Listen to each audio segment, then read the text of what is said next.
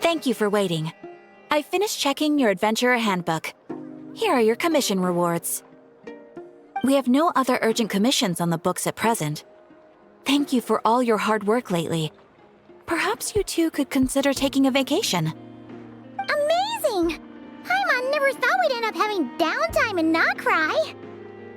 Things were pretty hectic when we first got here. Everywhere you looked, it was either the Wild Hunt causing chaos or the Bitey stirring up trouble. It felt like this whole region was one giant slime in a barrel, ready to go boom at any moment.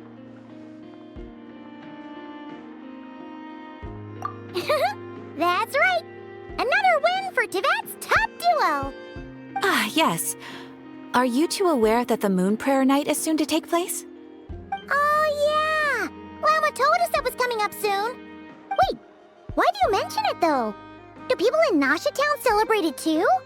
Paimon thought it was just for Moon Goddess worshippers. You're partially right. Most people in Nasha Town just see the festival as an opportunity to do business. They do not concern themselves with the religious element. The festival was first celebrated by the Frost Moon Scions. On this day, they would wear moon prayer blossoms and celebrate the birth of the moon goddess through song and dance. They would also prepare food and handicrafts and give them as gifts to others. Over time, it became Nod-Krai's most lively festival. Oh, sounds like fun!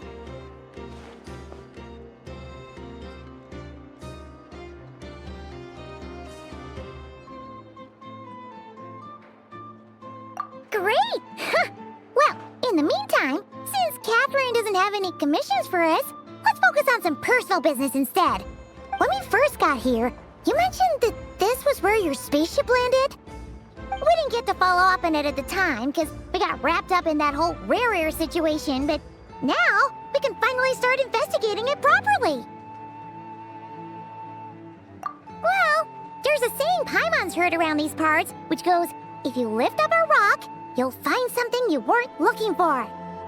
By that logic, you'll never find what you're looking for while you're searching, but the moment you stop looking, it'll jump right out at you. Could be worth a try though, right? Anyway, Paimon suggests we focus on other stuff we want to do for now, and just keep an ear out for spaceship-related intel as we go.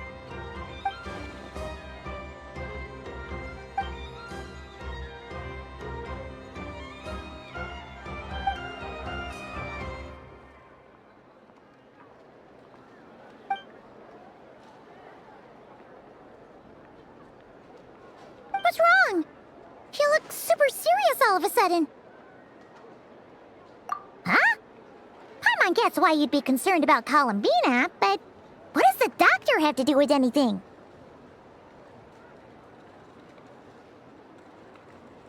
Oh, that's true.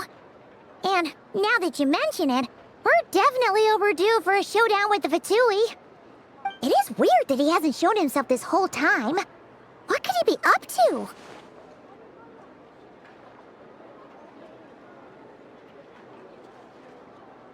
True. Paimon would much rather deal with Marionette anyway. She says the meanest things, but when it comes down to it, she doesn't seem like a bad person. Maybe it's the pressure of being a Fatoose? Especially as a Harbinger. Does she feel like she's gotta act tough to keep up appearances or something? But then, every time we headed out with Rarier, she always wound up having to repair Polonia and her other robots. That's gotta sting. Losing face always hurts more for people who care a lot about their image. She's probably still furious about it. What? Relax! She's not even here! Huh? What's the matter? Oh, nothing. Sorry, we'll be on our way now. Where are we again? Oh yeah, Columbina? Right, yeah, let's go see Columbina.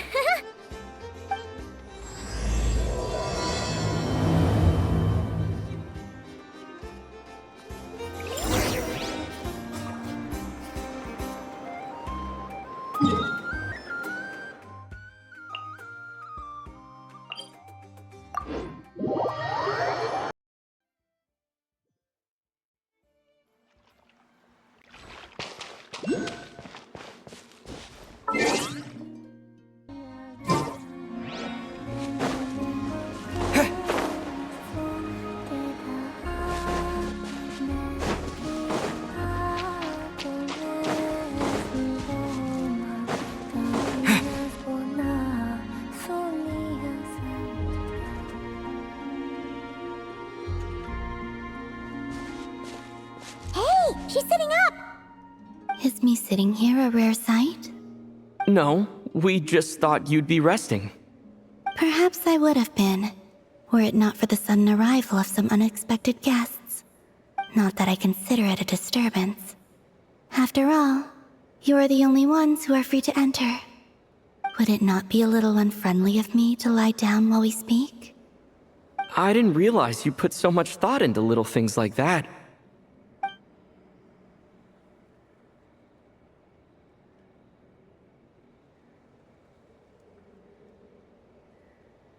Only sometimes. There have been moments lately where I think about you and your companions. They are warm, mysterious, and cozy memories. Very few of my past memories are anything like that. They say that travelers return home bearing bags full of souvenirs. But my luggage was empty, and I believed it would stay that way. Return home? So, you're still planning on returning to the moon? Yes. This planet continues to reject me, reminding me that I do not belong here. If I remain in Teyvat, there will come a day that I disintegrate. And I don't mean reduced to dust, or turned into food for the flowers. I mean, I will cease to exist entirely. Alright then. Well, we're sure gonna miss you. But it sounds like we'll have to say goodbye. How do you intend to return? The moon prayer night is soon to arrive. On that day, the moon will be closest to Teyvat. The Kuuvahki in this land will reach its peak at that time. I merely need to grasp the tide, and with relatively little effort. Oh, Paimon gets it! It'll work like a slingshot! You make it sound like she's gonna get blasted up to the moon. If I did that, I suspect I would crash into the false sky. I will be using a much gentler approach, but I do like the analogy. It's fun. You see? She gets Paimon's sense of humor. In the blink of an eye, the time has come to part ways. It does feel that way, doesn't it? Time seems to fly fastest when you are enjoying it. I have always thought of myself as a wanderer on this earth, and it has never expressed any desire to keep me here. Yet, just as I plan to depart, it tugs at my arm. Is this a gesture of affection? Or is the world mocking me? Oh, were you hoping I can answer that? Yes, you are a traveler, so you must have a lot of experience in this area. Then, what I would say is, enjoy the moment. That's right! Don't overthink it! Happiness is happiness and joy is joy! The point is to enjoy it, not analyze it! I see. Then what I would say is, even though I am very tired right now, I am still happy. I can't tell from the tone of your voice. Oh, really? You don't think I sound happy? I'm just kidding. I could tell you were in a good mood today from the moment we saw you. Ah, a joke. Albeit not a funny one. Anyway, I assume you're here about you-know-what. Give me your hand. Actually, it's not that. There's something else we wanted to discuss with you. Oh. Then, do you still want to give me your hand? Or not? Sure.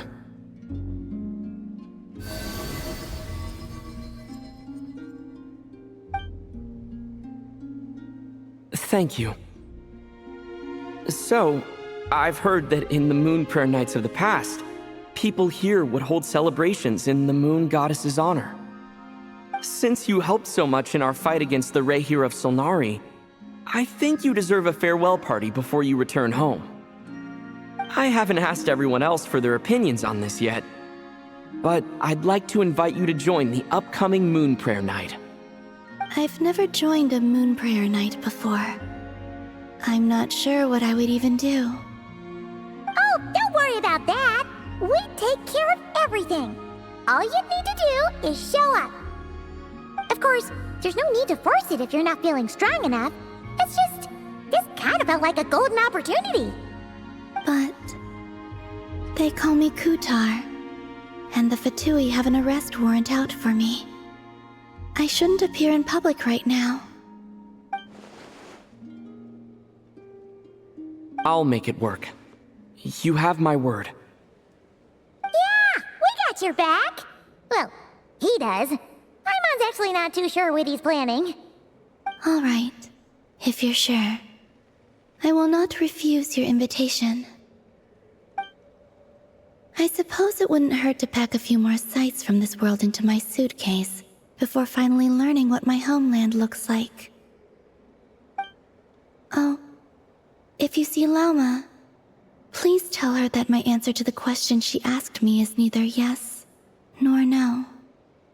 Rather, it is, there is no need. That was kind of cryptic, but sure. Guess it's between the two of you. We'll pass along the message. Bye for now.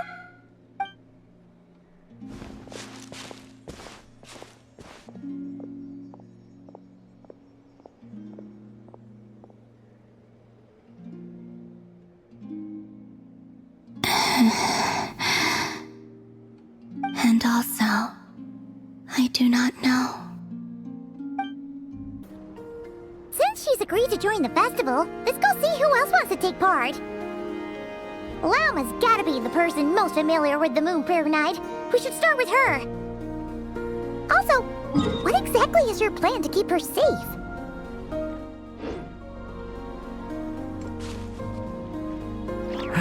Not sure yet. I'll figure something out. What? Are you serious? And Paimon even gave you her vote of confidence back there. When did you become so sneaky?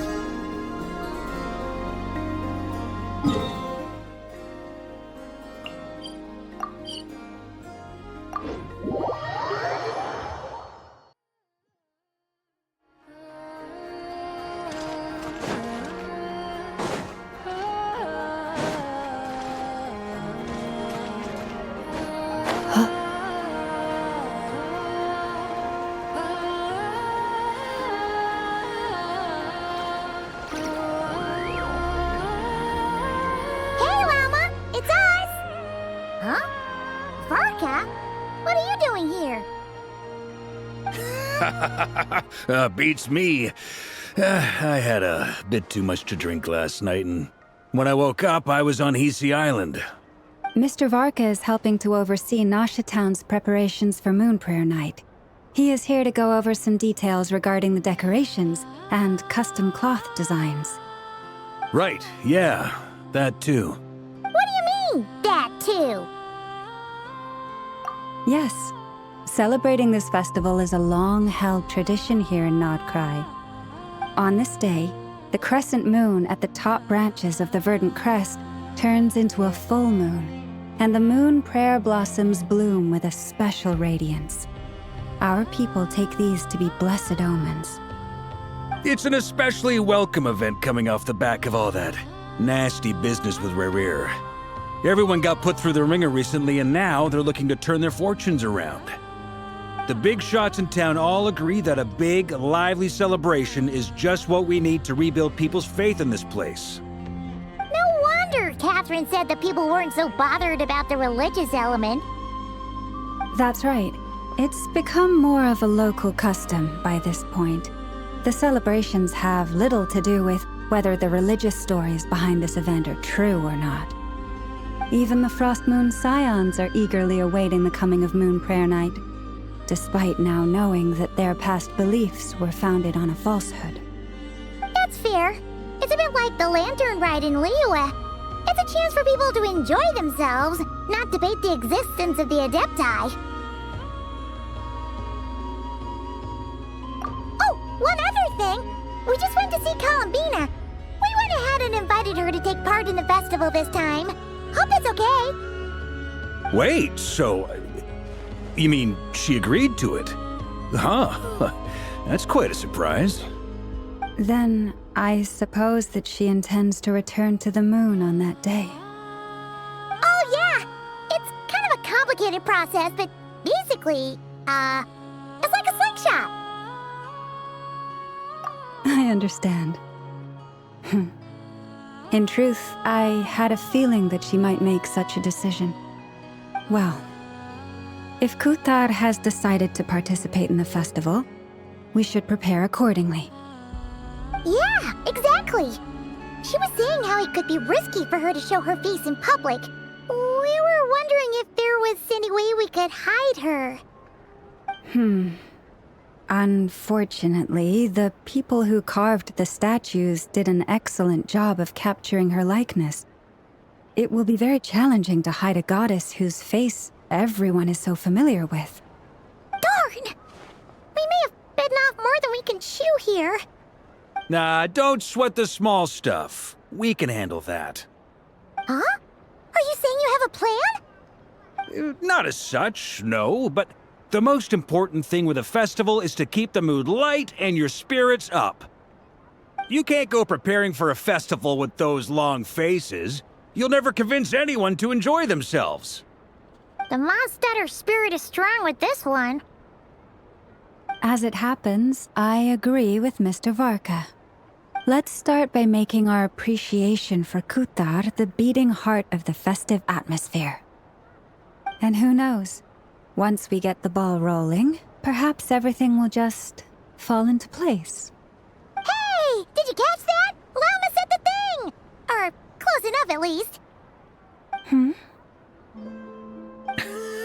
I'm looking forward to the Moon Prayer Night already.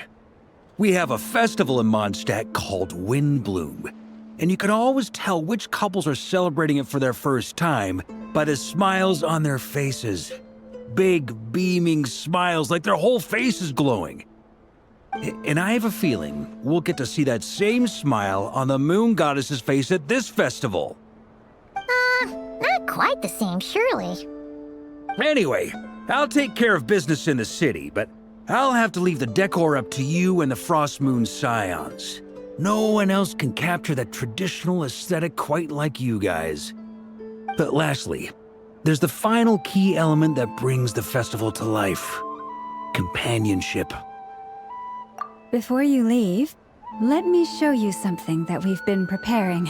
Mr. Varka had asked to see it already, so you may as well tag along.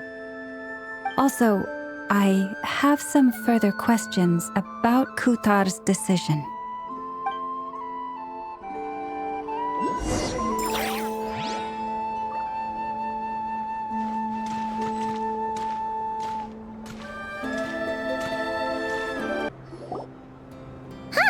What's this? They sure look like they're having fun. I believe so. Kuuhenki seem very skilled at playing drums like these, although I'm not sure where they learned it from. Maybe it's an innate talent? In their eyes, they're probably just playing with toys. Dottore! You want to play too? Yeah. She looks more confused than anything. Maybe we can teach her next time if we get the chance.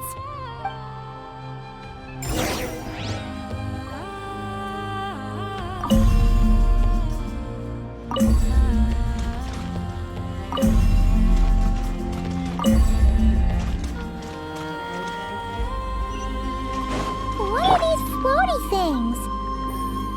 Moon veils. We hang them from buildings in the city during the festival. When you look at the sky through them, it creates a lovely misty effect.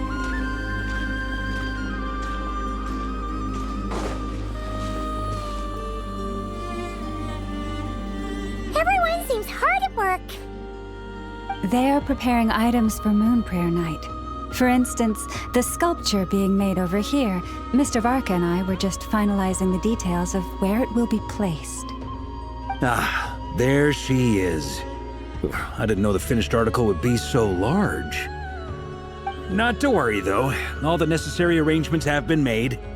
Just let me know once it's ready, and I'll get some people to ship it over. You have my thanks. And over here, we are preparing a very traditional confection. Oh, look at all these colors! It looks great! Can Paimon try one? Of course. I have a feeling you'll like it a lot. You bet! Sweets and treats are Paimon's favorite! If you included those in the Feast of the Moon, I bet Paimon would have joined the Frost Moon Scions by now. There will also be verdant crests like this present in Nasha Town during the festival.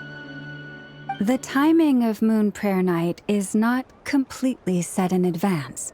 We make a rough estimate, then observe the changes in the verdant crests and moon prayer blossoms to guide us. As such, the wait itself is a fun feature of this particular festival.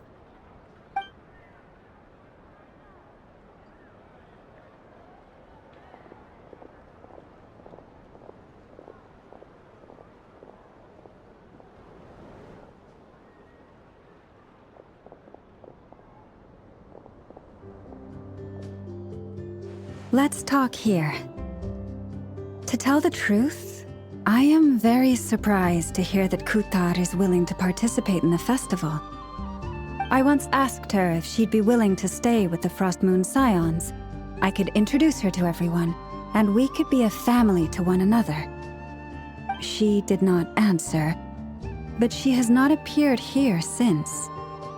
I took this to mean her answer was no. But if that were the case, she would not have accepted this invitation. Ah, I see. Maybe she is right. Maybe the Frost Moon Scions of today no longer need a moon goddess. But my wish was not for her to come here and be worshipped as a deity. I simply wanted to offer her a place to stay. I'm sure she believes that showing herself here might invite Fatui intervention, and as such, she does not wish to cause us trouble. But what really pains me about all this is that this is her birthplace. She ought to belong here, yet no one has been able to grant her shelter. I think I'm qualified to weigh in here. When someone's about to depart on a long trip, what they need is blessings, not burdens. We should wish her the best, not make the journey harder than it already is. Anyway, she's agreed to attend, hasn't she? All we need to do is simply respect her decision. I see your point. Yes, she will soon depart after all. Our job is to leave her with some happy memories. Besides, who's to say her journey to the moon is a one-way trip? It's not like she can't come back and visit if she wants, right? Paimon agrees wholeheartedly. Festivals are all about having fun, so let's keep it simple. All right, I'm gonna head back to Nasha Town soon. Wanna come with? I'm guessing you have some other folks to visit there. Sure thing, let's go! Bye for now, Wilma! Thank you all. Goodbye.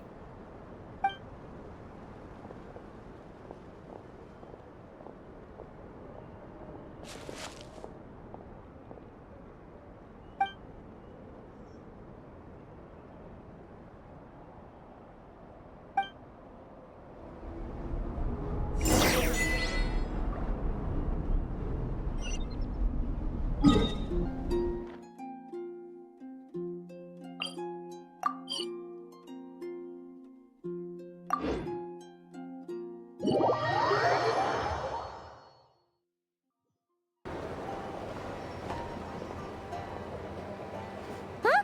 Hey, over there! It's Durin and Albedo with Flins! What could they be chatting about? Your guess is as good as mine. Ah, Grand Master, and the Traveler and Paimon. Hello there. It's been a while. Perfect. We have some new volunteers for our investigation. Wait, let me guess.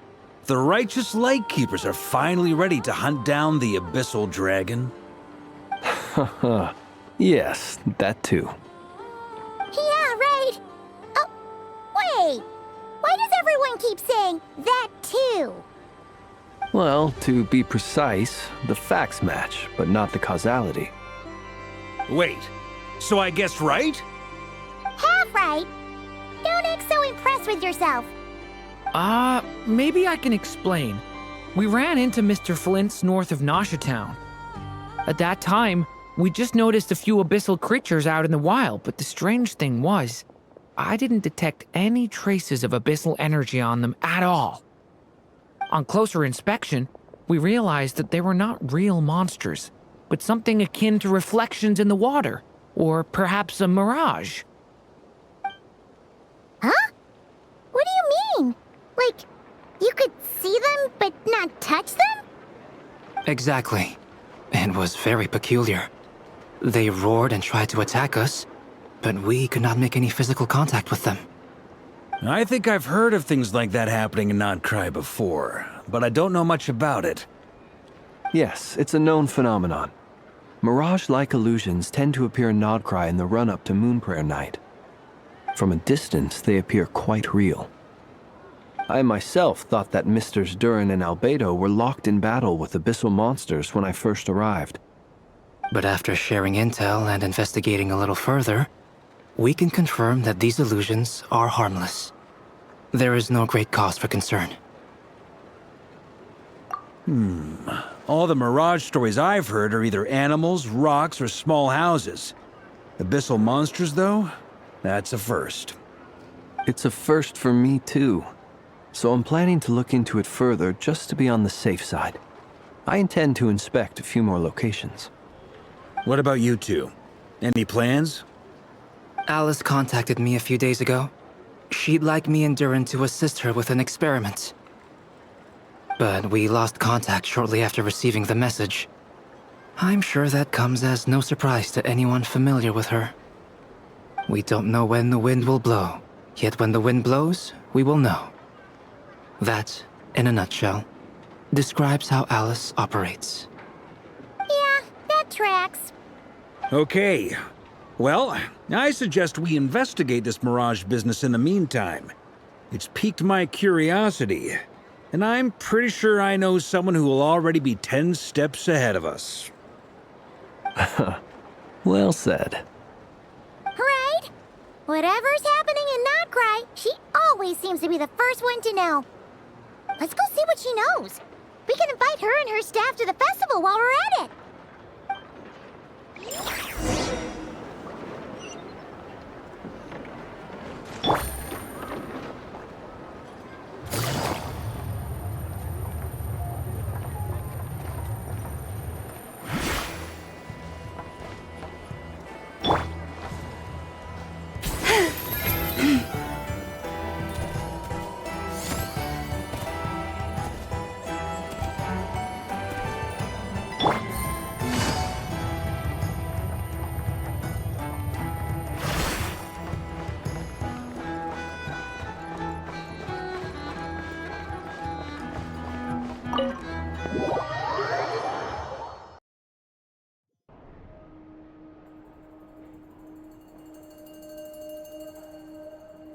You're right, I have noticed. There's certainly something a little fishy about this situation. Only a little, though. Records indicate that this phenomenon can occur in the days before and following Moon Prayer Night. That said, it has always been a rare sight in the past. The odds of encountering these phantoms are similar to looking up in the night sky, happening to see a shooting star, and managing to make a wish before it disappears. But this time, either everyone's getting lucky, or they're appearing far more frequently than usual. Yehoda's out gathering intel as we speak. In the meantime, let me check off some points of interest. First, the Abyss. The ones we saw seem to be abyssal monsters. Indeed. But we have identified one location where many more of them have made an appearance. And not just monsters, but human phantoms too. Given the scale and nature of the phantoms, it's almost as if someone's last memories are coming to life. Or perhaps the memories of multiple people. Oh. So you mean the phantom monsters are hunting down the phantom humans? Exactly. The phantoms can interact with each other, but we have no means of intervening. In addition, some of the human phantoms would seem to be from the very distant past. This is clear both from the clothing they wear and the stories they tell. They claim to be from Hyperborea, a name which I've heard from Lauma before. If this is true, it means they must be from 6,000 years ago. Did Paimon hear that right? 6,000 years? It sounds like this merits further exploration. That'd be a big help. I'll leave it with you, Albedo.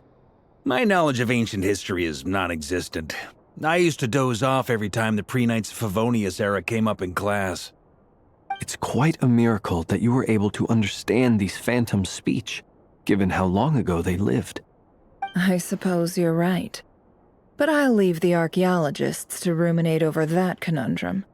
As an intelligence broker, my sole interest is in the value of the information I gather. Which, in this case, hopefully means earning myself some good favor with our dear Lady Moonchanter. So calculating. Whew, this intel broker logic always catches Paimon by surprise. Sounds to me like we could split the work up. I think the abyssal phenomenon is best left to Albedo, Flins, and me. Agreed. It coincides with my duty as a lightkeeper.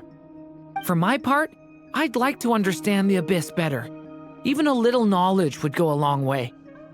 This is certainly a rare opportunity to study the abyss. But even rarer, perhaps, is the chance to make contact with the ancients. The Curatorium will take the lead on investigating the Hyperboreans. We put in the work to learn what we know so far. It seems only fair that we get some quantity of exclusive intel. That just leaves our trusty team of 2 unassigned. Since you became an honorary knight, of course. This was part of my grand plan all along. Ha ha ha! Oh yeah, by the way, we managed to convince Columbina to come to the Moon Prayer Night celebrations. Would you and Yehoda like to join too? She agreed to that? Huh. Quite an achievement. Never underestimate the traveler, I guess. I'd be happy to join. No point shutting myself inside when the streets are all decked out. I doubt any clients will be visiting during the festival in any case. And Yehoda loves a party, so I'm sure she'll jump at the opportunity. No. Way to contradict me in front of... Wait, no, that's not what I have bad news, boss. So many people. All right, everyone inside, quick.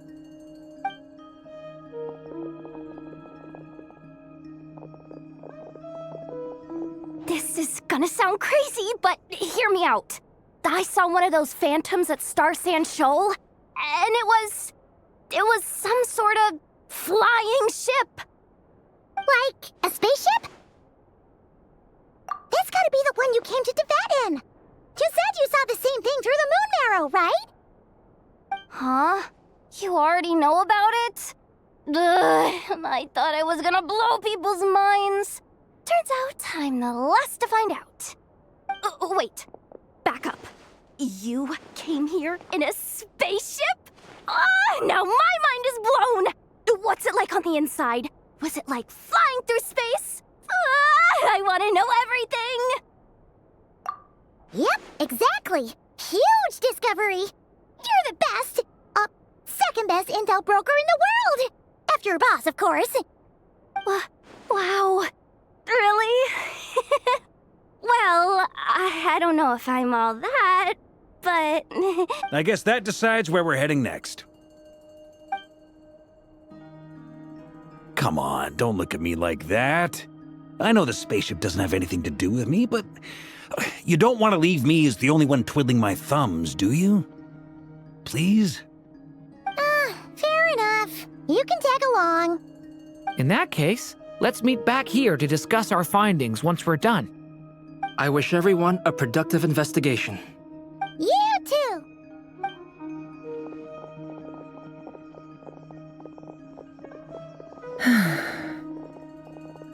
What's up, boss? Aren't we gonna head out? Tell me, Yehoda, when did the Curatorium start giving out intel for free? Oh, sorry, boss.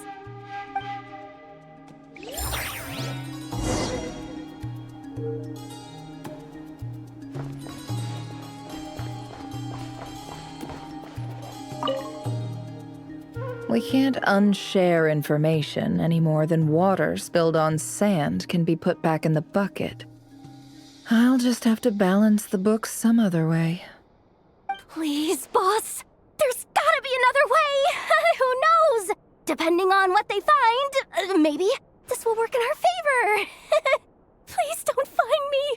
Please.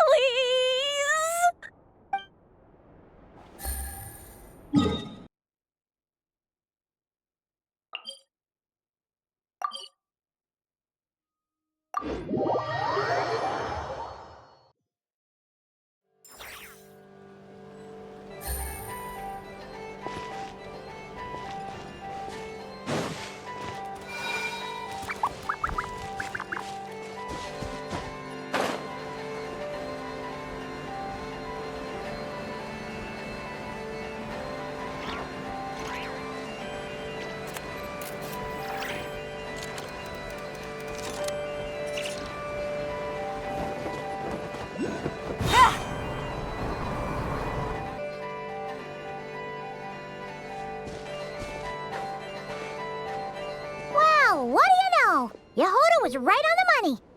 This phantom really is your spaceship. But that's so weird. Why would it show up here? Is it some kind of projection? Or a ghost? Like, maybe it no longer exists, but somehow it left an afterimage? Ah, you're already here. Miss Lauma, what a surprise. I thought you were busy with festival preparations. I was, until one of our people informed me that a strange sight had appeared at Starsand Shoal. No one's ever seen something quite like this before. I thought I should see it for myself. Same here. Oh, so we heard that these things appear around the festival period. Any idea why that is? Unfortunately not. We have very limited information about them, since they can't be interacted with. And no human phantoms have ever made an appearance before now. The most we've been able to deduce is that these sightings appear to be connected to the increase in Kuuvahki energy around this time. Yeah, seems like that's all we can do. This is all so confusing. Allow me to lend you a hand.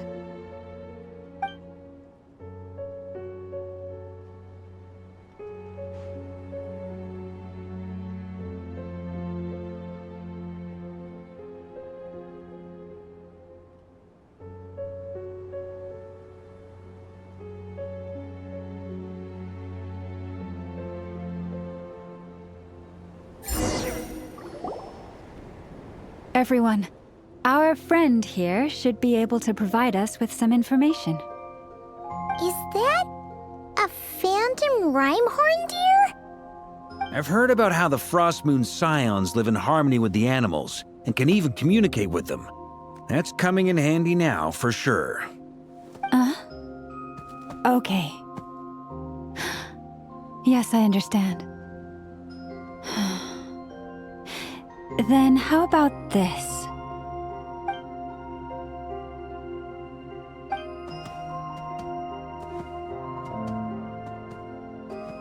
Oh, it's leaving. It appears to share our curiosity about this giant spaceship, so I asked it if it wouldn't mind investigating along with some friends. In return, I told it about some nearby spots where the wild fruit grows abundantly.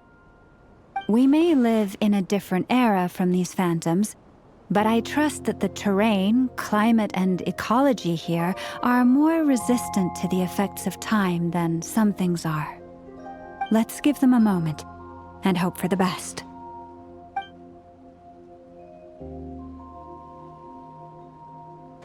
All back together? Must have been a lot of fruit. Indeed. Now let me ask them some questions.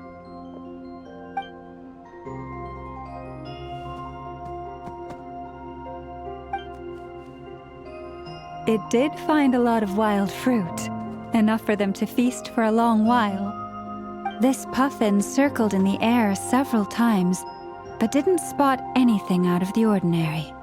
Certainly nothing to do with the spaceship. Huh. Well, it definitely makes sense to get a bird's eye view. Indeed.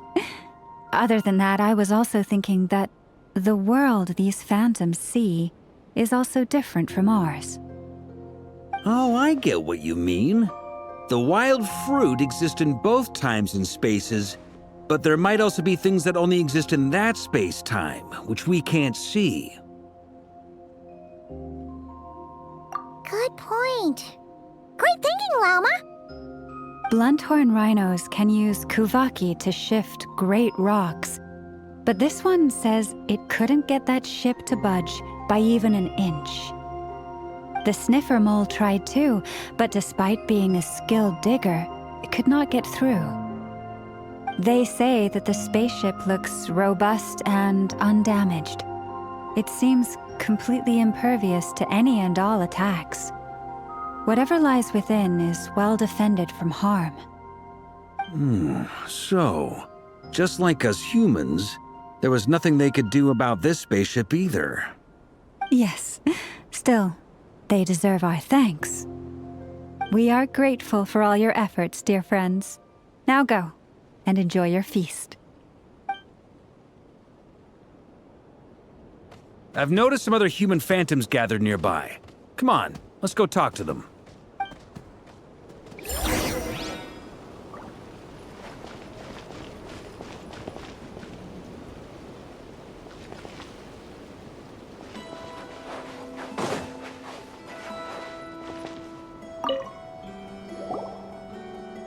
What is this thing? I've never seen it move, and there's no way to get inside. Goodness knows. My grandpa says it's been sitting here at least since his grandpa was still alive. What about his grandpa? Did he say anything to your grandpa's grandpa about it? Huh? I don't know. In all likelihood, it was here back then too. Hard to imagine something this huge could move. Guess that means that as far as they're concerned, this ship's been around a long time.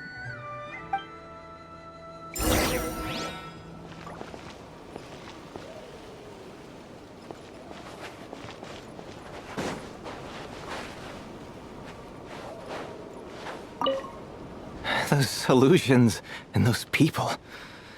It's all a little creepy, don't you think? Nah, all part of the festive atmosphere.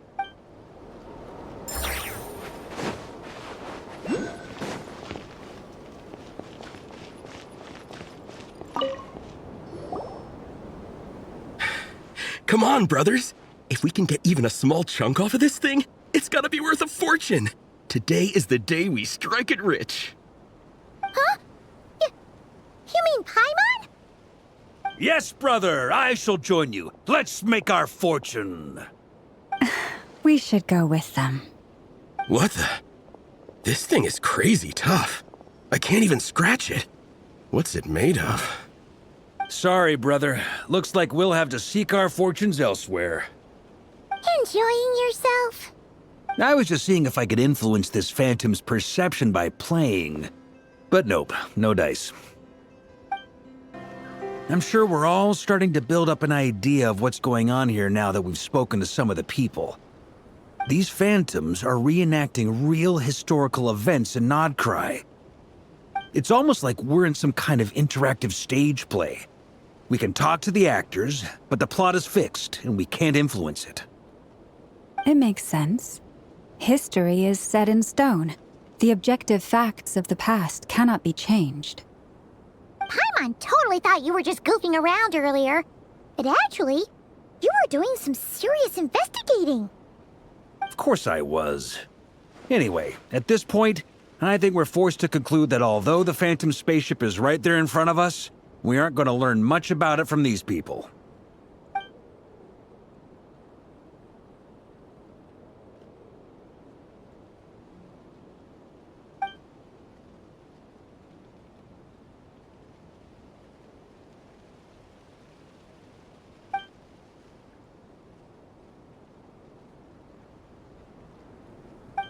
Don't be discouraged. If nothing else, this is proof of the ship's existence. And think about it. So many people tried to hack their way inside, but no one could get the door open. It's made of very tough material. To me, that says that we'll either find the ship itself or the story behind it. It's just a matter of time. Huh. Every now and then, when Varka gets serious, he actually does seem like Grandmaster material for once. I wonder how the others are doing. Let's head back for now. Sounds good. Also, drinks are on me if Team Knights of Favonius is the first to finish. Wait, we have a team name now? Am I in Team Knights of Favonius as well? You're very welcome to join. We've even got a cathedral ready for you. Isn't that technically blasphemy? You wouldn't dare make a joke like that if Barbados was in earshot. Nah, I'm sure Barbados doesn't mind a little harmless blasphemy once in a while.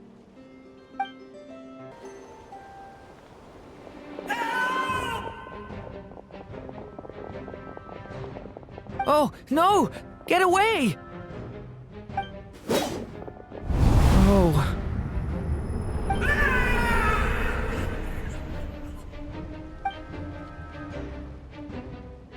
I know it's hard to stomach, Mr. Durin. But as I'm sure you've noticed, there is nothing we can do to intervene in that which unfolds before us. But we have to at least try. And try you have. But are you aware of how many unsuccessful attempts you've made now? I wasn't keeping count. I'm afraid this is the 39th failure so far. Or the 5th if we're only counting this particular victim. There are no indications that these phantoms may be altered in any way. You seem to have calmed down a little. I'll make us a fire. You should rest and have some water. Feeling any better now, Mr. Durin? May I ask a few questions? Be my guest. What exactly are we witnessing here? What happened to those people? My guess would be that we are seeing Nod-Krai during the Conrian Cataclysm. Would that be accurate? Conria. That is correct. As you know, once the Abyss senses even the tiniest crack, it floods in and spreads like wildfire. There was a time in the distant past when it permeated all of Nod-Krai, causing immeasurable harm. The people paid a terrible price to heal this land. Then, 500 years ago, the whole of Teyvat suffered an abyssal disaster. Once more, Nod-Krai was dealt a devastating blow. I see. In the face of the abyssal onslaught, all were like grains of sand tossed around by a tidal wave, be they human, fae, or god. The moment you witnessed is but one drop in a whole ocean of catastrophe. All right. I guess that answers my second question, too. I wanted to know why there's nothing I could do to help them, and that's because what we are seeing is history. That would be my guess as well. As I understand it, history and fate are not all that dissimilar. The latter may be unseen to us, but both are immutable. Yes. Fate was determined long, long ago. I still have a couple of other questions for you, Mr. Flins.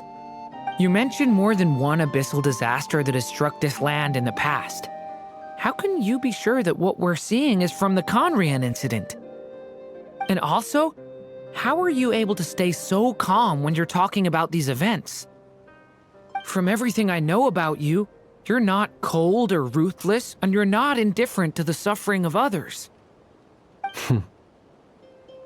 Alas, I am forced to show my age. I must be 600 or 700 years old by human measure. Wait, so you...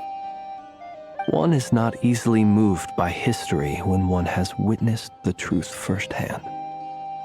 I'm sorry. You needn't apologize. Your passion is a good thing to have. Treasure it, because someday you may find it in terribly short supply.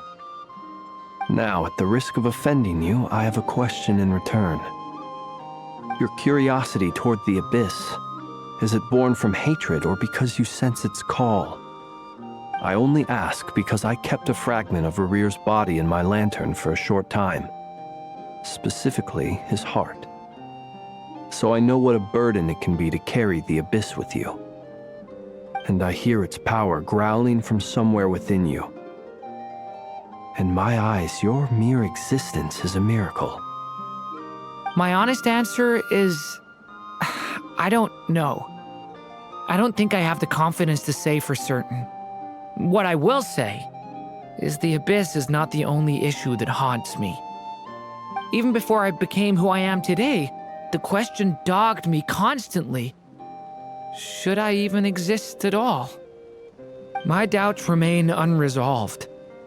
But when we fought Rerir, something became a little clearer to me. Sometimes it is the darkness within us that allows us to achieve the impossible. I certainly got the sense from your 39 attempts that you were trying to achieve the impossible. It sounds like you've resolved to see the truth for yourself. Absolutely. In that sense, he and I are quite similar. Then I wish you every success. I look forward to the day of your transcension. Well, if everyone's caught their breath, I suppose we should head back. Oh, and one last thing. I'd appreciate if you kept our discussion about history a secret. Incredibly, our separate investigations led us all to the same conclusion. Hooray for consensus! Yeah, but we barely learned anything, though. I totally thought this would be the mother lode. Talking with the ancients?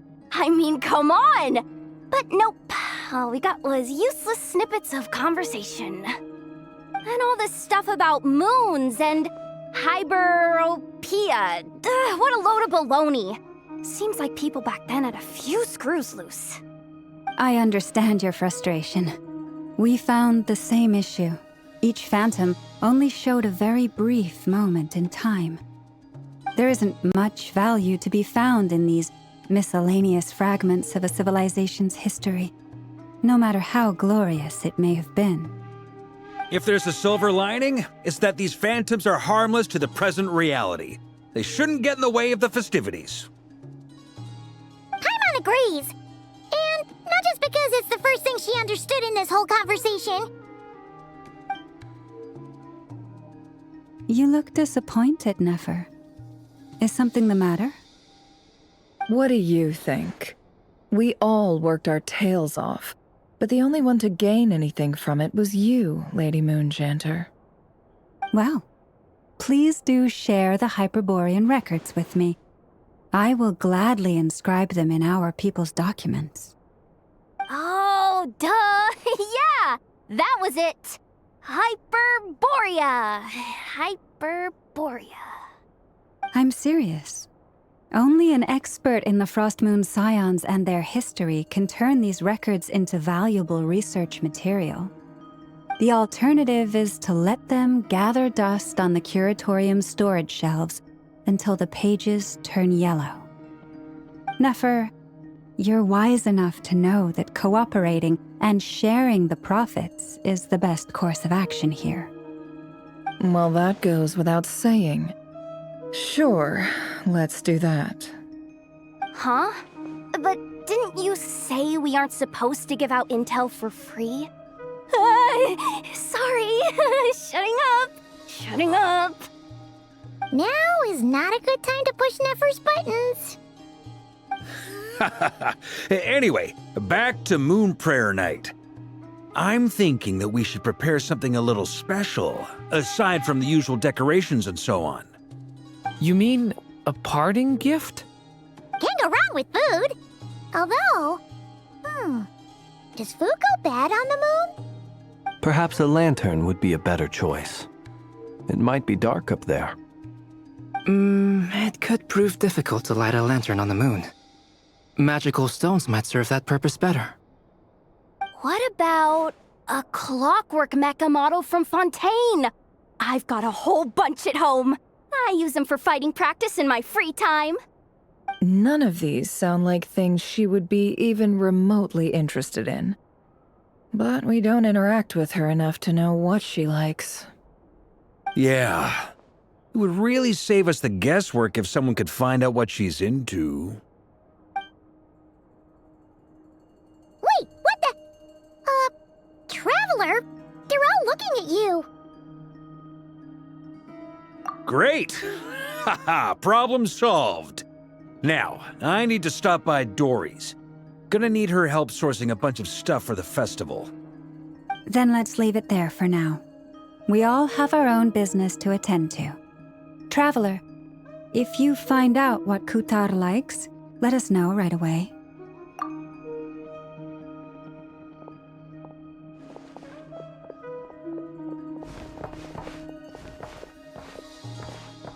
Is something the matter?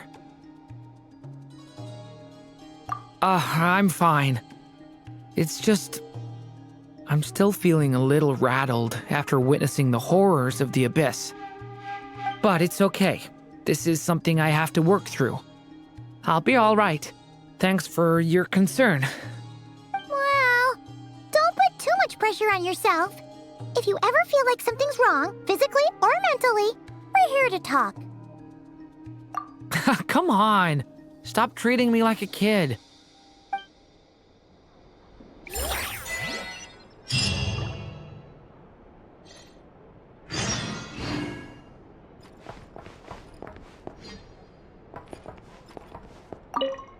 Which is why we need a lantern guaranteed to work on the moon. Yes, I have a few ideas, but the lantern itself is the easy part. The real issue is how little we know about the lunar environment. Wait, you two are serious about this? Let's just say I'm intrigued by these shining magical stones that Mr. Albedo has mentioned.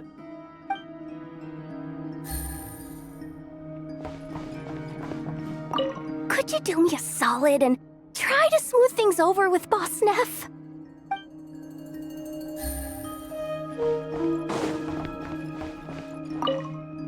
You should get going. It's important that we ascertain what Kutar likes. Take it easy. Miss Lauma, would you accompany me into town? I think it'd be best if you saw the Frost Moon Scion's decorations for yourself. Very well. Let's go.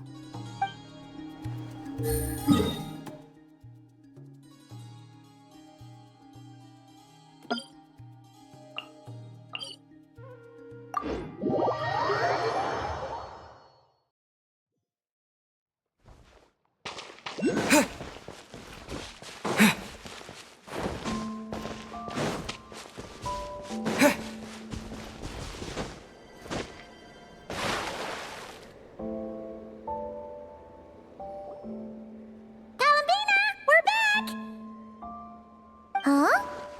She's not here. Weren't there a few Kuuhenki here last time, too? Where did they all go?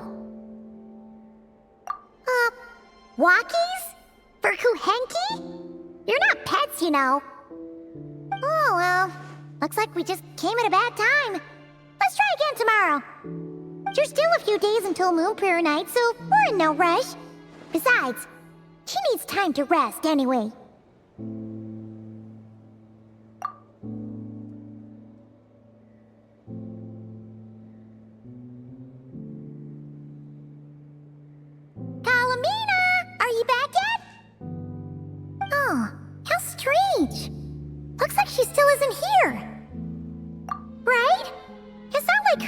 so much time outside. Especially since she's worried about attracting unwanted attention. What about Luonatar? Luonatar, you there? Hey! Do you know where Columbina went? Sorry, didn't understand. But if you know where she is, could you take us to her?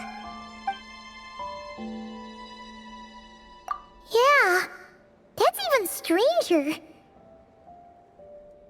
What about him? Oh, that's not good news. They change color when Columbina gets weaker, right? And they look super pale right now. Good idea. She might know what's happening.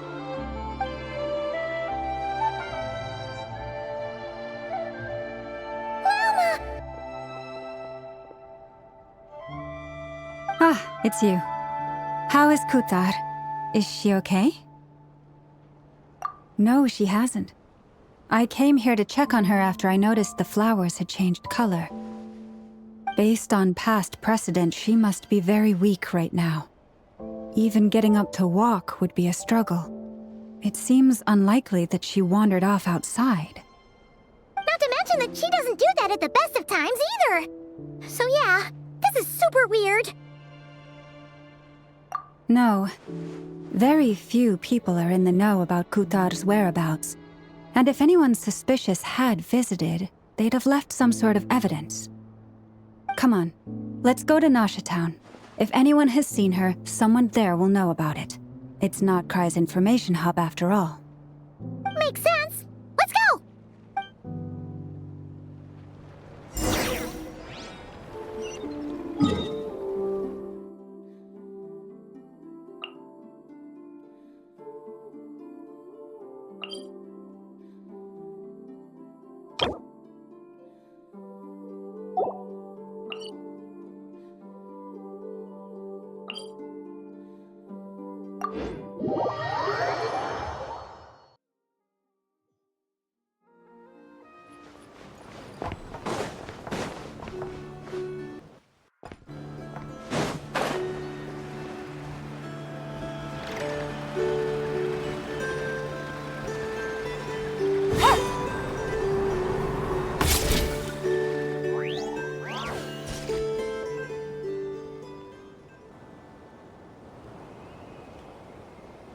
Moment. Is it just Paimon, or is this stall kind of suspicious? It's never been here before, right? No, I don't recognize it. Alas, your free and easy adventure time is over.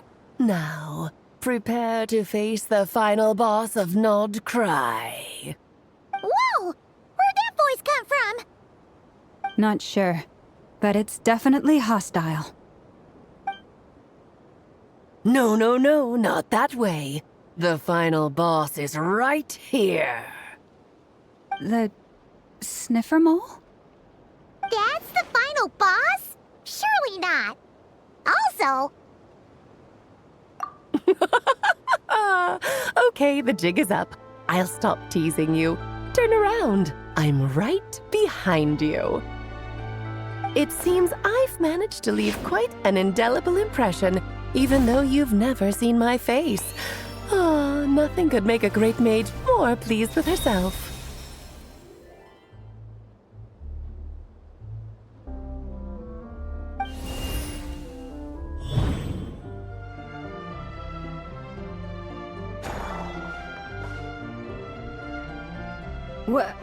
What is going on? I've heard that all the big shots in Teyvat have long, wordy titles that stun people speechless when they make their entrance. Unfortunately, none of them are affiliated with the Hexerzirkel, and we ourselves keep a very low profile. The notorious name-dropping doesn't quite work for us. Still, I, for one, think I'm really quite amazing. So that didn't stop me from coming up with a title anyway. Alice! It's really you this time? Not a lantern or a Dodoco, but Alice in the flesh?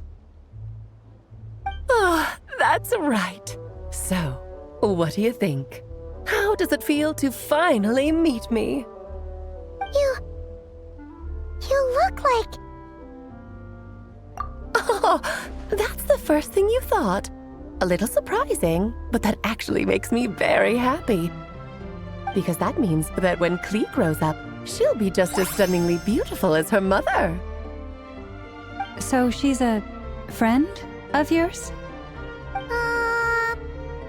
Kind of. This is actually the first time we've seen her in person. I see. Madam Mage, that was, quite a powerful entrance.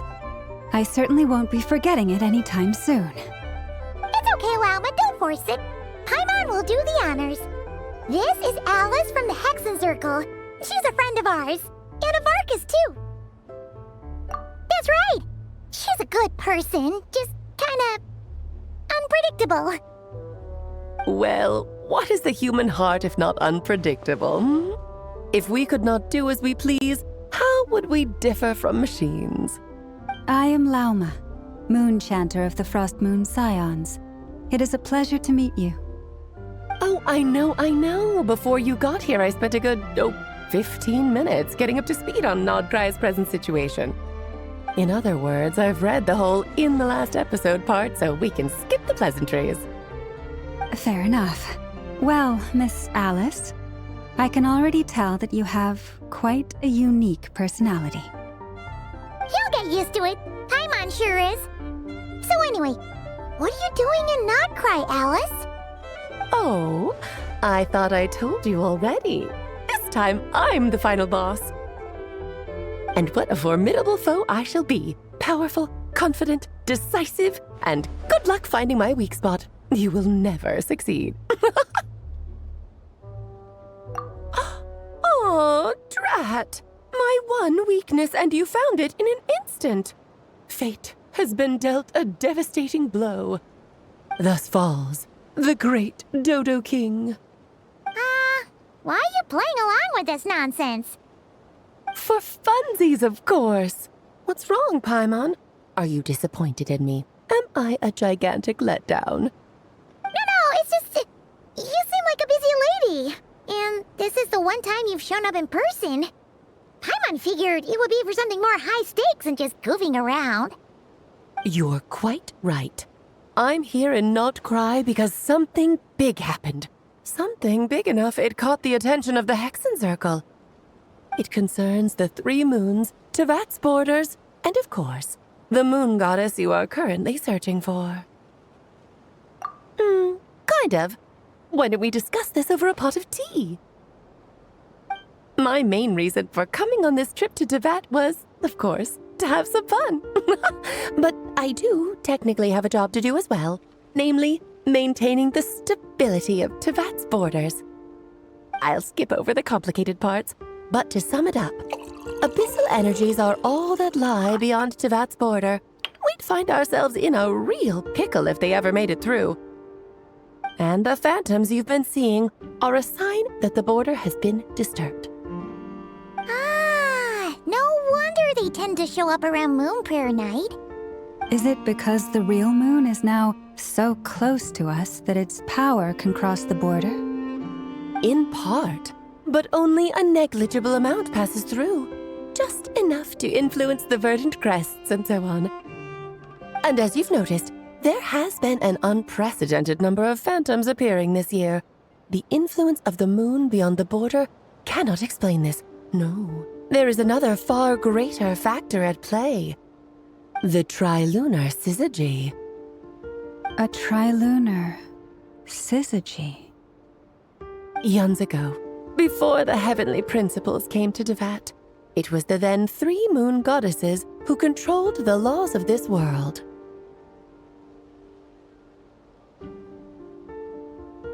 Oh, that's exactly it! The 3 goddesses split these powers amongst themselves, promising never to consolidate them into one singular body. This was meant to keep the world stable. But, fast-forwarding to the present, the eternal moon's marrow is with you, while the iridescent moon's marrow, which should never have appeared in this world, has been retrieved.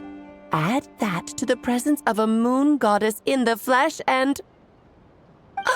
The power of all three moons is gathered here in Nod-Krai. There hasn't been an event like this since the War of Funerary Flame. And it's having a noticeable effect on Tevat's borders. Because I wish to give my darling daughter a peaceful, sunny environment to grow up in. Is that a good enough reason? Kinda sounds like you're dodging the question, but it does make sense. Well, that's one reason anyway, and the most important one. The others are a little complicated to explain. For instance, cleaning up after dearest Miss R. Albedo could tell you more about that if you're curious, but right now, I have a more important question to ask you. Why are you collecting the moon marrows? I see. Nicole told me about that legend once. Nicole? You mean Meet Anne? Oh, so you remember. Yes, of course. That was a story about fate, her area of expertise. But back to the story of our dear moon goddess. I'm afraid her intended method of returning to the moon is unlikely to work anymore. What does that mean? She may be missing, but she hasn't gone anywhere. She has disappeared.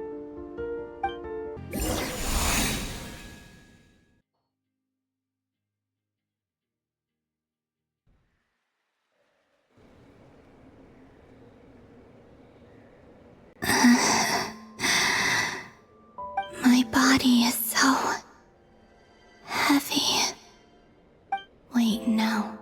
It's my mind that's heavy. My arms and legs are as light as a feather. What's happening to me? I feel drowsy, like I've been asleep for too long. Is it daytime or nighttime? Is the moon out? I think I'll go for a walk.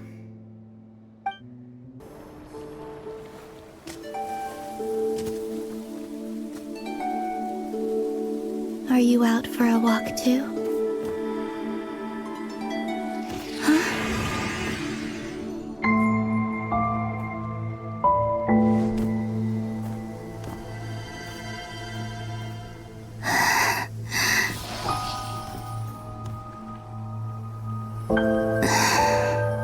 The day has come at last.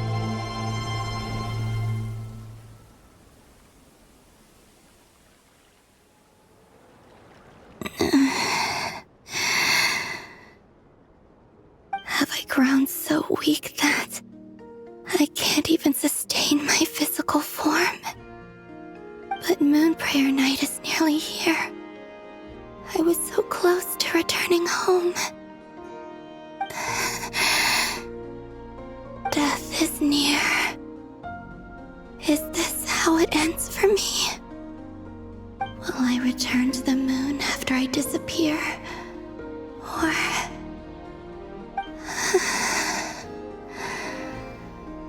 I don't want it to end like this. So far, at least, I still exist. Even if not physically, I can still feel. But as my power wanes, I'm sure that too will fade. I suppose I might take one final look at this world. The world where I was born.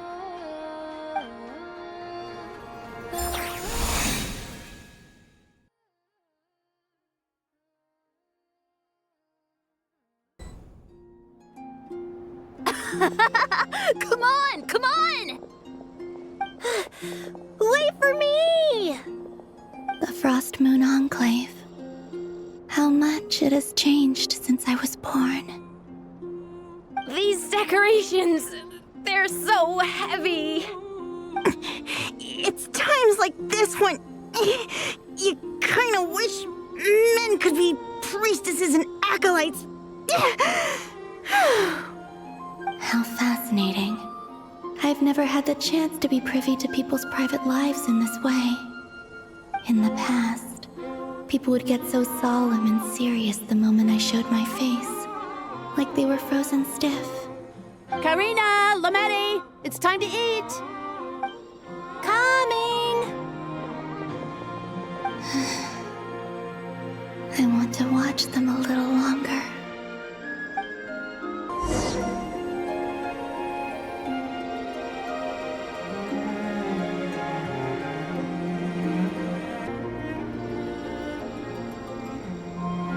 So just fill these balloons with air, right? Yep. Try a couple now to test things out. The rest can wait till Moon Prayer Night. Think fast. Rita! Teasing an acolyte of the Frost Moon Scions? Surely that's a punishable offense. Take this! Huh? Alright, enough horsing around. Lady Lauma gave us a task. We should get back to it. The task is just to check that the balloons don't leak, right? Doesn't matter if we fill them with air or water. Yeah. Okay, you got me there. And you got me there. But still, we can't use all the balloons before the festival even starts. We won't use all of them. And as long as Lady Lauma's trusted acolyte doesn't snitch, this can stay as a little secret between friends. A couple more can't do any harm, right? Oh, you menace. Then, think fast! Is pumping a balloon full of water really so much fun?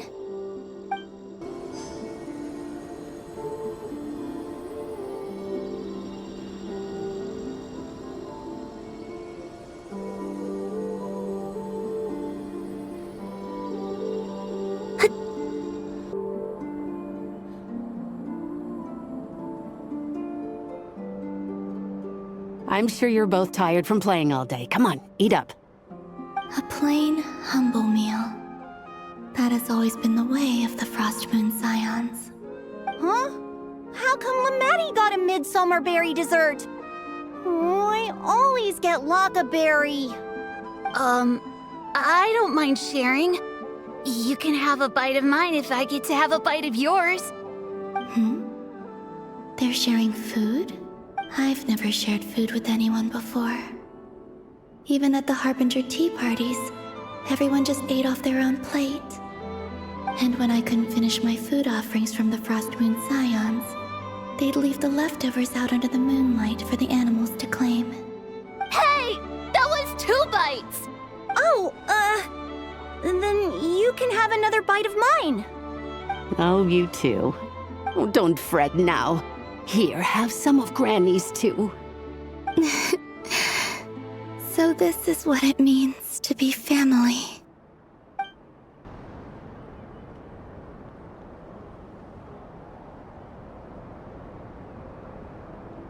I'm seeing so much that I'd never usually get to see.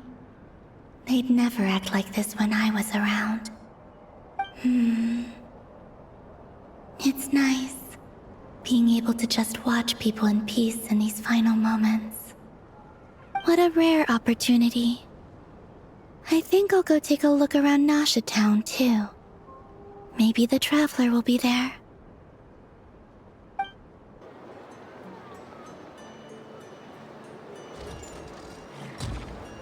After the War of Funerary Flame, the Moon Goddesses were no longer recognized by Teyvat.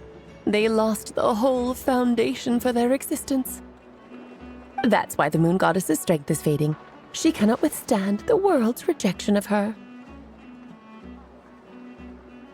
To be more pedantic about it, the Moon Goddesses did something to offend the heavenly principles, and that's why they were ousted. Something of a recurring theme in Teyvat's history. Theoretically, speaking so candidly should put me in their crosshairs too, but they can't tell me what to do. I'll say whatever I want. Anywho, the Moon Marrow energies were but a drop in the bucket for her, and that battle against the Ray Hair of Solnari only weakened her further. Fortunately, it happened close enough to Moon Prayer Night when the Kuuvahki concentration here is high. That's the only reason she managed to survive this long. What do you mean, fortunately? You said she disappeared. We're too late. Oh, what a headache. I thought this was all common knowledge. I guess I have some more explaining to do.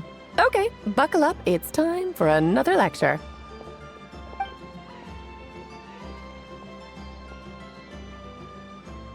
Now, I said earlier that the moon goddesses lost the foundation for their existence. The reason for that has to do with the natural order. Basically, the rationale for their existence in Teyvat was lost. The same logic applies to the present moon goddess, too. Consider her existence so far. Her comrades in the Fatui called her Damselette. And she was worshipped as Kutar by the Frost Moon Scions. But these connections have now been severed, whether by her hand or yours. So, the rationale that once sustained her existence is now gone. Wait, we did that to her? Oh, well, strictly speaking, yes. But let's not start pointing fingers, shall we? I'll only end up as the big bad villain, and that's not the kind of final boss I want to be. Of course I do. I'm only the greatest mage in the whole entire world. Now, if you wish to find your moon goddess, there are two problems we need to solve. Firstly, we'll need to strengthen the connection between her and Teyvat, at least enough to sustain her until Moon Prayer Night. Strengthen her connection? But does that mean I'll have to rally all the Frost Moon faithful behind this? I'm afraid a bygone faith and a former home won't be of any help to her now. Do you know her name? Her name? Oh, yes. Names are very important things. A name is a fundamental concept that anchors one's entire existence. Then your first job is to find it. As a moon goddess, I'm sure she must have a name she identifies with. Neither Columbina nor Kutar is her true name, and she's never really accepted either of them. So, finding out her real name is enough to sustain her existence? Yes, I know it sounds like a small step, but every journey begins that way. So for now, that's all we need to focus on. The second problem is with her plan to use the moon marrows to return to the moon. Unfortunately, piercing through the false sky will take an enormous amount of power. Given her current condition, she won't be able to provide anywhere near enough power, even if she recovers her physical form. But no need to fret. Nicole's the expert in this field, and I'm sure she'll figure something out. Wait, Mage N is going to help us out too? That means we've got 2 Hexerzirkel mages on the case. This is turning into a pretty big deal. Actually, this is more of a side quest for me. Like you said, I'm a busy lady, so I can't stay for too long. I'll have to return to Teyvat's border soon. That's the upside you get for looking out for my little Klee. Hopefully that will incentivize you to carry on keeping her company in the future. Anyway, jokes aside, you'd better get moving. It will take quite a miracle for the moon goddess's consciousness to hold out till Moon Prayer Night. Oh, I suppose I might as well tell you where Nicole is before I leave. Off you go now. Time to meet your new friend. Oh, yes, and a little suggestion. Don't forget to mind your heads. What? I wonder how Durin's doing. I should really go see him before I head back. You really are super busy. I most certainly am. There's so many children I have to keep tabs on just in Mondstadt. Durin, Albedo, Venti, Varka. Klee didn't make the list, huh? Of course not. Klee is my pride and joy.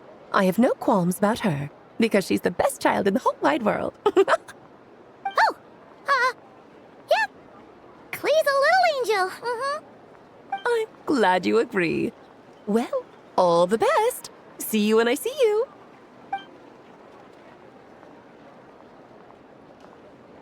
She left in a hurry. Yeah, she didn't pack up her stall. Should we handle it for her?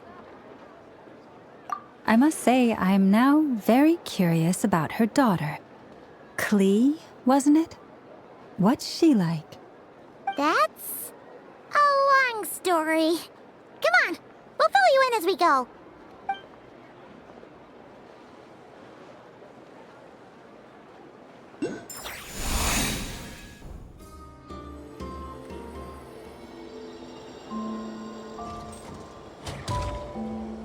What a lively place. I've never experienced Nasha Town like this before. Hey, you old geezer! Your hammer's rusted through! Who are you calling old geezer? Are they quarreling? I'm looking right at him! You've really gone downhill since giving your daughter free rein in the workshop. Can you even swing a hammer anymore? It shouldn't take you days just to fix a single chair! You might as well use that hammer to massage my back for all the good it's doing. Don't run your mouth, or you'll get a back massage that'll put you in bed for the rest of your life. Look, the materials haven't arrived yet, all right? You know how busy it gets in the days before Moon Prayer Night. I'll bet you send all the materials to your little princess. Blood's always thicker than water, huh? All right, you've made your point, Uncle Koski. As soon as the materials arrive, fixing your chair will be the #1 priority. And Dad, if you've got time to chat, why don't you lend me a hand, See? Lolka knows what the score is. I guess they're friends. But the way they spoke to each other was so ugly. Then again, it wouldn't be the first time I've seen something like this. Columbina! Sing outside my door in the middle of the night one more time, and I'll unscrew your vocal cords. You hear me? Oh, Zandrone. So that was her way of trying to be friends with me. What a pity. I won't get the chance to say any ugly things in reply.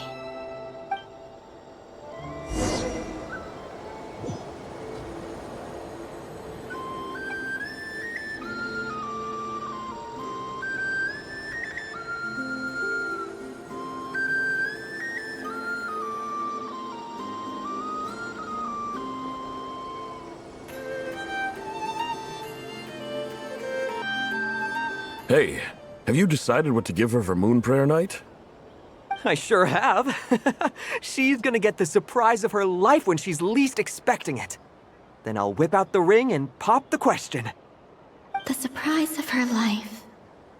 What a fun turn of phrase. Cool, I get the picture. You can spare me the gushy details.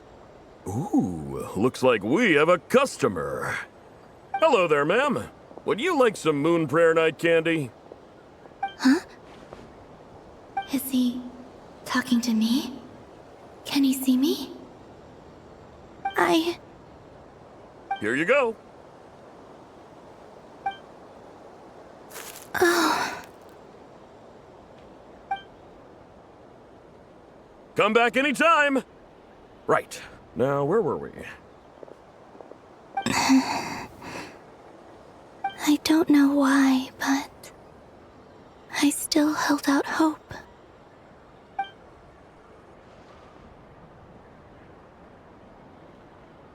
The most important thing right now is to find that mage. This name thing seems super important too, but where do we even start looking? I'd better go pay the Fatui a visit.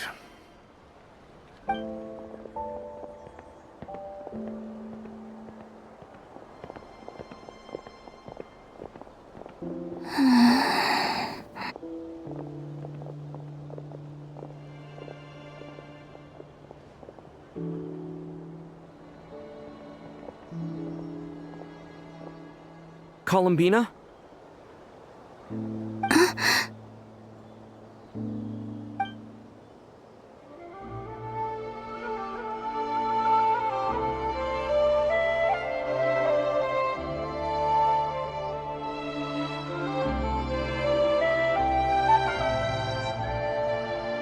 traveler? Let's go! This is no time to be spacing out!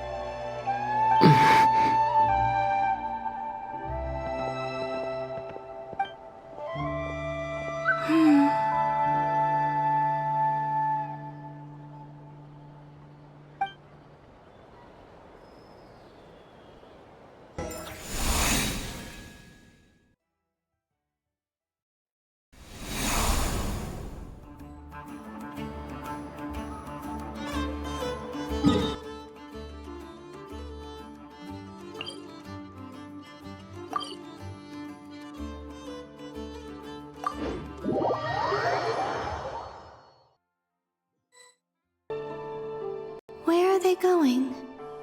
They mentioned a mage and... a name? So, Mr. Varka, are you acquainted with this Nicole? Or should I call her Mage N? Not really. We've never met, though she has come up in conversation. From what I've gathered, Alice kinda took Nicole under her wing. Taught her how to speak in a more ladylike fashion, that kind of thing. Huh. Hard to imagine Alice as an etiquette coach. Yeah, Alice is a larger-than-life personality, I'll give you that. But then again, that's why she's able to draw such an eclectic mix of people into her inner circle. If I remember correctly, being an interesting person is actually one of her main entry requirements. So, if you ever wanted to join the Hexerzirkel, I'm sure you'd both be eligible to apply. Hey! Don't go around making promises on Alice's behalf! I wouldn't dare. I'm just trying to paint a picture of the Hexerzirkel for you. Okay, sure. Anyway, since none of us have ever met Nicole, how are we supposed to find her? We can't just go up to every woman in sight and ask, "Hey, are you Nicole?" Maybe something she's wearing will give it away? Like, a wind bloom pinned to her chest or something. Wait a minute. Alice never said Nicole was her mom's dad. Oh, true.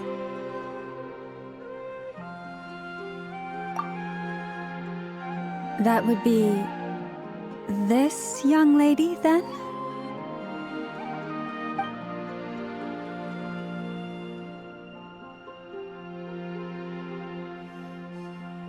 Hey there! Sorry to disturb you, but... are you Miss Nicole? Varka, Knight of Boreas of the Knights of Favonius. Alice might have mentioned me before. Have we got the wrong person? Sorry. Well, this is awkward.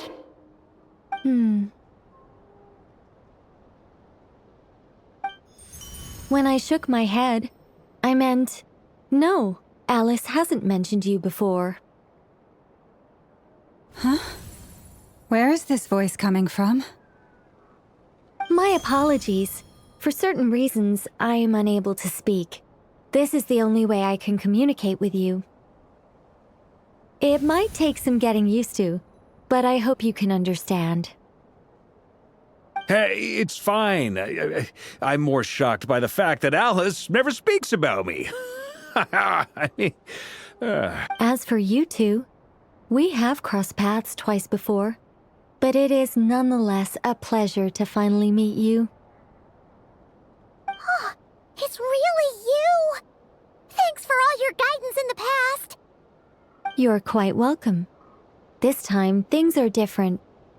We have reached the unwritten pages of the story. You might say that we stand at the crossroads of fate. Now then, allow me to formally introduce myself. My name is...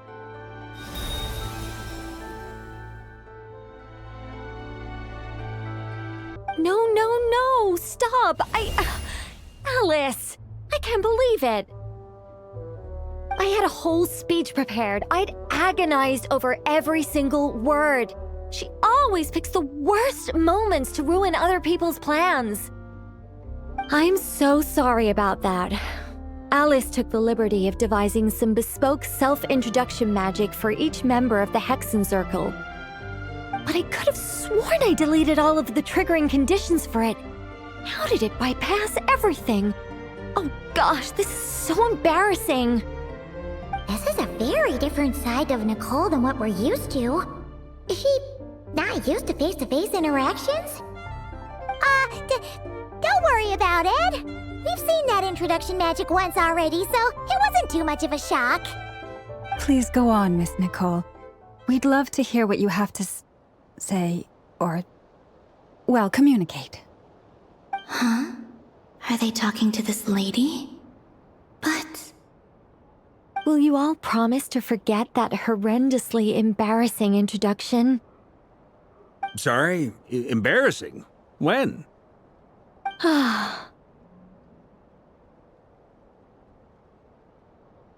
Yes, my name is Nicole, and I am one of a very few angels who have retained both their preferred form and their power. The Traveler and Paimon should be no strangers to this concept. There is another of our kind in Natlan. They call her the Lord of the Night. Alright! Paimon remembers her! Yes. Well, I have retained more of my power than she. It's because I don't have a long-term duty to fulfill. To be more specific... no. We'll be here all day if I get into the specifics. Moving on. If I'm not mistaken, you are here because you wish to learn how one might reach the moon beyond the sky. That's right. Is that something you can give us any guidance on? Yes, I do know a way. It began with the Hyperboreans, who lived after the War of Funerary Flame. Blank looks. Maybe I should start with the background of the war. Or maybe not. It shouldn't be an issue. I'll fill in the gaps for you when we have more time. Anyway, after that war ended, the three moons retreated to beyond the false sky. The Hyperboreans were humans I once aided. They accepted the civilization and creations bestowed upon them by the angels. But despite accepting many blessings of the angels, many among them still held on to their faith in the moons. They were reluctant to accept the new order. Even after the War of Funerary Flame, they sought to contact the moon goddesses beyond the sky and receive their guidance. But all three had passed away by that point. This mage has a unique method of communicating. Is she talking about the moons? Yes, but they did not know. And so, still they prayed for the moon goddess's mercy. After building titanic structures that consumed vast amounts of Kuuvahki, at last they glimpsed the moons and heard their voices. But of course, they were gravely disappointed, for it was then that they realized the three moon goddesses were dead. Oh, that's such a sad story. It is. Humanity was in a very sorry state at that time. The angels who had once aided them were gone, and the War of Funerary Flames had left them homeless and destitute. Just a second, I gotta ask. How relevant is all this history to the task at hand? Well, I mean, it's... Okay, it seems we've drifted into irrelevant narrative waters. It's been a while since I've had the chance to speak inside someone's head. As soon as I got started, I lost control and the words just flowed out like a waterfall. What I'm trying to say is... Right, yes, that's it. The relevant part is the ritual created by the Hyperboreans. The fact that they bypassed the false sky and saw the true moons implies that they successfully built a connection between Teyvat and the outside world. Which means, with enough Kuuvahki and a sufficiently stable connection, it should be feasible to send one person over the border. Okay, so they built some kind of portal? Oh, yes. A portal. Yes. Is something wrong? You sound disappointed. I just didn't expect you to summarize it so well.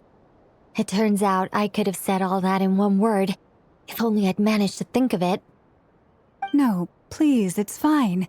This is invaluable knowledge.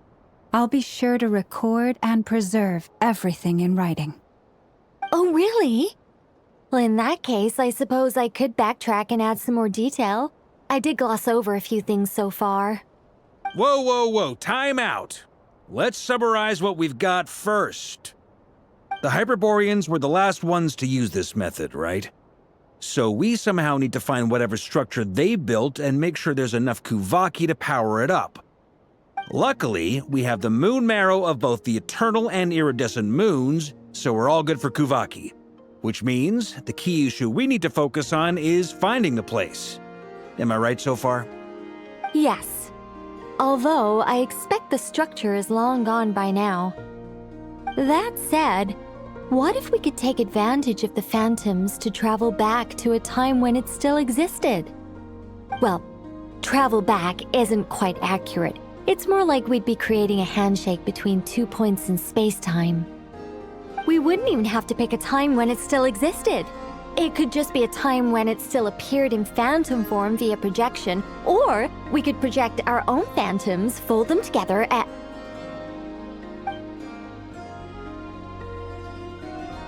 You look lost. Was that too hard to follow? Yeah, things got a little, technical there. Paimon's brain is reaching capacity. All right. Let me think about how to put this more simply. Okay, got it. Over the next few days, I'll search for phantoms that we can use. Once I find one that meets the criteria, I'll let you know and we'll regroup. By completing certain rituals, specific individuals will be able to enter the phantom and make it to the Hyperborean structure. If everything checks out and it looks feasible, we'll just need to wait for Moon Prayer Night, and we can send the Moon Goddess back home. I'm really skimping on the detail here. Is this making any sense at all? I think so. For now, we'll just wait to hear from you. Yes. Basically, yes. Great. Counting on you. In the meantime, we'll focus on finding the Moon Goddess's name. My name? Are they looking for a way to stop me from disappearing? Excuse me, Miss... Go on, Miss Nicole. This conversation was a little all over the place. I didn't catch your name. I am Lauma, of the Frost Moon Scions. Ah, I did wonder. I noticed that you listened very intently when I spoke about Hyperborea and the moon's history. If you'd be interested, I'd love to visit you this evening and go through it again in greater detail. Also, if you were serious about making a record, it would be too risky to simply write down the raw details as is. I would suggest some tweaks. Maybe rewrite the stories as fairy tales or fables, perhaps even prayers. Anyway, we can cross that bridge when we come to it. So, see you later then? Oh, and no need to prepare anything. Just a cup of tea will do. See ya! She seems friendly. It's just... It's so nice to find someone who's actually willing to listen.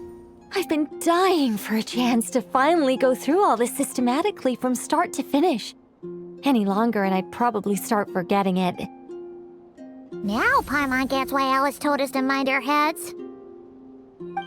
Ha ha ha ha, what did I tell you? A lot of quirky people in Alice's orbit.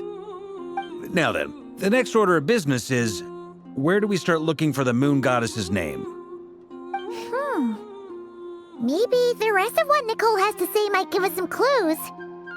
Once I've heard her out, I'll summarize the salient points and share them with you all. I'm also inclined to review our other documents.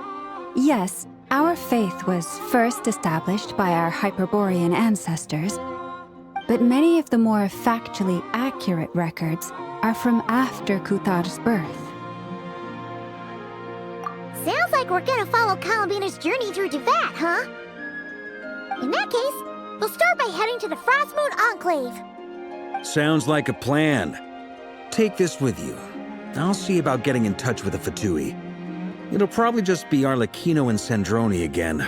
They're the only ones who would want to help. Thank you, Mr. Varka.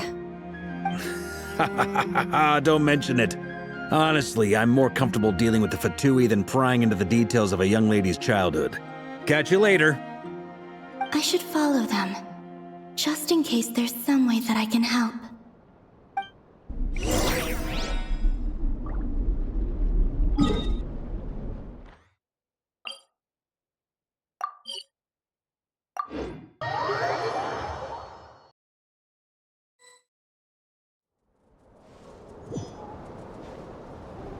A while ago, I took the time to organize all documents in our possession that pertain to Kutar. What you see here is the material I consider reliable. You're saying there's unreliable material too? Yes. Most of the information we have was transmitted through an oral tradition. Inevitably, some of her stories were mythologized and deified over the years through countless retellings. That's why I organized them into reliable and unreliable. There's no sense seeking answers in history unless we can ensure the veracity of the historical record. Makes sense. All right, let's take a look through.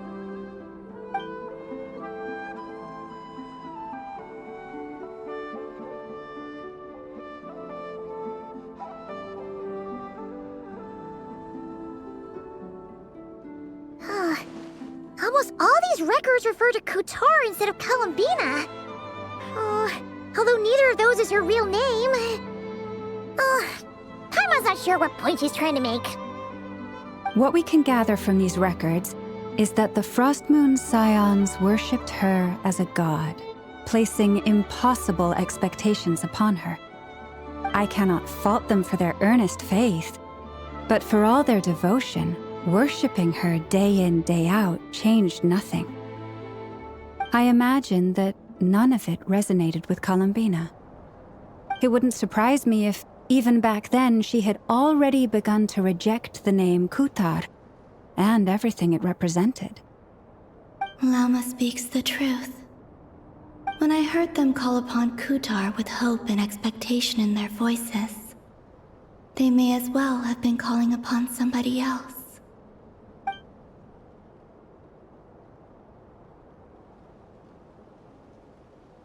Well, that's a bit complicated. I looked at the level of detail, perceived authenticity, prose style, and how realistic their portrayal of Kutar seemed to be. Amongst the Frostmoon Scions of today, only I know of her existence, and I alone have spoken to her face to face. As such, I know that there are certain things she simply would never do. That being said, I have sensed some changes in her lately. Changes? Me? Seems like this is getting us nowhere. For what it's worth, why don't we check the unreliable sources too? Sure. Give me a moment.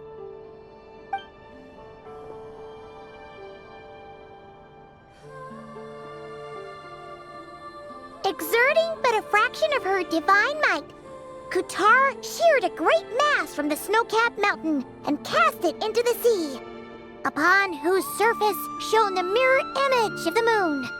Thus was formed the island of Hisi. Yeah, right. That doesn't even begin to pass the sniff test. The 3 moons are naught but lies through and through. Only one moon has ever shone for us, and Kutar is her name.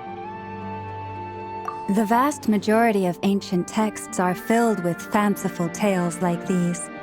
I trust you understand my criteria a little better now. Kutar did not speak, merely gazing into the distance in silence. And where her gaze landed, This was her prophecy. Clearly, whoever wrote this text never even met Kutar. Otherwise, they'd know that her eyes are always closed. What about you, Traveler? What are you reading? Come on, let Paimon see.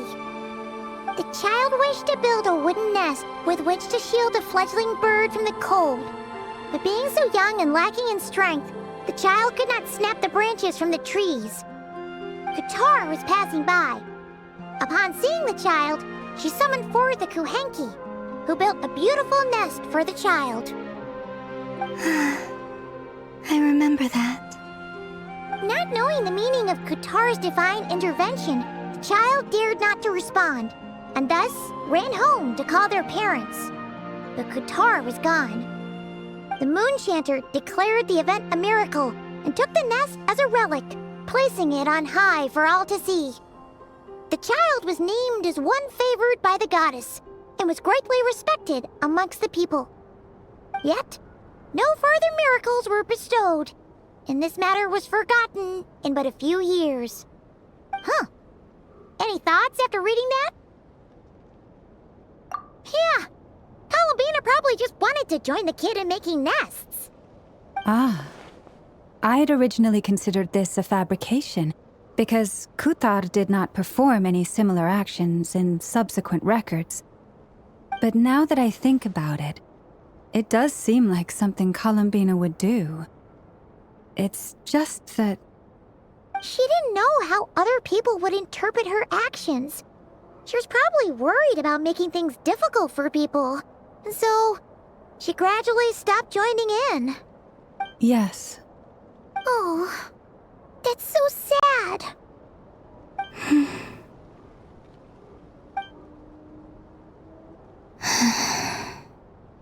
And now, I can make no such gestures of warmth, even if I want to.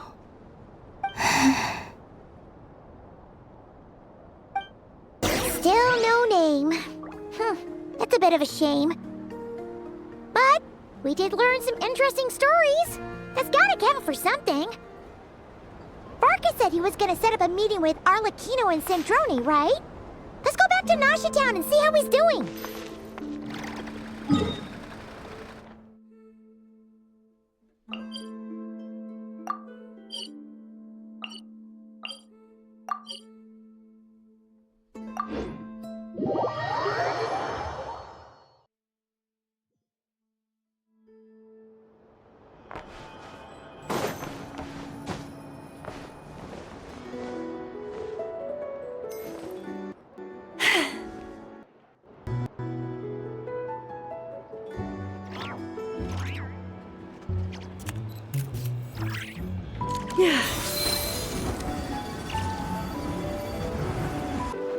Let's see. There's Varka. Oh, and it's Durin and Albedo too. Yeah, this is pretty much the same place we bumped into each other last time. I convinced them to stick around a little longer. We were all waiting on people, so I figured having a little company would help pass the time. Ah, so you've been waiting for us? Does this mean that you've already arranged things with the Fatui? Sure does. Now you're back, we can go meet up with them together. How'd your investigation of the Frost Moon Enclave go? Well, we didn't find out Columbina's true name. But apart from that, it went pretty well. Aha, just as well that I didn't tag along then. I'm sure our moon goddess wouldn't want every man and his dog knowing all about her private life. Still, desperate times, desperate measures, I guess. Someone had to do it. So, Varka was waiting on us, but what about you two? Are you waiting for Alice? Oh, no. We already met with her. We discussed that experiment I mentioned to you last time. Oh, and she also handed me this communication device. That's right. I understand she informed you about the relationship between the phantom phenomena and Teyvat's borders, yes? She wants me to help her with some more experiments on that front. She said that she'll contact me through this device with more information. Ah, I see. Following instructions and making observations. Pretty common research method. Takes me right back to Albedo's lab. Wait, then who exactly are you meeting? Someone you know. Albedo's met him too. But I don't think Miss Lauma or the Grand Master have been introduced. Introductions are overrated, especially in cases like this. It's you! So, it's not like the Academia has prohibitions against going abroad. Also, I applied for leave. I've been writing to Hat Guy since obtaining a human form. I've already brought him up to speed on everything that's been going on in Nod-Krai. Hat Guy? Turns out, I actually have heard that name before. Oh? Then why did you react the same way I did? I only knew the name, not the fella. But since we're all here, let's do some introductions for what it's worth. I'm Varka, Grand Master of the Knights of Favonius. Lauma, Moon Chanter of the Frost Moon Scions. And I'm a Driosh from the Vahumana Darshan of the Sumeru Academia. Hat Guy. Good to see you again, Mr. Guy. I believe we last saw each other on the boat ride here.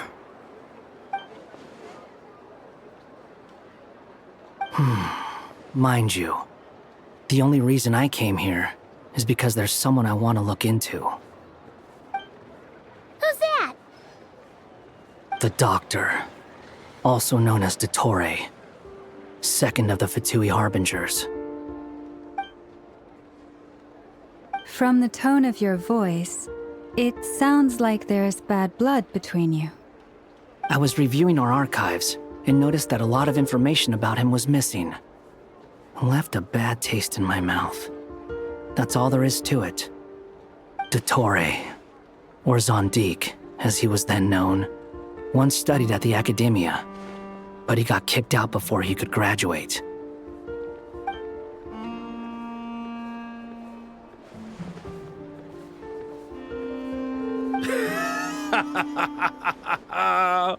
So the Harbinger's #2 man is a college dropout?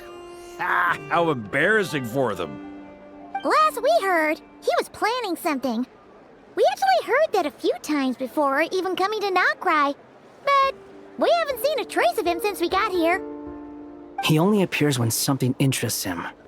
For all we know, he might have left already.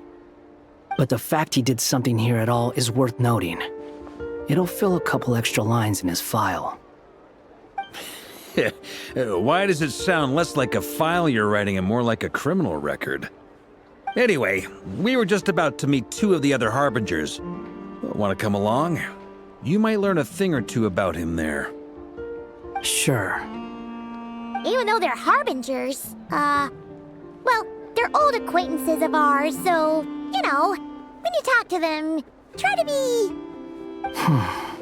I got it.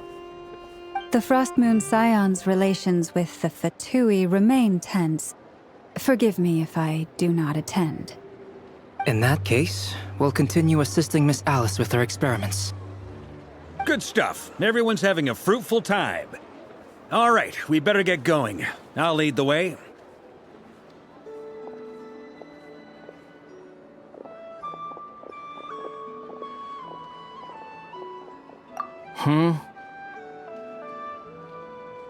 Well, yeah, that's obviously part of it. But I'm not the only one who has a score to settle with him. Neither you, nor Lesser Lord Kusanali, nor I want to see him meddling with things again. What's the hurry? Don't worry. Pigeons always know which way home is.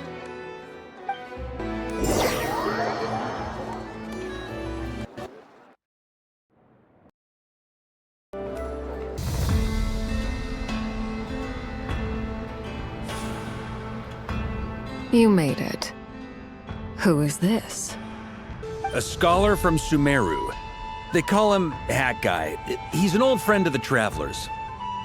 Wait, this is the Academia representative you wrote about? He doesn't exactly look the part. I believe this will prove my identity. You'll notice it bears the seal of the Sanctuary of Surasthana. Well, what do you know? So it does. All right then. My mistake. It's fine. I expected as much. What? So as I mentioned in my letter, the Academia's got its eyes on Dottore.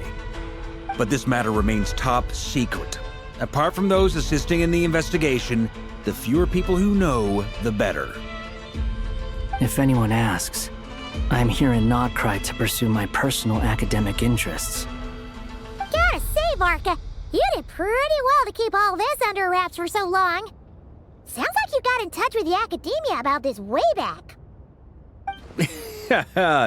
You flatter me.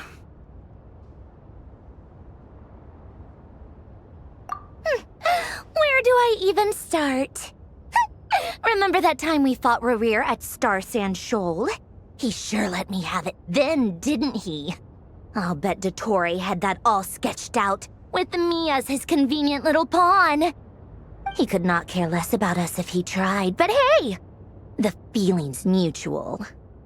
Does Dottore really strike you as the sort who values his relationships with his colleagues? Fair point. Definitely not. Which is why I always keep my guard up whenever he starts making suspicious moves. To that extent, our motivations align. On top of which, I consider you trustworthy people. Now, back on topic. In the wake of the Rehyr of Solnari episode, Sandrone and I grew suspicious about Dottore's complete inaction during the entire affair. So we tried to find out what he'd been up to, but unfortunately to no avail. He never lets anyone in on his plans. The more he cares about something, the more secretive he gets. Indeed. Perhaps he believes that by keeping a low profile, he can avoid trouble. But that trick isn't going to work on his colleagues. Yeah, I mean, he's been researching the ancient moon's remnants. And he's been trying to get his paws on the moon marrows. Only an idiot would believe he doesn't have something more planned. With this in mind, I returned to Snezhnaya and relayed my thoughts to Her Majesty the Tsaritsa, entreating her to have him recalled. That's pretty direct. Did the Tsaritsa agree? Yes. I made it abundantly clear that the Fatui's business in Nod-Krai is almost concluded, and we do not need 3 Harbingers in this territory. Her Majesty concurred. Accordingly, Dottore has returned at her orders. I imagine he is continuing with experiments, which no one besides he would ever have any interest in. Common sense might mean nothing to him, but he's not stupid. He knows that no good can come from opposing the Tsaritsa. Smarts alone won't get him all the way. He needs the Rooster's resources and Regrator's Mora, both of which the Tsaritsa can strip from him by waggling a finger. But doesn't he have a track record of publicly following orders while going against them in private? He probably has it down to a fine art by now. Wouldn't put it past him. We worked together on a research project once. Only briefly, but it was enough to show me that we're fundamentally different people.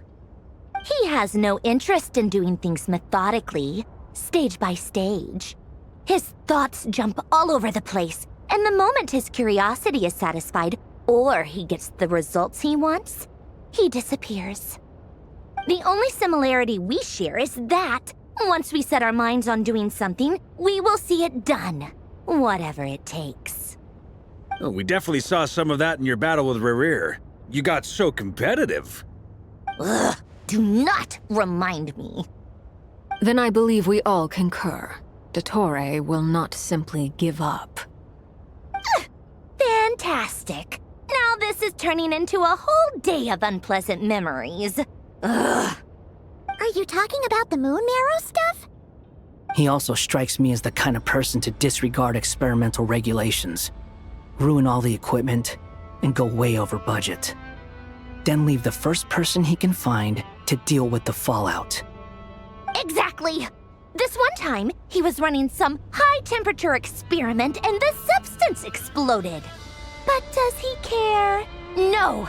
He orders his subordinates to open the device so he can observe the results, which causes the gas inside to leak out. That gas was poisonous! If I hadn't been there, who knows how many people might have died. And after all that, he left while I was still cleaning up after his mess. What a waste of time, he said. Waste of time? The nerve! He wasted my time! You've been bottling that up for a while, huh? Hat guy, I must say, you seem awfully familiar with internal Fatui affairs, especially when it comes to Dottore. Thank you, Lady Harbingers, for providing such valuable information. I have no other questions for now, so I'll be on my way. Wait, what? You're just gonna leave? You're welcome to join if you want. Ugh. Just when Paimon thought he'd finally mellowed out. He makes quite the impression.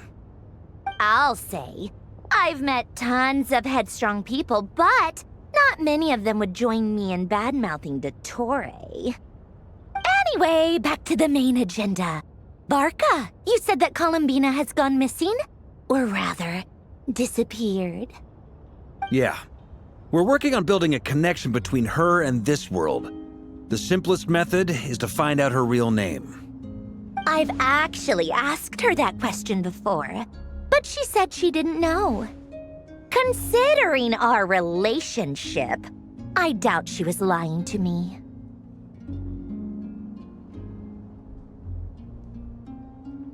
As far as I recall, she was never dispatched by Her Majesty to claim a gnosis or anything like that.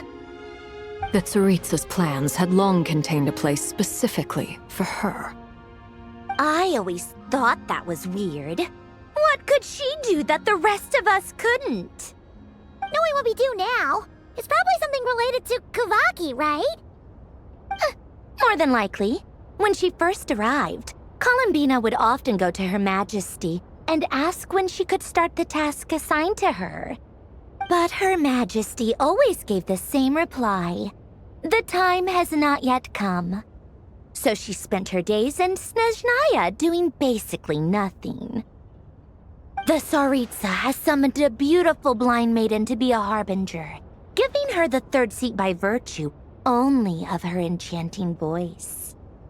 It was a dumb and stupid rumor, but the reality of the situation made it hard to refute. And what happened after that? I imagine she stopped caring. She no longer seemed to care why she had been recruited, and Her Majesty never gave her any missions, so she just continued to sing in the flower garden. For my part, I was busy. So busy, in fact, that watching someone be that idol had me fuming. But still, I got the sense that she had long been used to a life of other people claiming she was needed when she wasn't. I just felt that having a place to stay would cost me something eventually. And so I waited quietly for the day that I would have to pay the price. And on the other end of that spectrum, you had me. Someone once told me that I had the lousiest work and the toughest luck. That's a good way of putting it. I forget who said it, but those words have always stuck with me. But you've done your job exceptionally well all this time. Because at heart, you are a conscientious person. What is it? Something come to mind?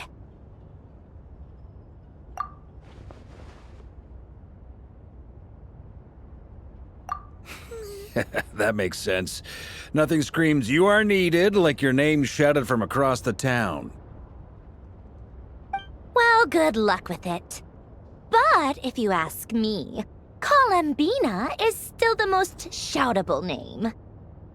I'm just so used to it now, after all the arguments we've had. I can't be bothered trying to remember another name for her. Nor I. Sandrone. Harlequino.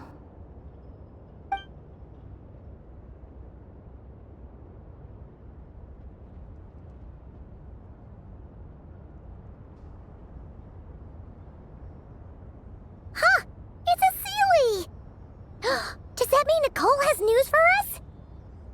Ladies, I thank you for your hospitality. If the chance ever comes up, I definitely owe you both a drink sometime. I'm sure it will. You can make your own way out. Heck, you've been here enough times, you probably know your way around better than I do. Okay! Time to do what adventurers do best! Follow that Sealy!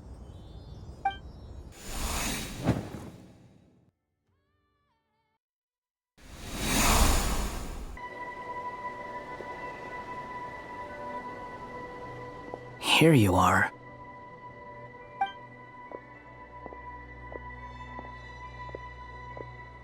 Oh, hat guy. How come you're back so soon? Did things go all right with the Fatui? Fine. Dottore's been summoned home by the Tsaritsa. Couldn't get much more than that. How about you? Any progress with the investigation? Unfortunately not. We've tried everything. Different phantoms, different locations, different points in history. But the results are the same each time. Abyssal monsters roaming the land. People crying out in despair, with no hope of being rescued. Every time I see it, I can't help but think, is this what it was like in Mondstadt when Dragonspine Durin attacked? And if I fail in the task I've been given, will I create yet another tragedy? That's just meaningless speculation. When we encountered similar phenomena previously, I tried to interfere with those illusions, using sounds and lights to guide them. However, we could not change their fates. At most, we were able to extend their existences. The events of the past are like fate that has been written into Irminsul. There isn't a living thing in Teyvat that can escape its past. But Miss Alice instructed us to try to find ways to change the outcome that these phantoms face. It's an impossible task. Can't you just refuse? Since she asked us to do this, I feel like it can't truly be impossible. Or if it is, well, mages can make the impossible possible. I could not have been born as Durin otherwise. But you also said that your past 39 attempts were fruitless. That's true. But you're still going. Yes.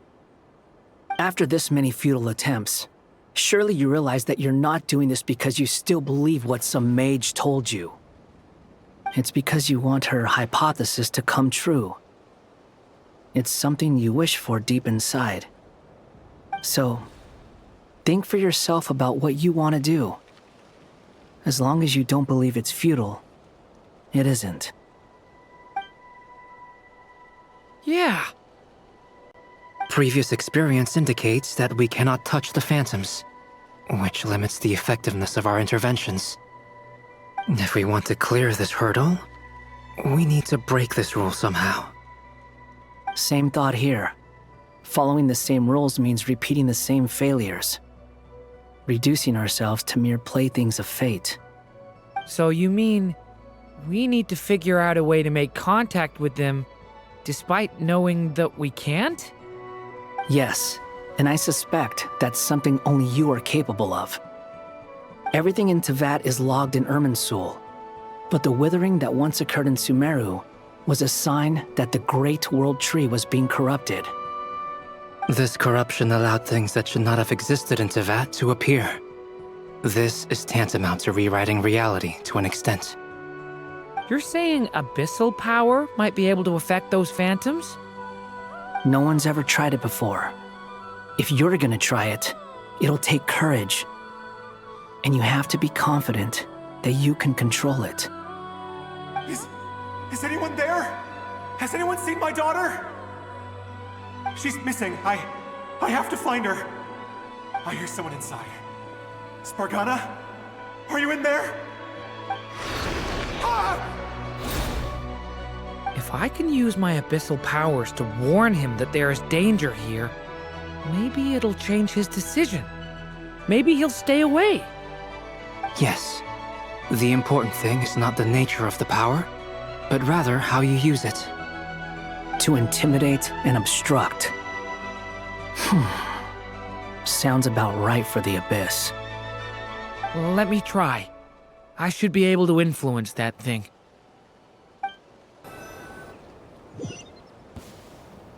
Have you seen a little girl?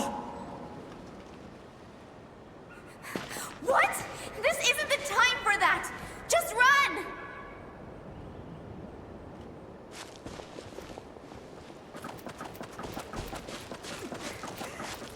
I hear someone inside. Spargana? Are you in there?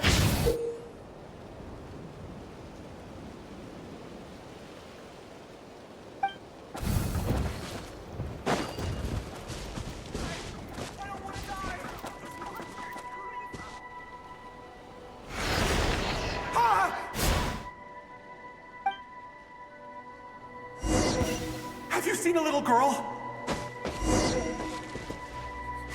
What? This isn't the time for that! Just run!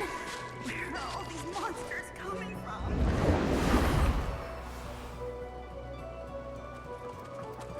I hear someone inside. Spargana? Are you in there? What is this? Looks dangerous. I should get out of here.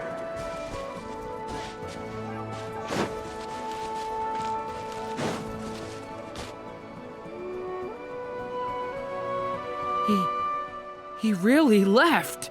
Ha! We did it! Don't celebrate too soon. Follow him. See what he does next.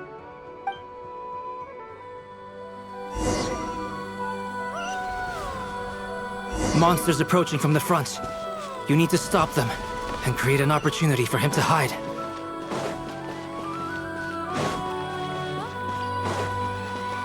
No! There's monsters ahead!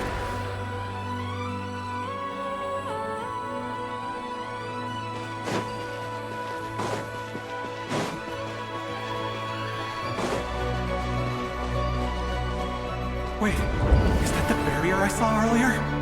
Why is it appearing now? It's as if someone's controlling it.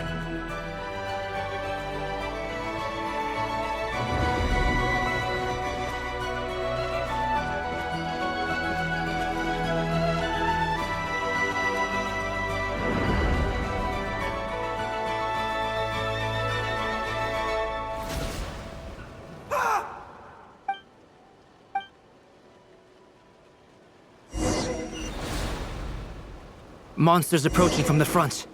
You need to stop them and create an opportunity for him to hide.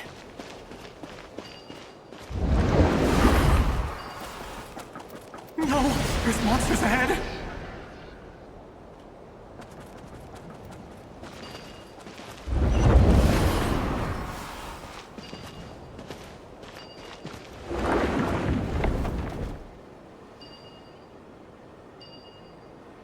The monsters are gone.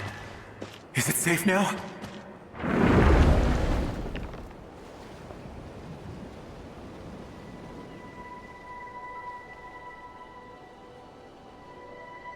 The barrier's gone too.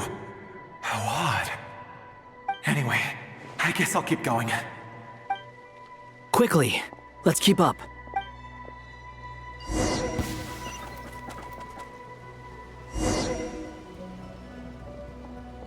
Wait, there was someone else here?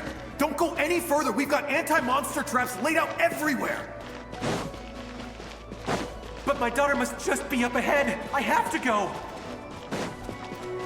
This way's blocked.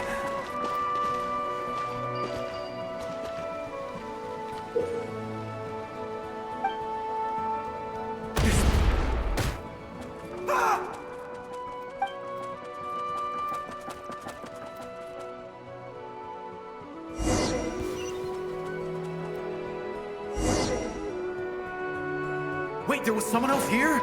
Don't go any further. We've got anti-monster traps laid out everywhere. But my daughter must just be up ahead. I have to go. This way's blocked.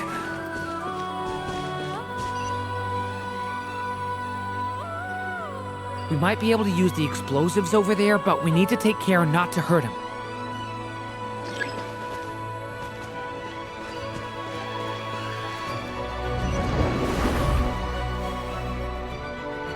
I'll use the barrier to keep him at a safe distance. This barrier seems to be helping me somehow.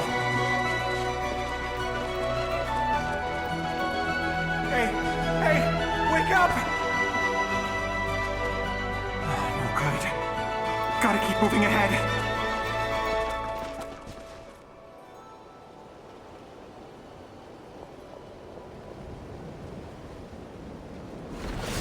So many monsters!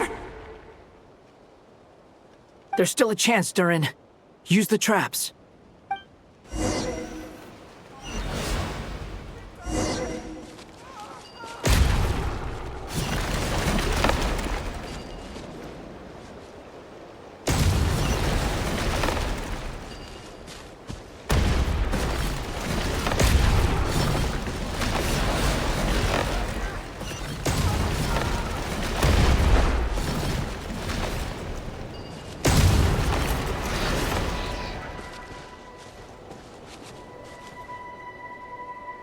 This is a new development. I've never seen this happen before. We might just be able to save this person.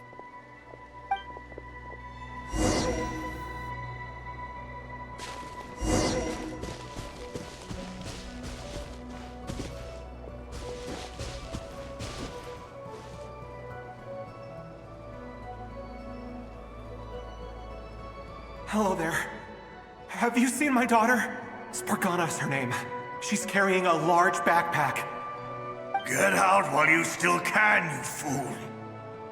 You won't find any survivors here. But I can't just leave her here. She must be so scared right now. Sorry. Wish I could help, but I haven't seen her.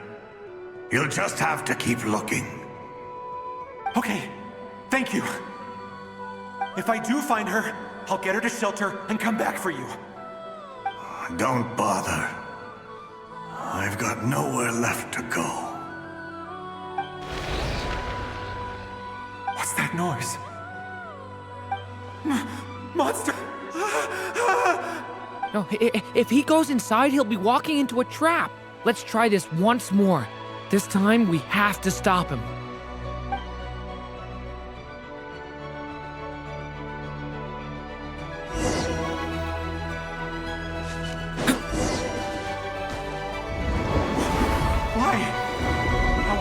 Spargana's gone like this. You know what? I'll trust this strange barrier. It's got me this far after all.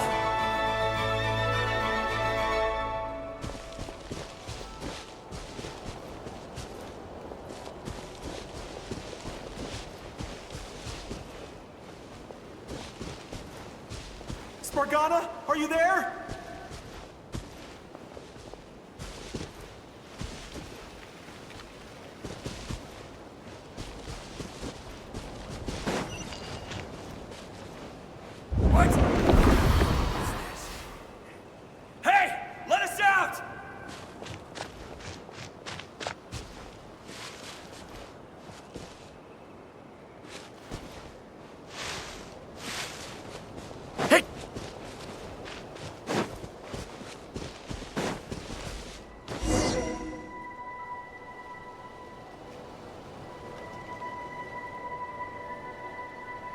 Huh? That looks like one of my daughter's books! Oh, thank you. Thank you! Yes, it's one of hers for sure. That's her name on it right there. She left her backpack here. Durin, just like last time.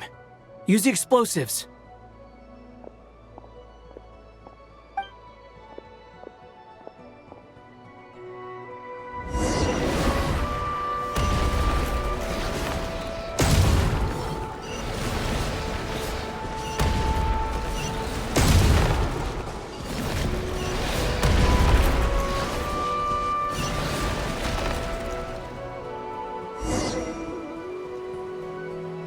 It won't work. There's not enough left. If he makes it in, he'll die.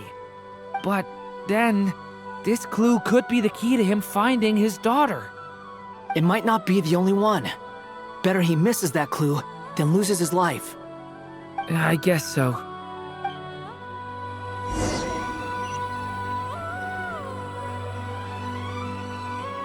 Stop him, Durin. We can't let him get any further in. That's my daughter's book! She's passed this way! Why? Why won't you let me go in? I've searched and searched and searched just for this! But how will I find her without any clues?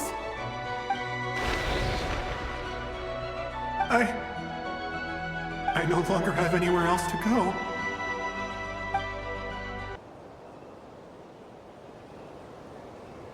I'm sorry. I'm so sorry. He refuses to go anywhere else. Whether he opens this door or not, all that awaits him now is death. We couldn't change his fate. Albedo? Hat guy? Let's try one more time. I don't know how we're gonna do this, but I don't want to give up either.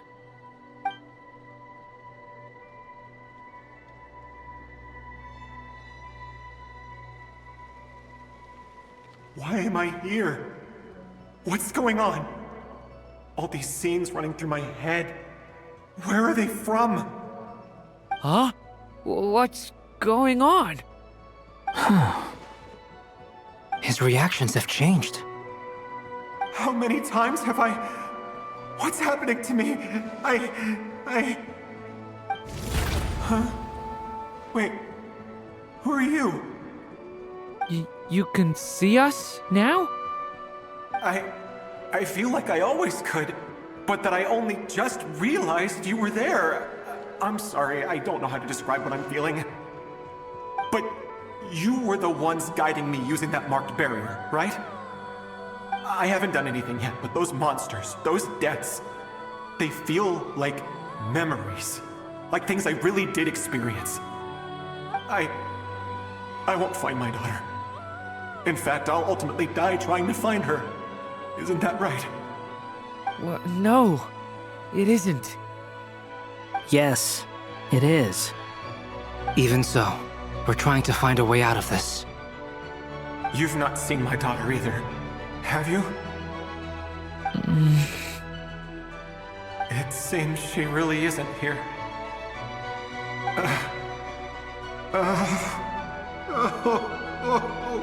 I'm sorry we couldn't help you.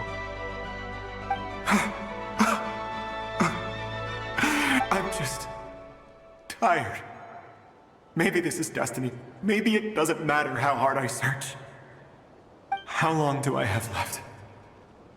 Experience says 15 to 20 minutes. 15 to 20.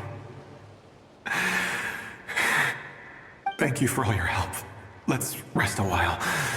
You look exhausted too. Now's not the time for you to start pitying us.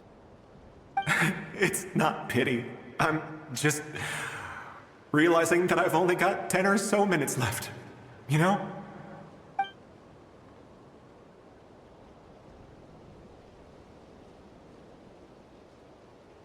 You say you're from Mondstadt, yes? A place with windmills, where people enjoy limitless freedom? And you're from Sumeru, where they've built an academy into a giant tree? Yes. It seems you've never heard of either place. Those names are unknown to me, I'm afraid, yes. Have you heard of Hyperborea? I have, but I heard that it was destroyed in the distant past. I see. That was where my ancestors once lived. What about Delphi Pytho? Was it later rebuilt? I've never heard that name. Then what about Sal Vindaknir? I have seen that name on stone tablets on Dragonspine. But I'm afraid the only things left of that place are its ruins. I see. Sure enough, there was no way to turn this around, huh? I'm sorry. I was the one who asked to chat, but it seems like we're too many ages apart. There's barely any common ground to start from. It's all right. We did hear something new, at least. From how you speak of your lives, things must be going all right for you, I guess. They are. Mondstadt is a place of freedom and happiness. There's a lot of good people in the church and the Knights of Favonius, and even outsiders find that it's an easy place to feel at home. We have festivals a few times a year. Everyone gets together to drink, sing, and be merry. Sumero's a lot more uptight. Not really the kind of place where you can relax. It's a nation fraught with problems wherever you look. But if all you want in life is to seek knowledge, I guess it's pretty much paradise. That's wonderful. In other words, after this all-devouring black tide passed, humanity did not merely avoid extinction, but rose to build prosperous civilizations anew. I mean, I can see you all right now. That must mean the future isn't a total mess, right? That's true. Well, time's almost up. Let's part ways, I think. Might be best if you don't waste too much time on me. The chances are slim, I know, but I'd like to spend these last few minutes looking for Spargana. If things work out, I'd love to tell her about what I've heard. May we meet again. Well, or not, most probably. In that case, may your wishes come true.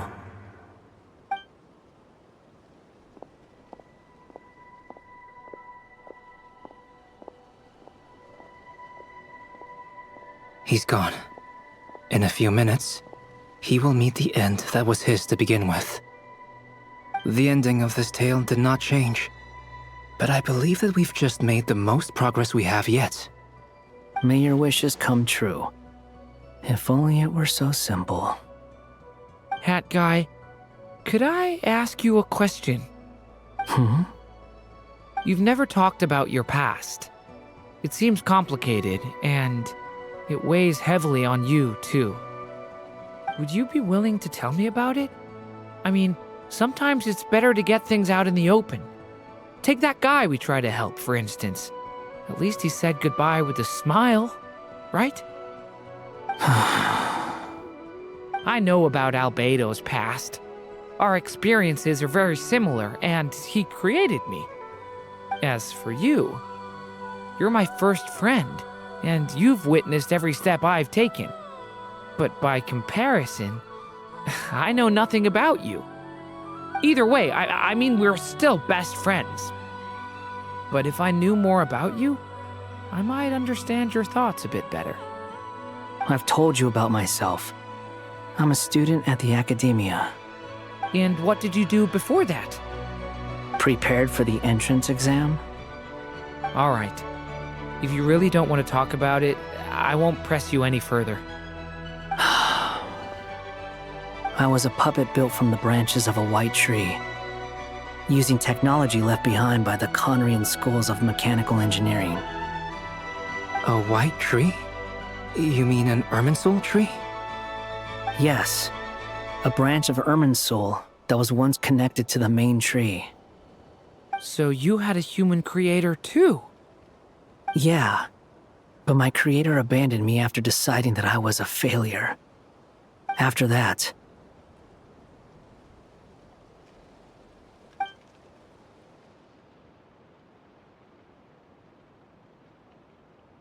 Durin, resisting the influence of the abyss, suppressing the urge to destroy, trying to do the right thing. None of these things are easy. But no matter how hard they are, trying to rewrite past wrongs is far harder. You asked me if you would create a new tragedy if you failed. I told you there was no point speculating about that. But the real answer is, yes, you absolutely will. Hat Guy. But at least you've got people here to help steer you away from the wrong path. So, just keep aiming towards the light. I will. I promise. All right, break time's over. Hello, Durin speaking. Hello, friends, it's me.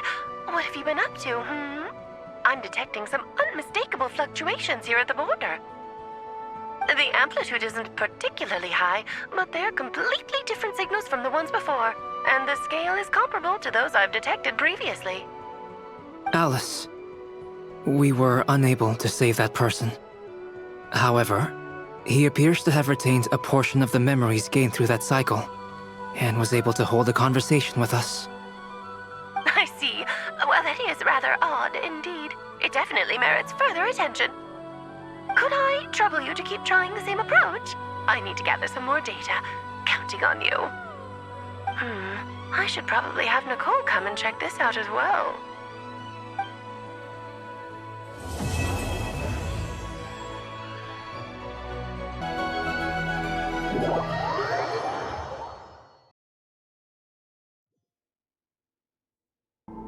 There you are. I was worried you might stop to collect treasure chests opened by the Seelie along the way. It would have taken you so much longer to get here. Another conversation I cannot hear.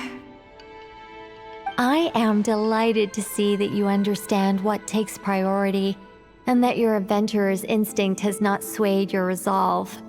Really, I must applaud you for it. You should know. Paimon's head. Okay, I'll try and keep it short. My senses are telling me that this is where we shall find the entrance to the ruins. Oh, cool! Well, what are we waiting for? Let's open it up and see! Patience. This was a sanctuary of great importance to the Hyperboreans. A special process is required to open the gate. Oh! Like the place that housed the Eternal Moon's marrow? Okay, so what's the plan? Need us to do anything? And just the short version, if you can. Alright then. I was planning to start with some background on the invention of these techniques. Are you sure you don't want to hear it? It's quite informative. Remember what you were saying about priorities? Fine.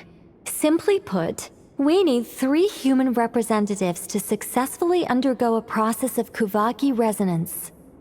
Think of it as a test from the 3 moon goddesses to see if the entrants are qualified, with the most recognizable qualification being Kuuvahki. Pretty sure Lauma would ace that test. Oh, wait. But we need 3 people. I also have no doubt that the Moon Chanter would be qualified.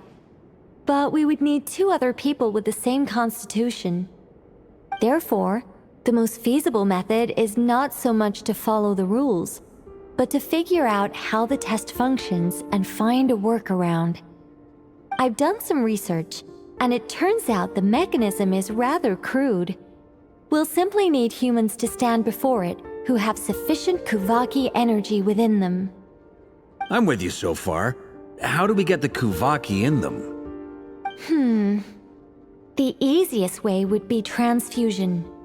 Take some Kuuvahki from Nod-Krai's soil, put it into the bloodstream, and get it circulating in the body. So we're going to cheat on the test? Precisely. There are other methods, but this is the simplest one. Cheating the system is much easier than trying to hide from it. Huh? Sorry?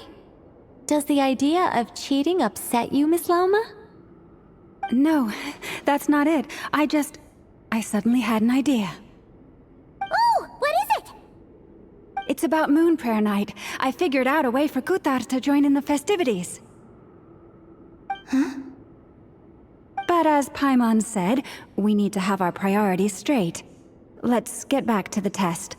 I'll follow up with Nefer on the festival arrangements. Okay. Anyway, is this really the best method we have? A Kuuvahki transfusion sounds dangerous, no matter how you slice it. If you think that's dangerous, wait till you hear the other methods. I'd be more than happy to go through them if you'd like. There are several. No need, we're good. Let's go with this one. Very well. Kuuvahki transfusion it is. Now, I should mention that the risks can be greater or lower depending on individual compatibility. It would be rash to simply infuse the Kuuvahki and hope for the best. If the body rejects it, the reaction can be quite severe. The symptoms are similar to another condition that some people living here suffer from, known as congenital Kuuvahki sensitivity. So, before we execute our plan, I will perform a simple test of my own to see who is compatible and who is not. Once that is done, we will have to complete the resonance process as rapidly as possible. The participants must remain stationary while the Kuuvahki circulates and bonds with them, and they mustn't eat or drink anything. What? No eating or drinking? That's some hardcore fasting. They'll all be monks by the time they're through. 3 days. Oh, that's so long! And we still need to find 2 more people who are not just compatible, but also willing to volunteer. Fasting? What are they talking about? Really? Don't you want to think this through? Haha, count me in too. 3 days without food? I can handle that. Miss Nicole has made it clear that this is the easiest way. The way I see it, there's nothing else to discuss. It's time to step up. Yeah, you're right. In that case, Paimon volunteers to be captain of logistics. She'll keep the fires lit and grab some spare clothes to keep you comfortable. Then we'll start with you first, Traveler. Please step forward.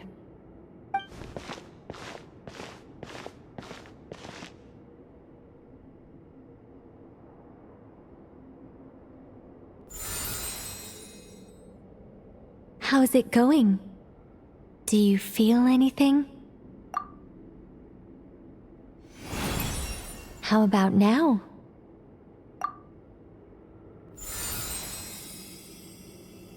And now?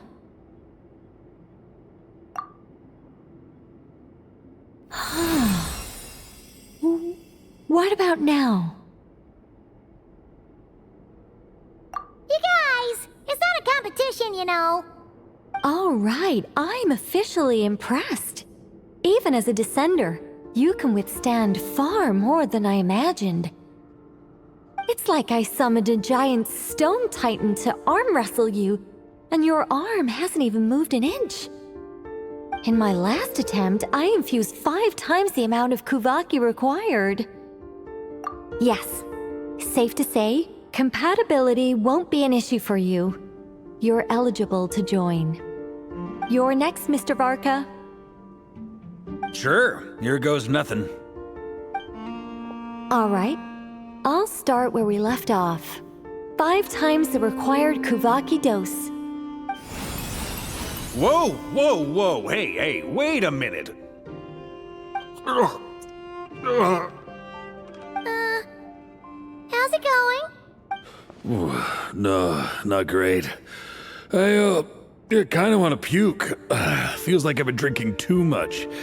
A few bottles of wine, then a big stein of Dark Horse. Some hard liquor from Leo I mixed in. You think this is funny?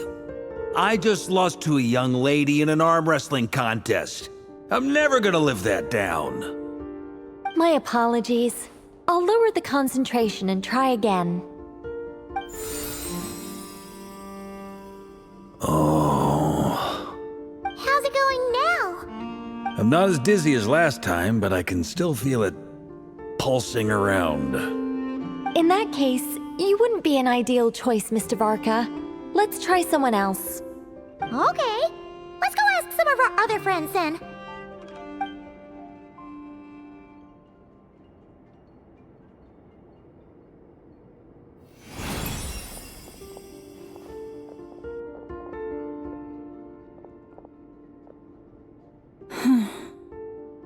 No surprises here, Miss Moonchanter. You're perfectly compatible.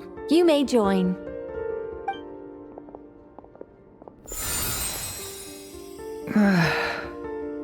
I'm getting a slight headache. Shame. You were so close.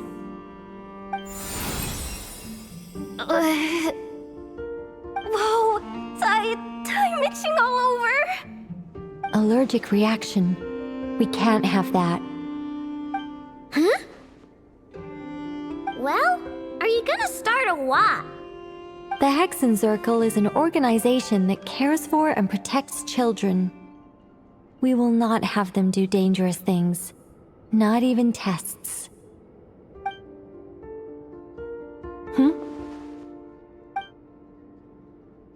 Is something the matter? The candidates have to be human. I guess that rules me out too. Huh. Everyone except the Moonshander got beaten. Guess I don't need to feel so bad after all.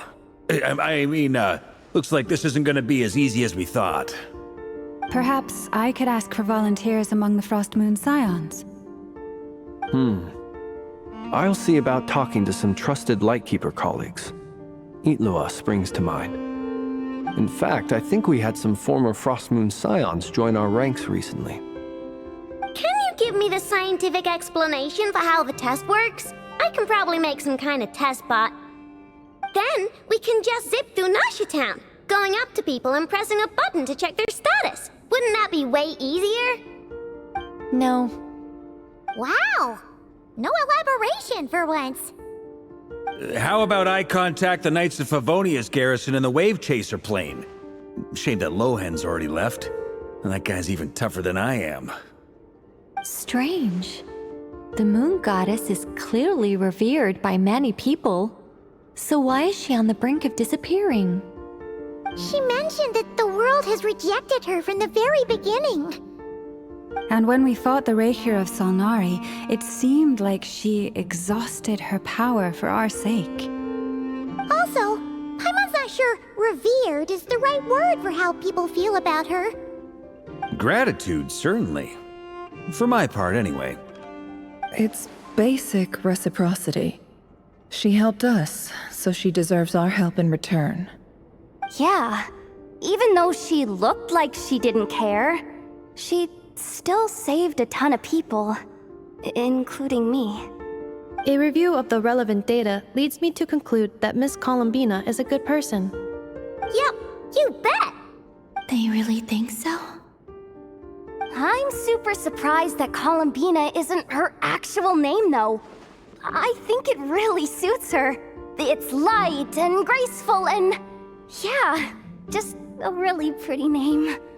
I know, right? Unfortunately, that's not our decision to make. Columbina. That was the code name the Fatui gave me. But it also came up in the song I heard when I was born. But... is that really all there is to it? What do I truly think of my own name? Is there anyone left who will still call me by that name?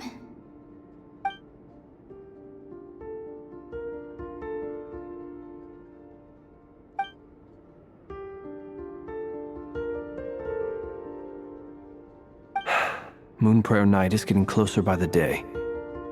We're running out of time. We need to look for other candidates. Then allow me to try. Huh? What are you doing here? You contacted your friends via the Adventurers Guild. Sandrone has been keeping an eye out for something like that, so she informed me. Since I have the ability to accommodate a moon marrow, I should prove to be a suitable candidate. Arlecchino. When can we begin? I see. We can begin right away.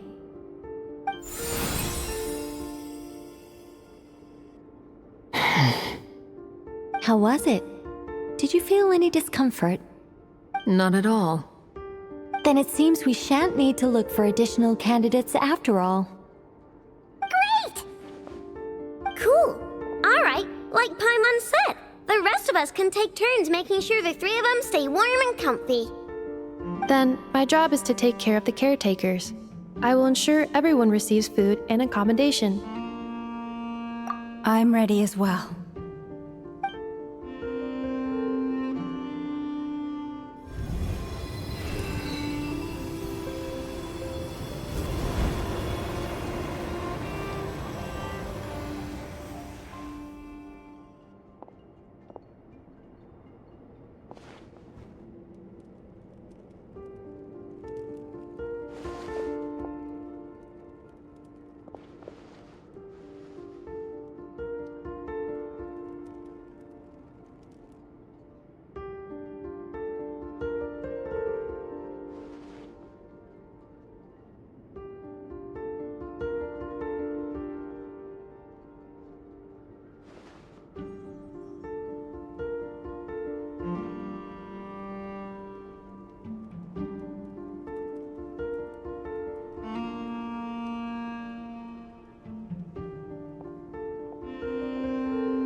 The work is done. The sacred scroll shut. The stars grow dim, the people silent. The white sun sets, the silver moon rises. O path to the temple, appear now before us.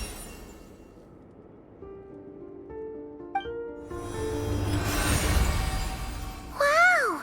It really opened! So that's what all this is about. They've been trying to open this gate. Come, let us enter. It might be best to eat something first. Take care to chew properly and swallow slowly. It will give your body time to readjust to the digestion process. They will head in soon. They will need to enter this gate.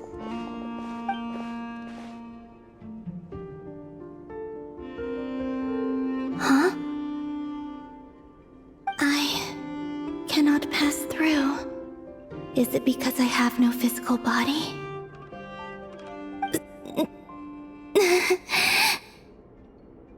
It has been 3 days. My strength is all but completely faded. Can I really hold on until Moon Prayer Night?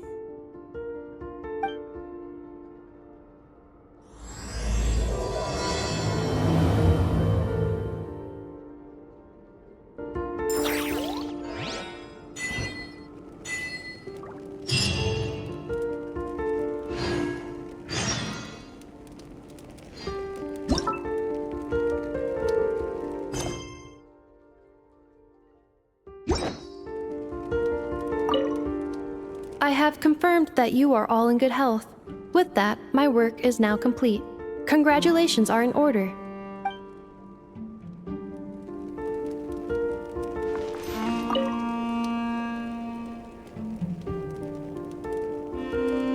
It's good to know you're all well. Puts me at ease.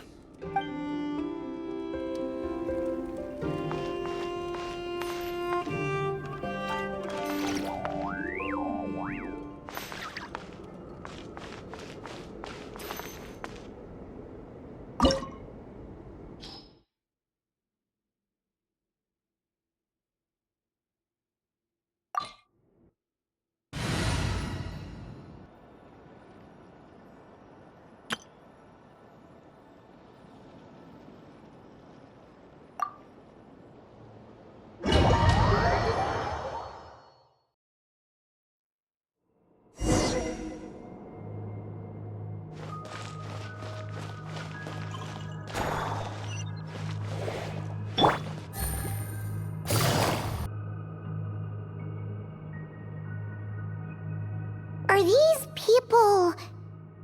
Judging by their clothes, they appear to be phantom Hyperboreans from the distant past. That could mean they have some clues about the moon goddess's name, right?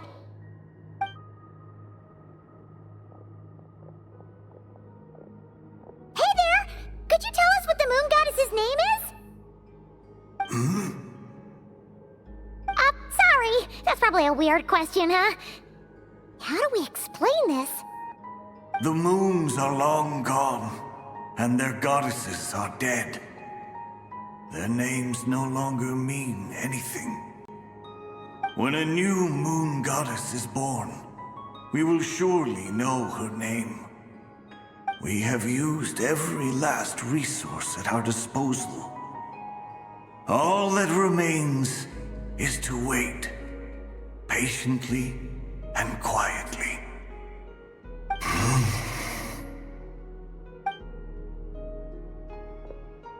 Were the people of the past all this devout? It looks like this phantom doesn't intend to converse with us any further. Surely the new moon goddess he speaks of must be Columbina. Alas, Kuthar's birth came long after the age in which he lived. But, maybe if we find a phantom from a more recent age, they might know Columbina's real name. True. Keep an eye out. We should be able to tell which era they're from by the clothes they wear. Yeah! You've been pretty talkative this whole time. What changed? Oh, Nothing. I'm fine. You all make good points. When the Hyperboreans speak of moon goddesses, they mean the three from truly ancient times. I can't imagine they would know anything about our current moon goddess. There once was a time when the moon goddesses blessed them greatly and protected them from harm. So, when the war between the gods and dragons plunged the world into chaos, it seems they looked once more to the moons for help, praying for a new goddess to be born. Yeah, that checks out. Let's continue on. Who knows what else we may discover.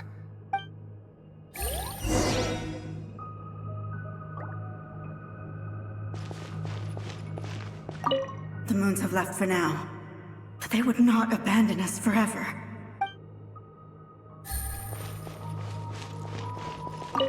When the moons rise again, we shall receive their protection once more. Even in the darkest hour, there is always a way out.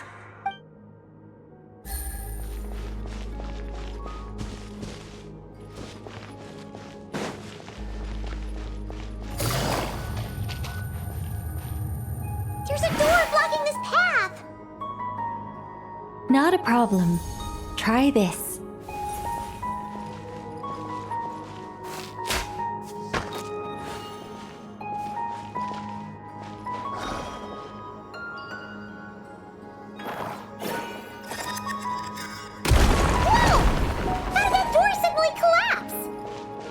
This device was maintaining the door's integrity. Remove the core, and the device stops working.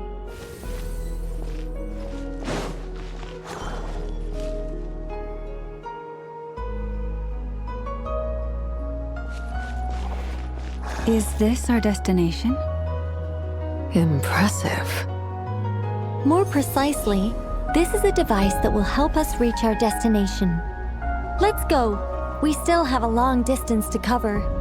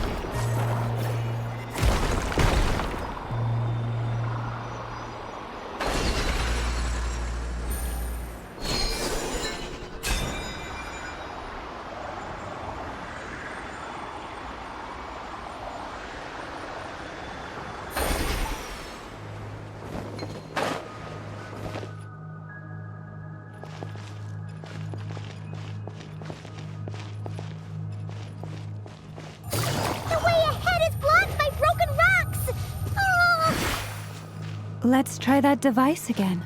Remember the door from earlier?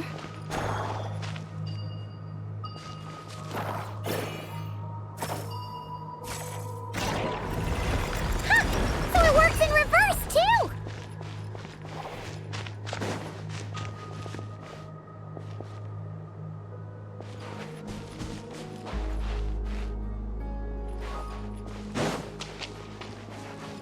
The humans we see are all phantoms, but the monsters are real. What a fascinating place. There'll be plenty of time to admire it later!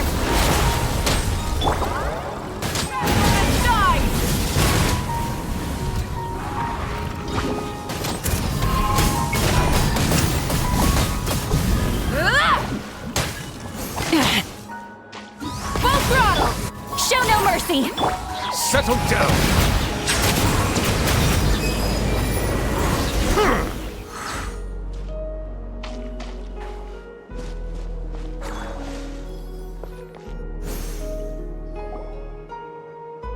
Ooh, there's a whole bunch of artwork in here. Seems pretty old. Nicole, this is probably your area of expertise. What do all these paintings mean? Let me see. To understand these murals requires some knowledge of the history surrounding the War of Funerary Flame. I shared a little of this with Lauma before. Yes, I think I follow. The dispute between the Moon Sisters, the transformation by Nibelung. Oh no, it's no trouble. I'd be delighted to share the tale again. Alright then. Tevat's 3 moons and their goddesses were brought into being by the will of Nibelung, the then ruler of Tevat. But when the heavenly principles came, they changed the world completely, down to its very foundations. The moon goddesses were nowhere near strong enough to challenge this entity. But the heavenly principles did not view them as heretical entities that had to be removed. Essentially, the 3 moons existed to keep this planet alive and operational, which did not directly conflict with the heavenly principles' aims. Nevertheless, the inherent precariousness of this arrangement would soon be revealed. Nibelung returned, yes. He did, and thus began the War of Funerary Flame, a battle for dominance between Nibelung and the heavenly principles. Discord would soon emerge between the 3 moon sisters. One would voice the opinion that they should follow Nibelung, for it was he who first hung the moons in the sky. Another would argue that taking sides in the conflict would only bring the world closer to ruin. There was no telling where it would lead, especially since their creator had returned bearing the perilous power of the abyss. Nibelung would eventually discover their disloyalty. He had all 3 imprisoned before transforming the moons into weapons with which to fight against the heavenly principles. What? Weapons? Yes. The very moons that had once defended the planet became instruments of death and destruction, striking terror into the hearts of all living things. And although the heavenly principles and the 3 moon sisters had once been at peace, it now seemed that the moons posed an unacceptable threat to Tevat. It is possible that the heavenly principles did not know of the goddess's imprisonment. If so, the weaponization of the moons would surely have been viewed as an intentional breach of the peace agreement. Regardless of who knew what, when, the heavenly principles shattered 2 moons and flung the other beyond the skies. Whether the goddesses managed to escape Nibelung's captivity after his fall, nobody knows. But this much is certain. From that day on, the moons no longer belonged to Tevat. The rejection slowly drained their power until eventually they passed away. So that's the full story. You say the moon ceased belonging to Tevat from then on. Why then would Columbina be born here? That is perhaps due to the lingering connection between the Frost Moon, which was not shattered, and this world. You could see it as the 3 sisters' dying wish. They never desired war. All they ever wished for was to protect this land. I see. If the final fate of the 3 goddesses is as you say, then Columbina faces the same grave danger. Our investigation has yet to bear fruit. We must hurry. Yeah, you're right. Let's keep going.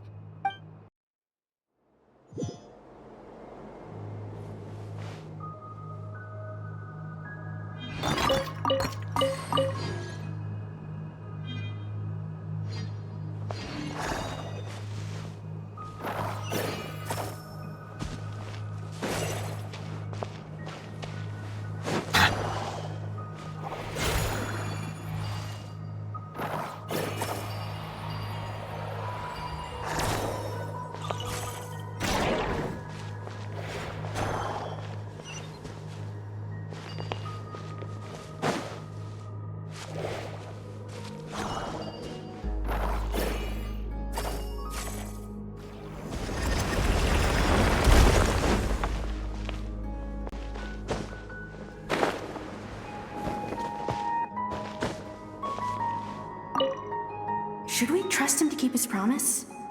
We have to. There's nothing else we can do.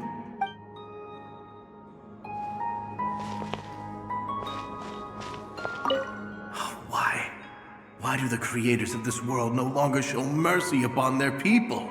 Remember his words. We must change our fate with our own hands. Wait, that's odd. Who is he? Is something wrong? No, not really. It's just that over 30 possibilities emerged in my head, so I can't be sure who he is. It's been too long. My memory isn't as sharp as it once was. Okay. 30! Wow! Impressive! Take it easy.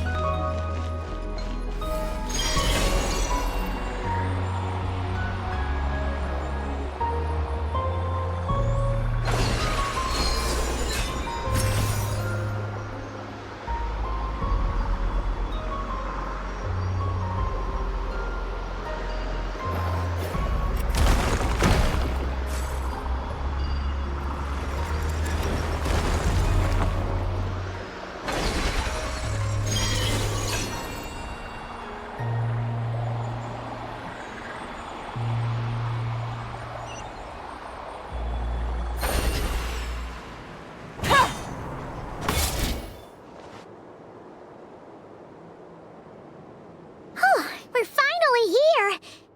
Guessing we'll need to activate this thing? Indeed.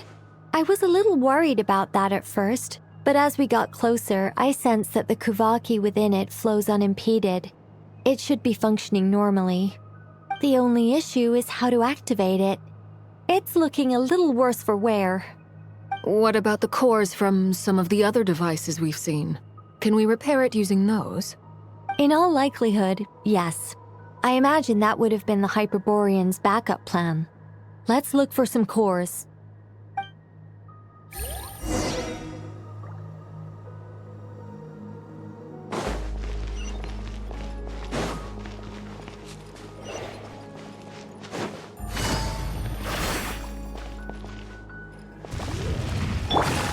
Fulfill our pact! Bow your head. The tides beckon. Rise with the sun!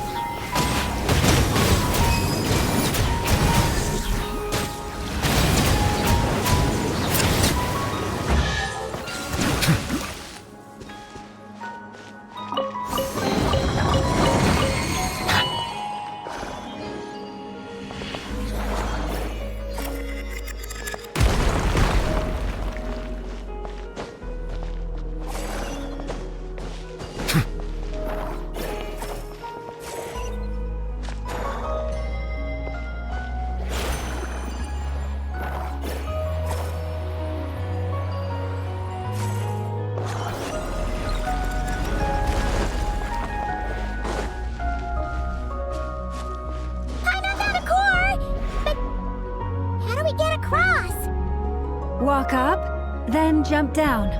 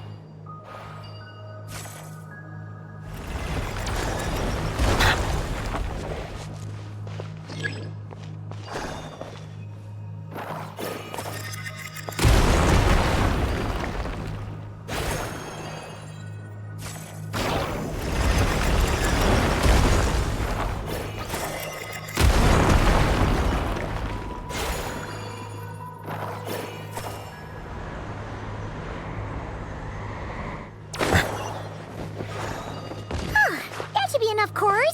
Let's head back.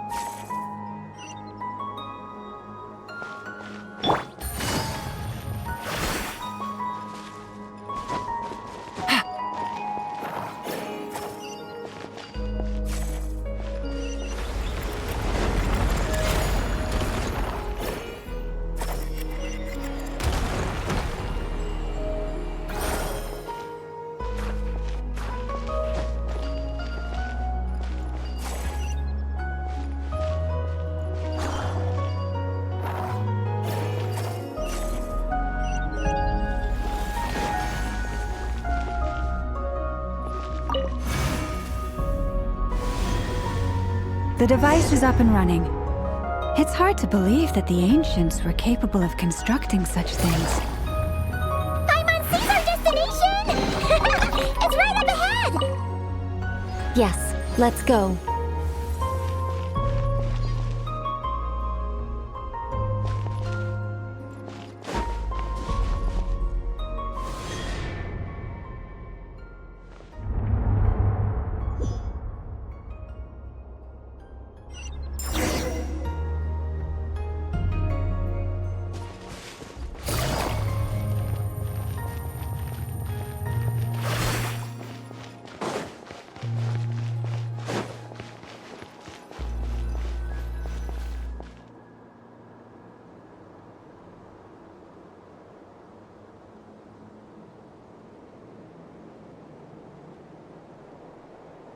This is where the people of Hyperborea communicated with the moons. We need only place the moon marrow upon this platform on Moon Prayer Night, and we shall be able to open a portal to the moon and send our moon goddess back home. The assumption being, of course, that we can find her first. That's right.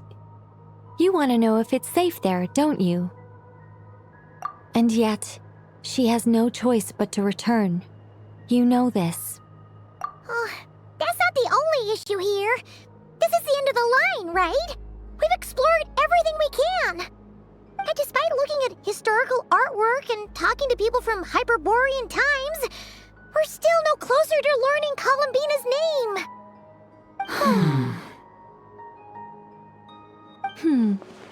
If it's not too much trouble, could you tell me exactly what Alice said to you about finding her name? Oh, sure. What she said was... Then your first job is to find it. As a moon goddess, I'm sure she must have a name she identifies with. Neither Columbina nor Kutar is her true name, and she's never really accepted either of them.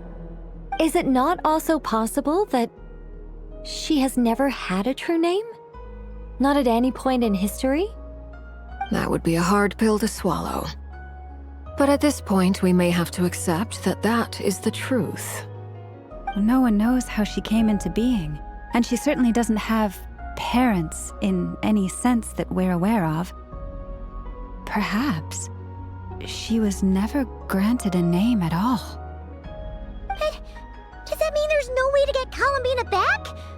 She's just gonna disappear and there's nothing we can do about it? Huh? Wait, why all this pessimism? Was it the way I phrased this question? You all seem to be taking this in completely the wrong way. Well, just because she's never had a real name in the past doesn't mean she can't have one now. What? Think about what Alice said again. She never once said that you'd have to find a new name, did she? Are you saying what I think you're saying? Yes. Names are anchors that connect us to the world. If she doesn't have one already, then all we have to do is create one, no? It's like... yes. Traveler, when you first arrived in Teyvat, do you think you would have turned around if someone behind you shouted, "Hey, Tumaini"? But what about now? I understand what you mean. Life is a long journey. Even the friends and family by our side can change over time. When people call you by different names, what matters isn't so much the words themselves, but what they symbolize. And of course, whether that resonates with you. Lumine. So, close your eyes and picture the moon goddess in your mind.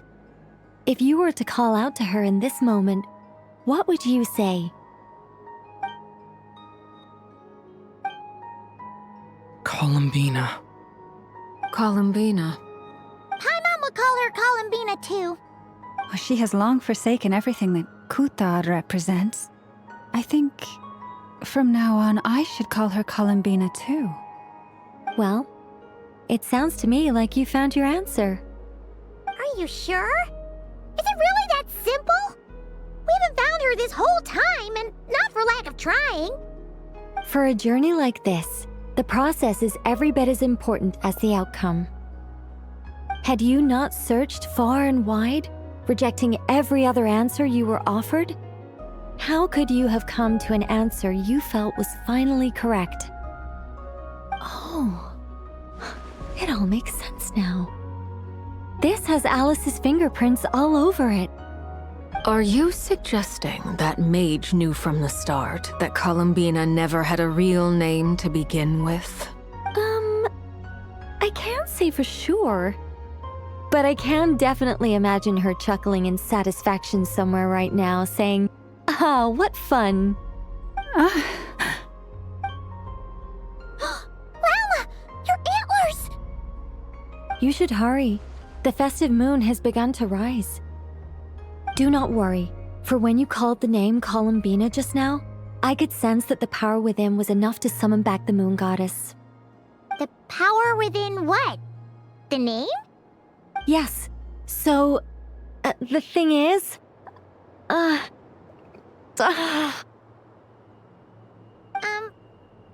wrong now? This is so annoying. I really want to explain how that whole thing works. Starting from the founding principles of Teyvat and... Oh, I could talk about this for hours. But... Deep breaths, Nicole. Deep breaths. You're an angel. A sober, sensible, solemn angel who has her priorities straight. Okay then. Sorry for asking. Clearly a bad call on Paimon's part. Anyway, you all need to hurry. Last thing, remember how it felt when you called out that name. Then it is agreed. By the name Columbina, we shall find her. Then we'll throw her the best Moon Paranite party ever! And at last, we will send her home.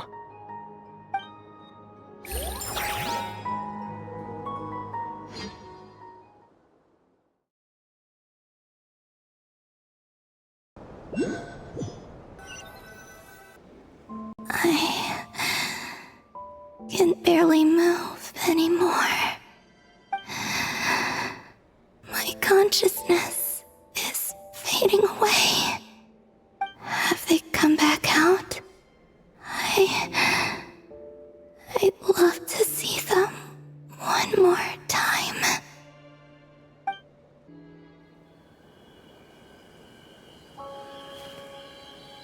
They didn't make it.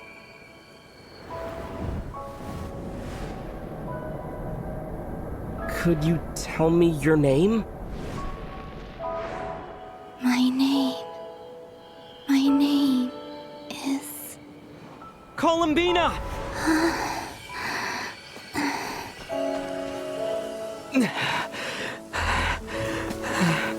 Columbina! Are you here? Columbina! That's the name you gave when we first met. And it's what I've called you ever since. Columbina. It's a fine name. I have many fond memories of Columbina, and so do all of your friends.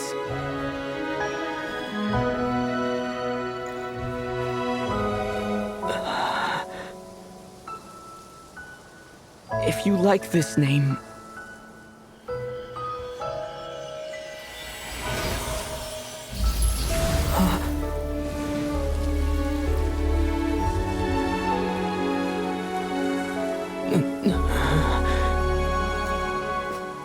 Looking for me? I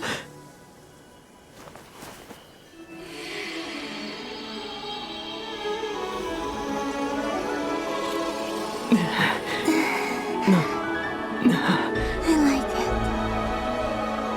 You can carry on using it. My name is Columbina Hyposelenia. Columbina Hyposelenia. That's a wonderful name. I never thought that Columbina would become my real name. But after I met you and my other friends, the things that this name stood for slowly began to change. It went from being a Fatui code name to something my friends call me.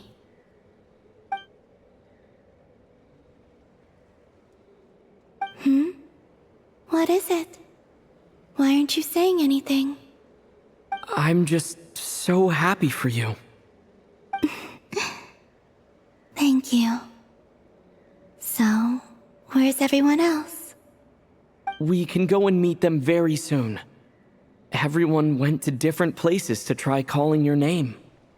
Great. I'd like to thank them as well. Everyone's done so much for me. Searching for my name, entering those ancient ruins. Huh?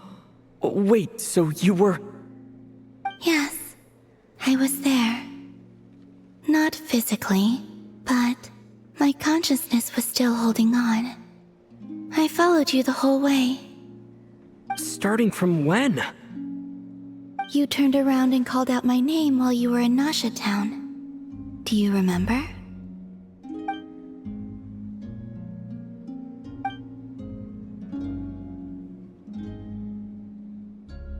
Let's go. We don't want to keep them waiting. Sure. In that case, come with me.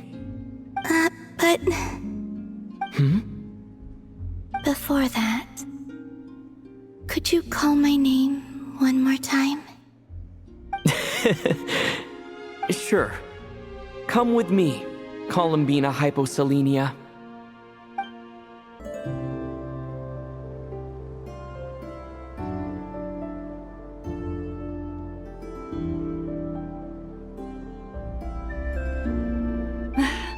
Columbina! Oh, this truly is wonderful.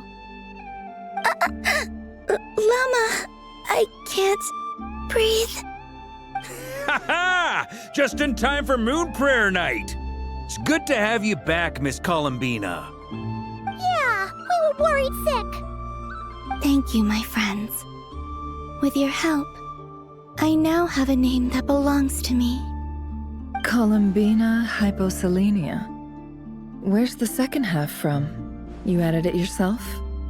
That's right. It means... Born beneath the moon. Yes. And by extension, it can also mean born beneath this world. A fine name. Now, as much as it pains me to interrupt this beautiful reunion, I feel obliged to remind you that the Moon Prayer Night celebrations in Nasha Town have already begun.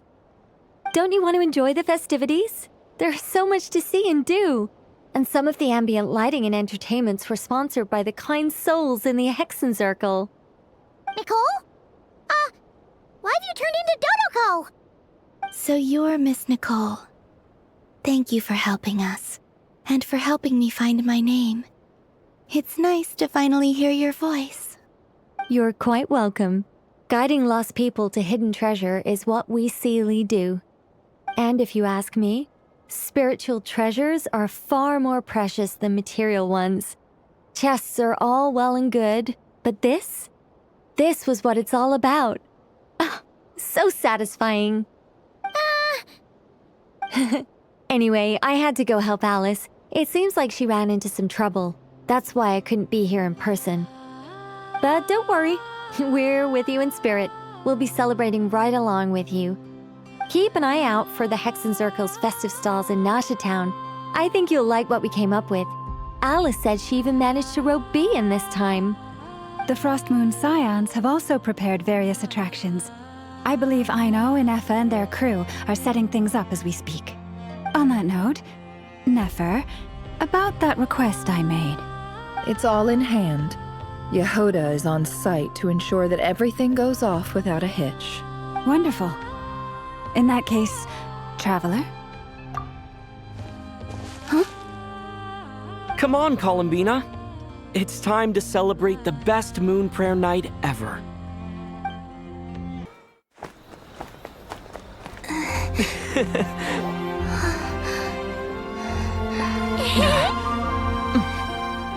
Hey, young lady. Would you like some Moon Prayer Night candy? Happy Moon Prayer Night. Oh, yeah. I almost forgot to say. Welcome home, Moon Goddess.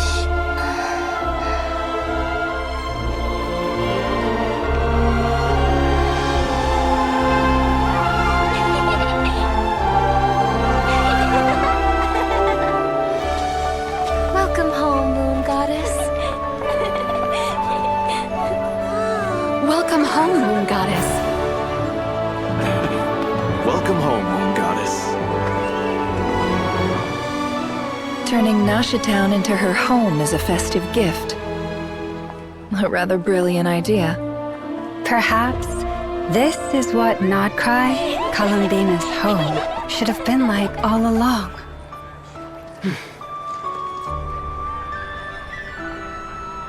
Thank you for the gift. I like it a lot. This feels like the surprise of my life. I do. I never imagined I'd ever get to enjoy Moon Prayer Night with everyone so freely. If you're happy, we're happy. Quite a strategy you came up with. Hide the tree in the forest. It's not your usual style, Lauma. Is there something about Moon Prayer Night that enhances what's in your head as well as the antlers on top? Apparently so. It even inspired a perennial penny pincher to use their resources for a greater cause. It truly is a magical festival.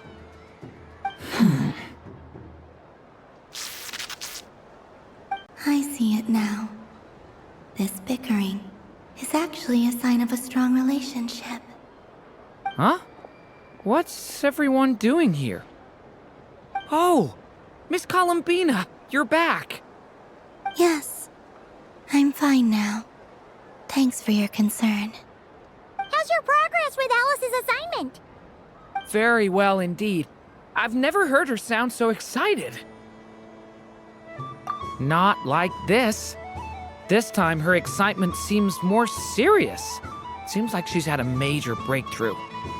She said she'll contact us once she knows more. In the meantime, we're free to relax and have some fun.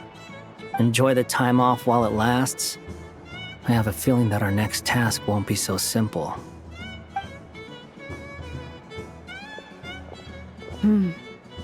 I should go. I still have a few things to attend to at the Frost Moon Scion stall. And I think I'll take a look around. With any luck, this once-in-a-year festival will come with once-in-a-year opportunities. Hold up a second. Where's Varka? I believe he made a beeline for the flagship the moment he entered Nashitown. That's Mondstadters for you. They know what they want when festivals roll around. Goodbye for now, Columbina. I hope you have a wonderful night. I will. Well, in that case, don't just stand there. Get out there and have some fun. You'll definitely get a warm welcome at every stall. Oh, also, take this map with you. It's a guide to the festival.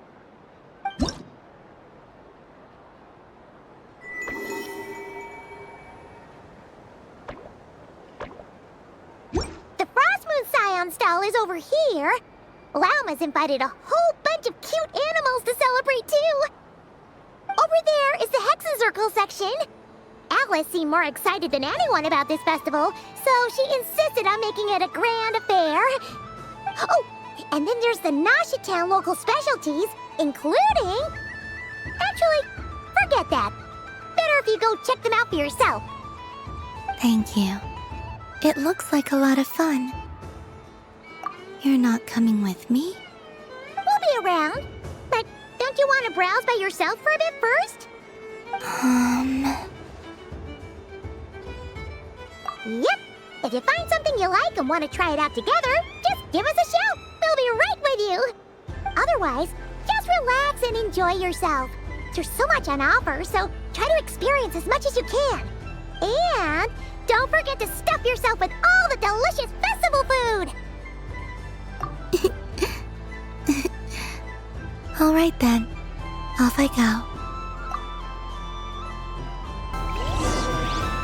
should I go first?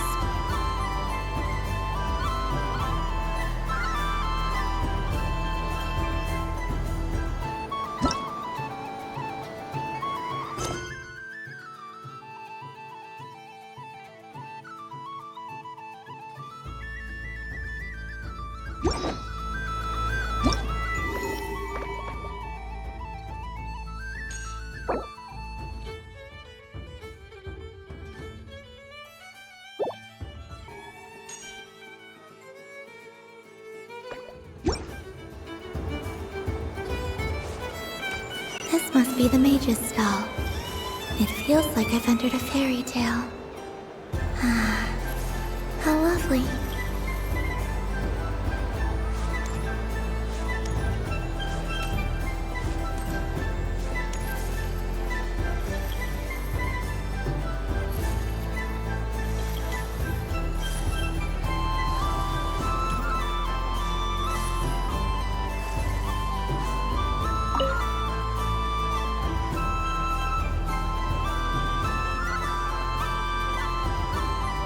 I wouldn't say it's unfair, exactly.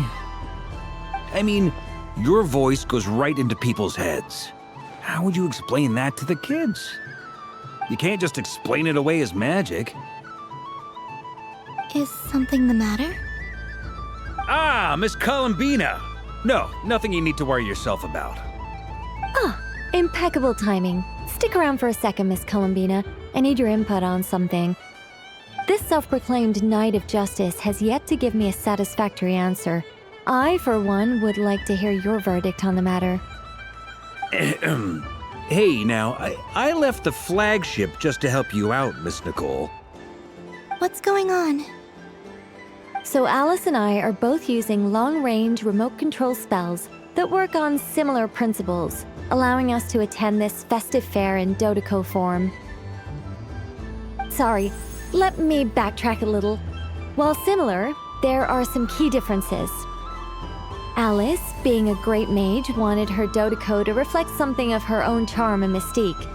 So she adjusted the way its tail moves when it spins around. An entirely gratuitous move, in my opinion. I hardly see how anyone is going to notice that. If anything, I'd say that anyone who stares intently enough at a Dodoco's tail to notice such a small detail is someone we ought to be highly concerned about. I only say this to emphasize that my question has nothing to do with tails. Now that we're clear on that, why is Alice's Dodoco permitted to interact directly with the children celebrating Moon Prayer Night, while mine is not? Your voice speaks directly into people's minds. See? Exactly what I said. Miss Nicole? Ugh, I can't stand it. I know that probably makes me sound like a whiny child acting out in front of their parents. And it's a little embarrassing now that I think about it. But hey, I've said it now, I can't take it back. That would be even more embarrassing. Also, don't go reading too much into that analogy. It was off the top of my head. I'm actually an awful lot older than either of you. Miss Nicole, are you saying that you'd like someone to play the game you've prepared? I'm not so invested in that. It's just something cobbled together using items I borrowed from Alice. She probably didn't even make them herself. The point is, I want to know everyone's thoughts after they receive their prizes. But as you've said, I can't just ask. I've been biting my lip for so long, and I've had no one to vent my frustrations on. I thought this was going to be a nice, straightforward festival where I'd get the chance to guide people to treasure. Well, can I play? I can't guarantee that I'll win a prize, but... You will? I'd like to try. Then what are we waiting for? Let the game begin! It's like they forgot I was ever here. Ha ha ha.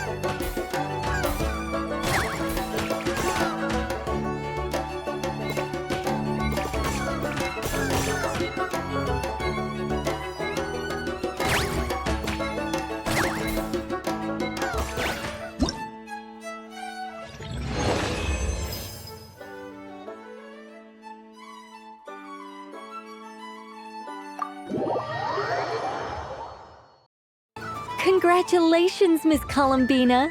With your great wisdom, you have overcome every obstacle in your path and conquered the great challenge posed to you by fate.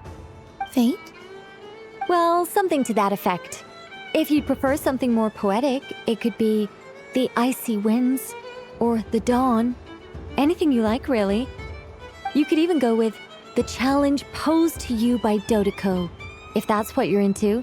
Anyway, you can take or leave my suggestions. Moving on. All my hopes are now resting on this. Can I open it now? Stop teasing me. Please, I'm begging you. No more talk. Just open it. Wow. What a lovely sculpture. Classic and cute at the same time. Thank you, Miss Nicole.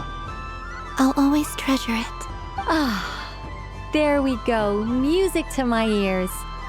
You have my sincerest gratitude, Miss Columbina. Thank you for sharing your precious time with me and fulfilling my wish. Don't mention it. You've all done much to help me. And still, I'm the one receiving all these gifts.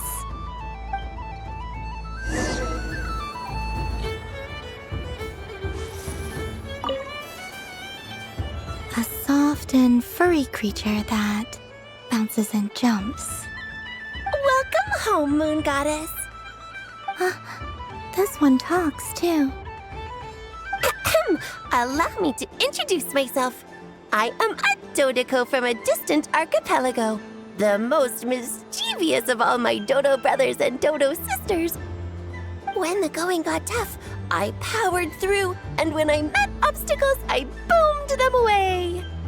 That sounds like a lot of fun. Doesn't it just? But then the trouble started.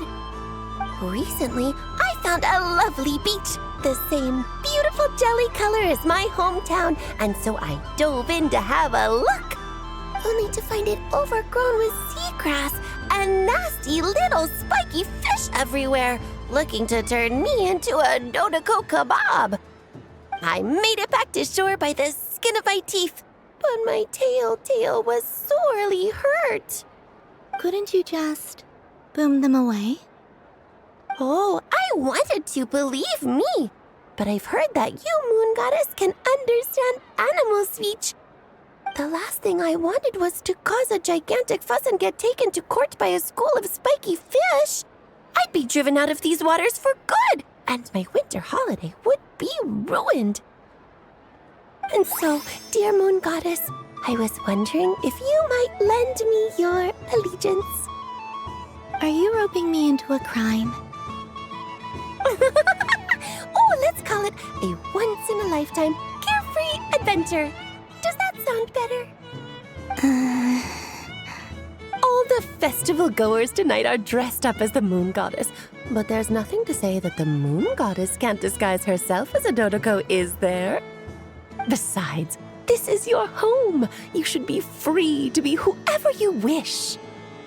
I'm afraid I'm not well acquainted with Dodocos, Madam Mage. Oh, that's quite all right. We Dodocos are innocent, happy creatures with a free-spirited nature. Many, like myself, are mischievous troublemakers. Others are lazy souls who like nothing better than to lie down on a nice rock and take a nap. In our eyes, every creature who yearns for happiness and freedom is a Dodoco. But perhaps in yours, we Dodoco are a fluffier and more mischievous breed of Kuuhenki? Yes, that is a much easier image to follow. Oh, wonderful! Then let's play! Grab onto my tail and follow me into the sea! Time to settle some scores with the bad guys!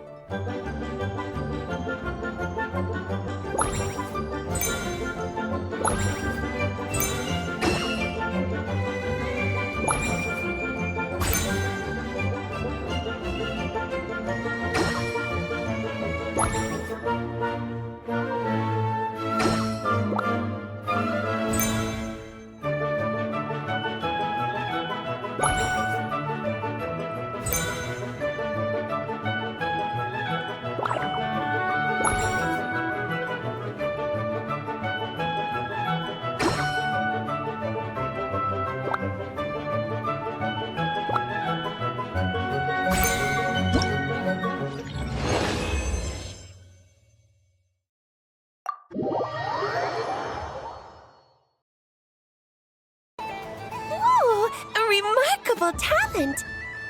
So, what do you make of it? The use of Jumpy Dumpties doesn't come as naturally to me as Kuuvahki, but their unpredictability makes it fun.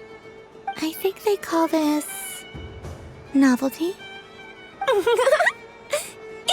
Indeed! And how did it feel, blowing those pesky nuisances away? Not bad. Any guilt? What do you mean? Oh, wonderful! Lovely answers to all 3 questions. You've passed the safety test. Now I can give this special bomb to you as a souvenir. Remember, if you find any meanies living on the moon, you can use this to boom them into oblivion. I will.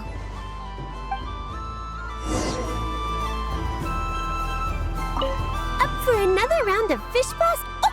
Of bye-bye, bad fishies.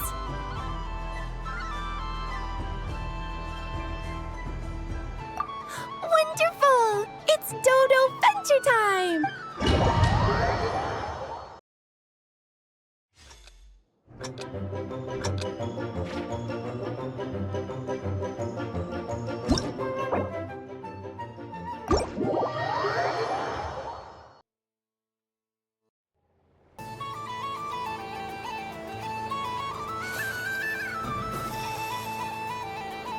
Up for another round of fish blast? Of bye-bye, bad fishies. Of course! Feel free to come back whenever you like. There's always time for a Dodo Venture.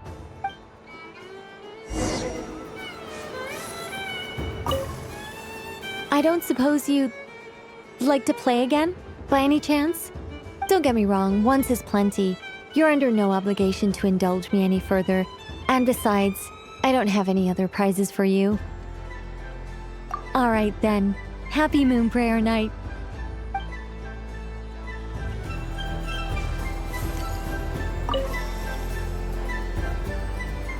Welcome home, Moon Goddess. Oh, you're the genuine article. Alice was right. This Moon Prayer Night was worth watching after all.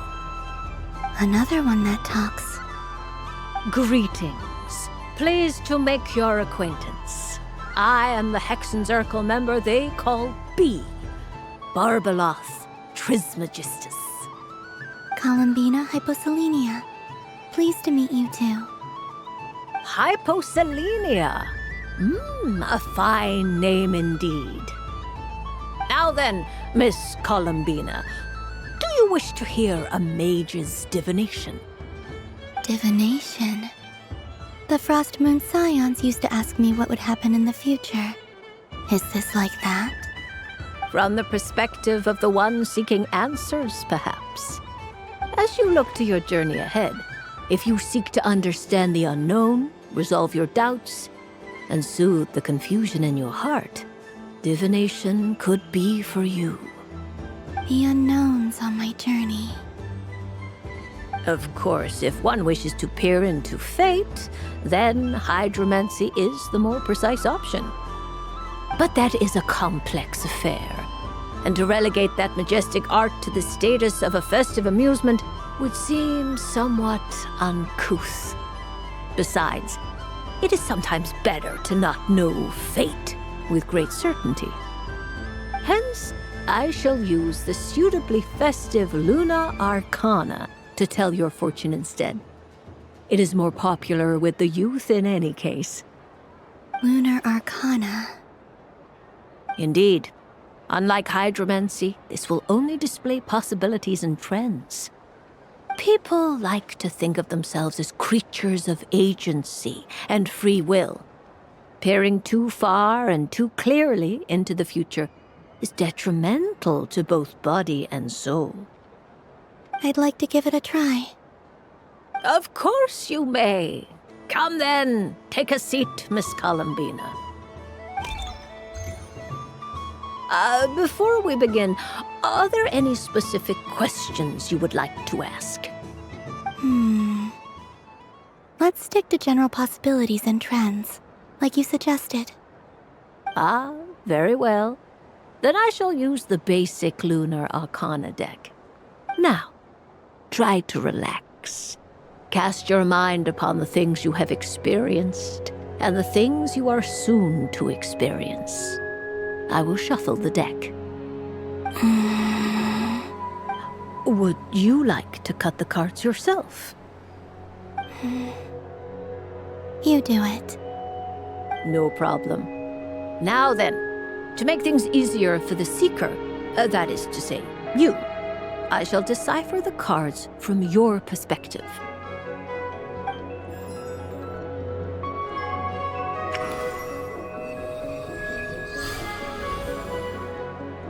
Please, draw the first lunar arcana.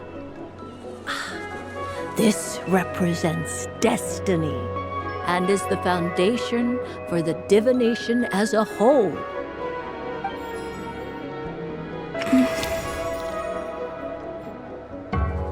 Now, draw your second card. This will stand for the past, the sum of all your experiences that have come before.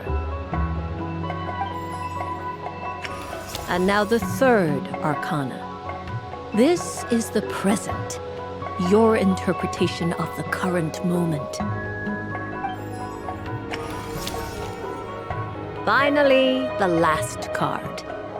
This shall speak of the future, which...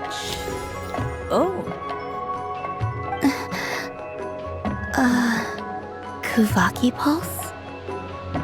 Fascinating. I've never encountered this before in my role as a diviner. Something has exerted an influence upon this card, causing it to leave its designated position. What do you make of this, Miss Columbina? Perhaps this is the guiding hand of fate in action. Of course, if you wish, you can choose to deny the validity of this card and draw the future for yourself. No, it's fine. Let's go with this one. A bold decision. I must say I'm looking forward to the results. Well then, let us flip the lunar arcana in sequence and see what emerges. Sure. First, destiny. No surprises here. The card that represents yours is the moon.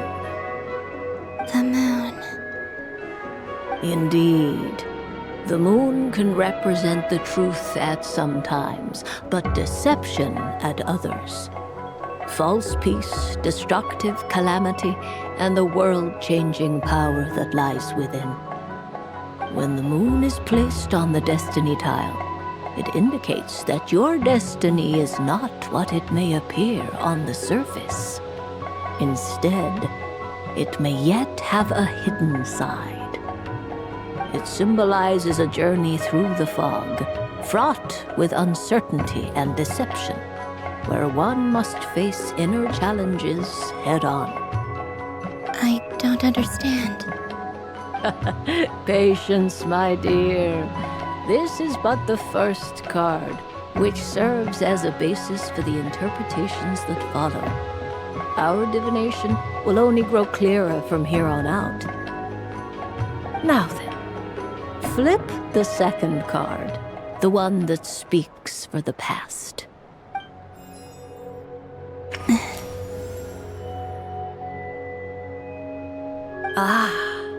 The Hermit, but inverted. Inverted? Yes.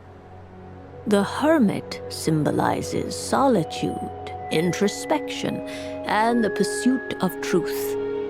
When inverted, it represents isolation, truth out of reach, and a path that leads one astray.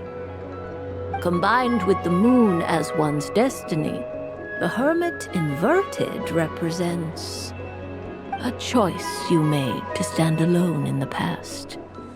It was a choice made not out of fear or arrogance, but for reasons that others could not perceive. You fumbled through the darkness without a guide, but you did not find your way. Rather, you went astray, More than once, it would seem.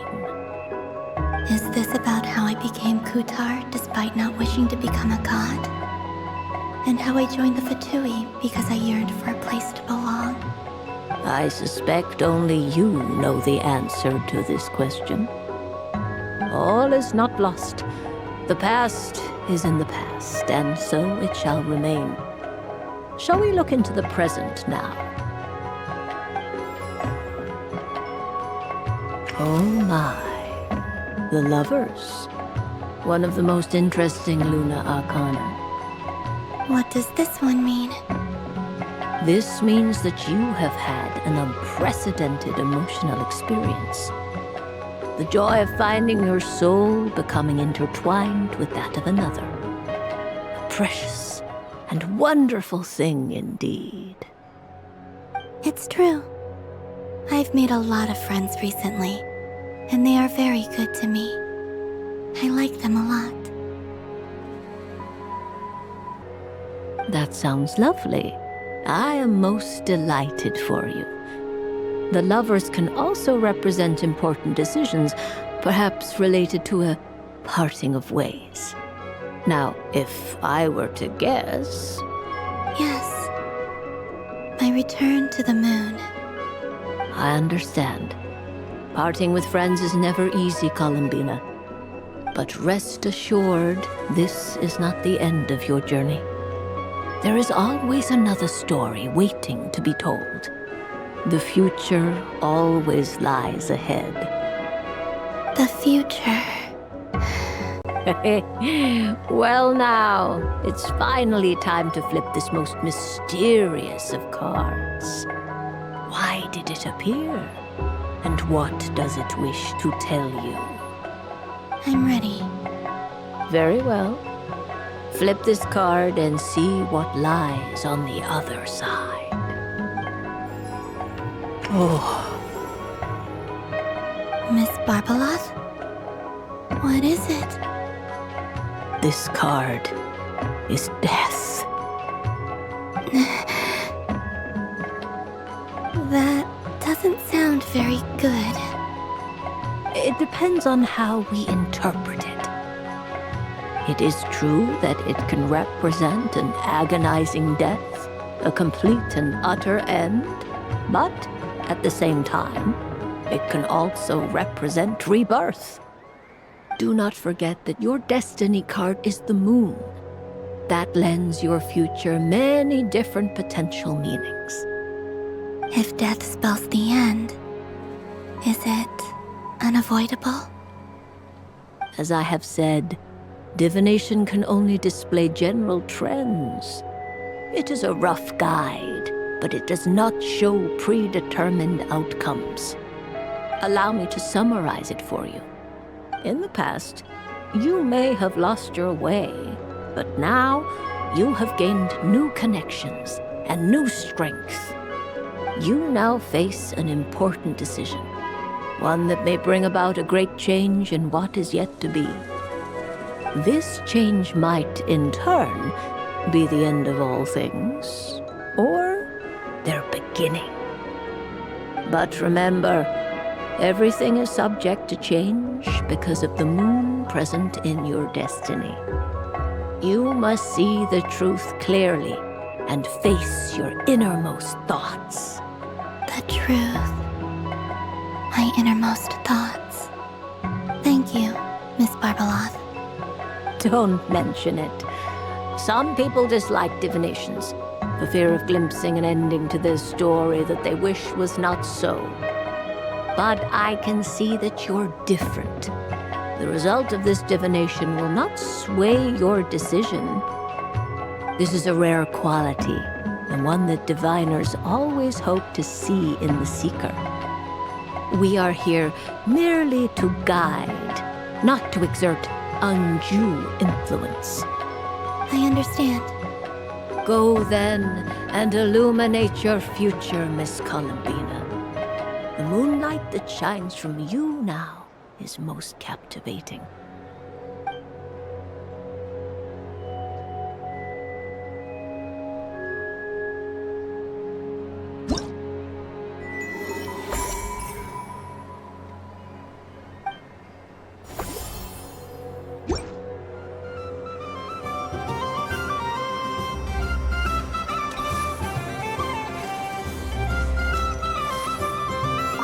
The death card made a most enigmatic appearance. The moon for which Miss Columbina is bound, I fear. Fretting is of no avail. I will have a chat with Alice about it sometime.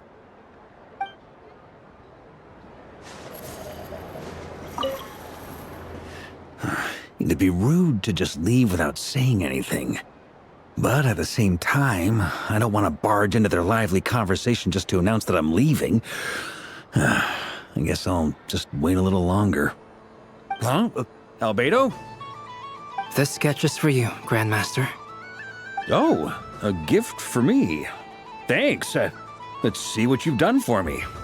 The North Wind left in the lurch.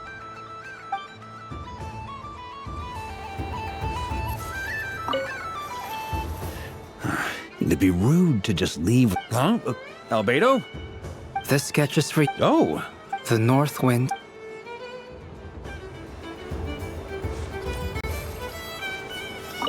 I don't suppose you... Don't get me wrong, once is plenty. You're an alright then.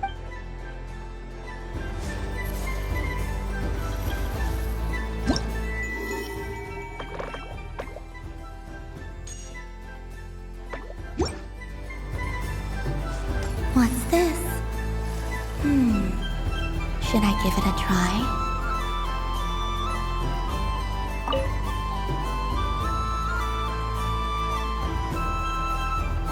Come on, Citrus. One more round. Just one more. But my neck... It's acting up again. You should take a break. Health comes first. Yeah, don't push yourself. We'll find someone else. Hey, don't look at me. I'm the referee. What are we gonna do then? Do you need any help? Yes, we do. We need one more player for our game. All right. Could you teach me how to play? It's really simple. You just throw the dice and move by that number of tiles. First one to reach the finish line wins. Rolling a hamster means you move one tile. A paper frog is 2 tiles, and a flying squirrel is 3 tiles. 'Cause they go the fastest. Okay, I get it. So, we're all set? In that case, please take your places and let the game begin!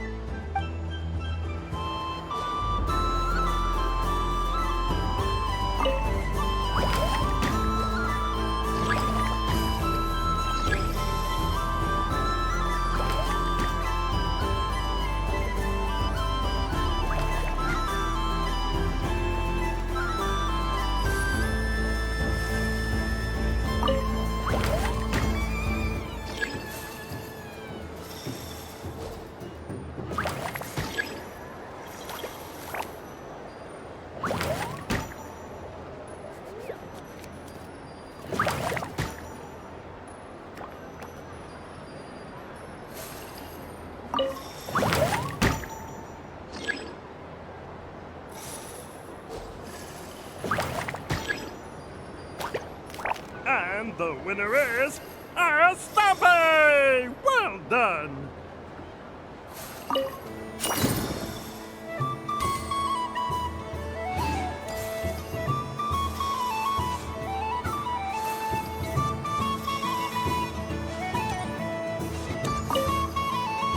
It's a pity that my good friend Faro Bear is busy working on a training program for Princess Semest. If he could have been here, the victory might have been his.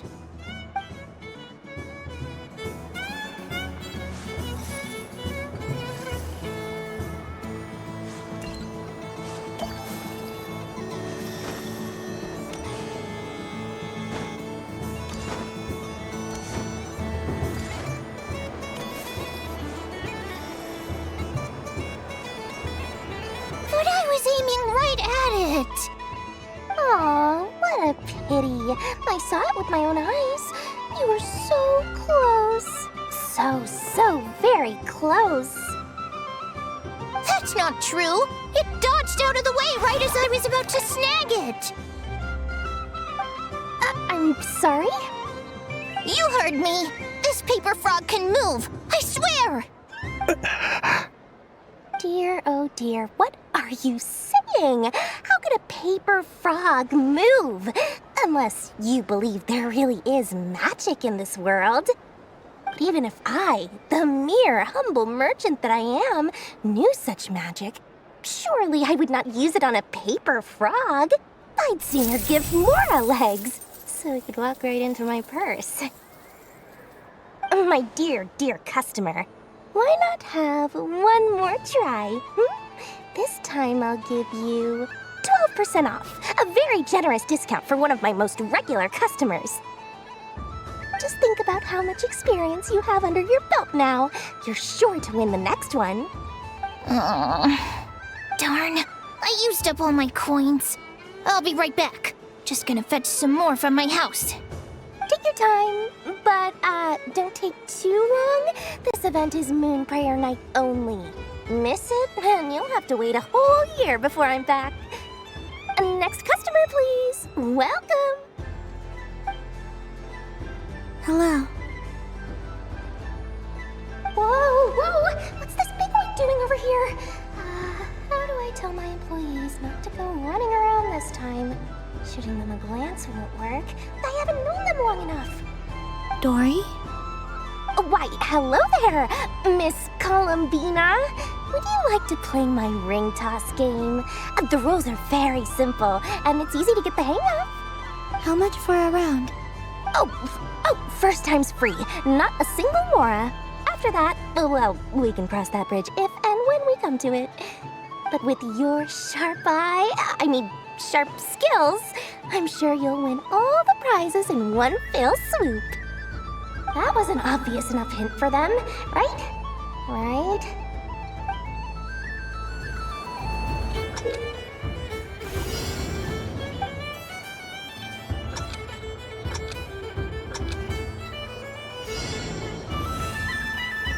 Here comes the ring! Oh, peanuts.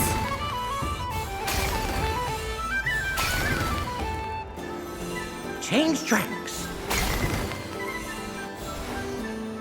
Roselle, should we move or not? Just a tiny bit. All right, then I'll... Oh, sugar plums, not the clock hands. How do I move the legs again?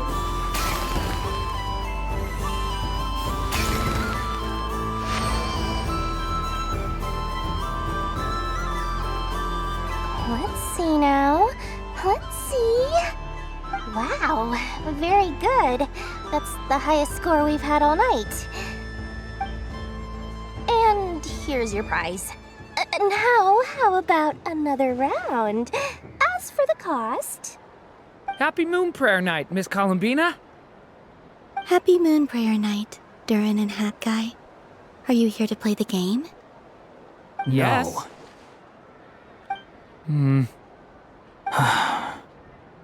You said we were just coming here to say hello. I did, but then I recognized a few more people as I got closer. Do my eyes deceive me? Is that... It's our little dragon! He's all grown up! Someone's popular. Well now, since you came all this way, why don't you try out this lovely game we have going? First try is free! He'll have a go. I'll pass. It's only one free try per customer. You can't give your try to him. I'm aware. How has Elder Almond been lately?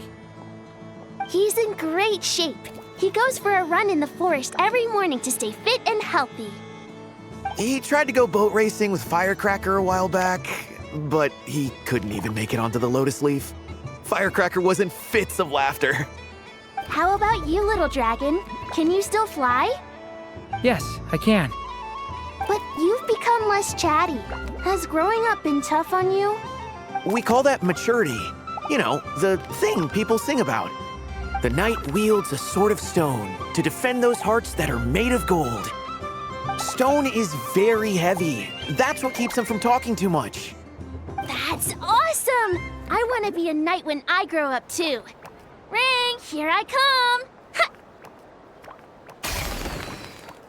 Oh, the hat-wearing man.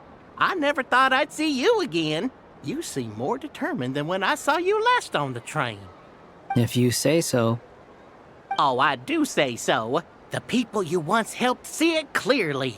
It's because you are once again on the right track. May the engine in our hearts propel us to the station of our dreams.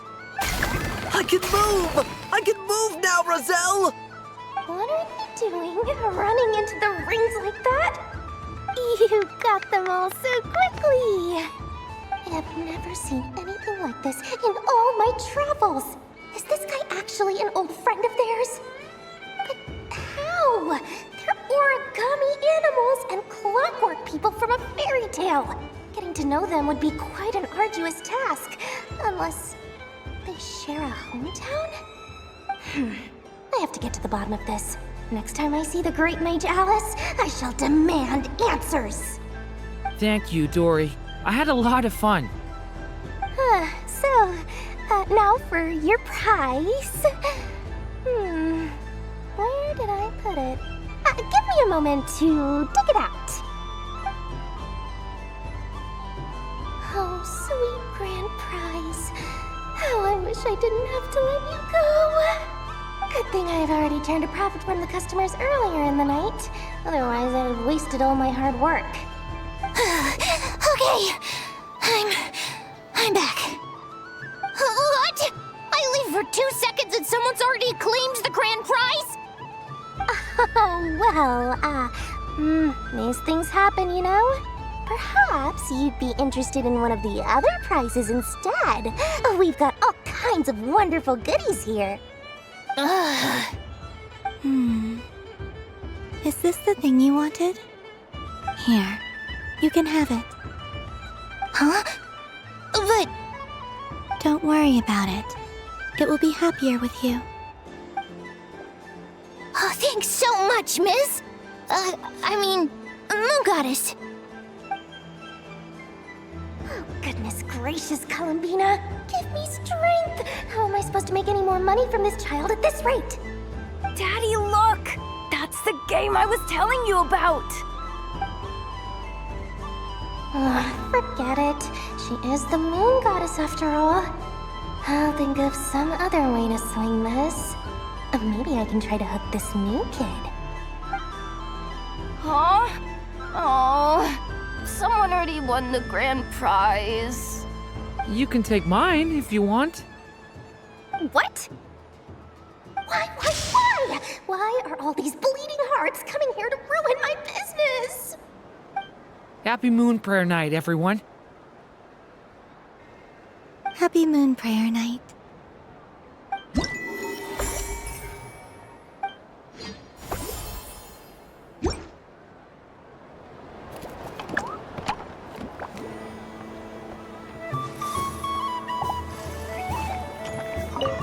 If all the prizes are gone, I might as well close up shop for the day. But you haven't had your fill of fun yet, right? So the next time a customer shows up, you're going to have to run faster, all right? And remember, run out of the rings, not into them.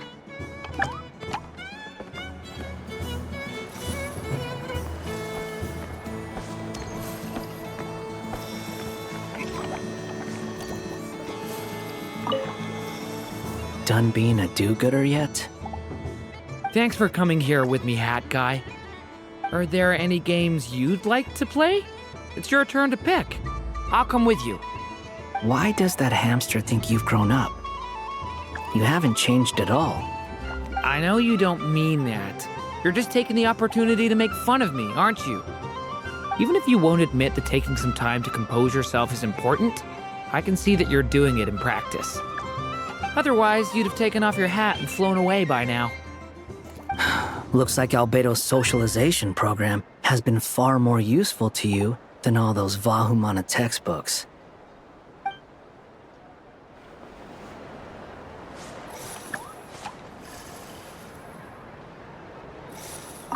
Happy Moon Prayer Night, adventurers. May you have a lovely evening.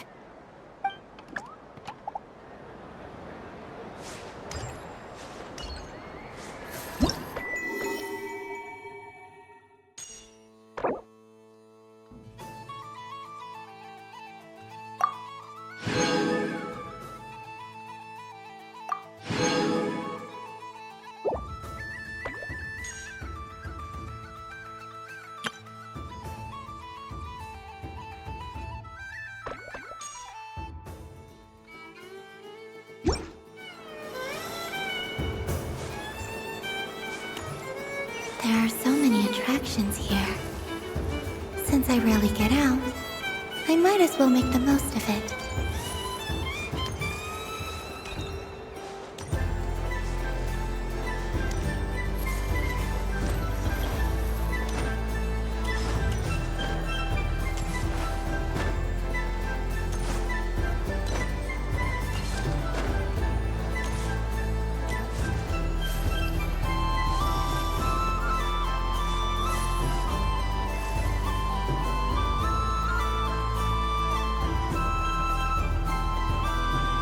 Well, look who it is.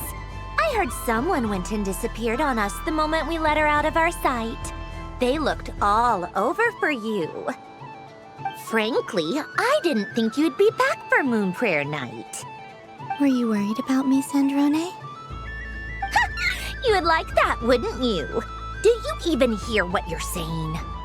It seems to me like you disguised yourself with festive headgear, just so that you could come see me on Moon Prayer Night and make sure I'm okay. You didn't even bring Polonia with you. You? I thought you couldn't see! I cannot. But I sense the confusion of those around us rippling through the Kuuvahki currents. Based on what I know about you, let me guess what you're wearing. Is it cat ears? Shut up! I'm only here to protect the Fatui's interest in this territory. Running into you was pure bad luck. Really? But you were the one who asked Arlecchino to help everyone find my name. Columbina! Ugh! Just one more word, and I'll unscrew your vocal cords. It's Columbina Hyposelenia now. Tell someone who cares. I've missed you, Sandrone. The whole time I was gone, I was thinking. I hope I get a chance to say some ugly words to you. Is that supposed to be a joke?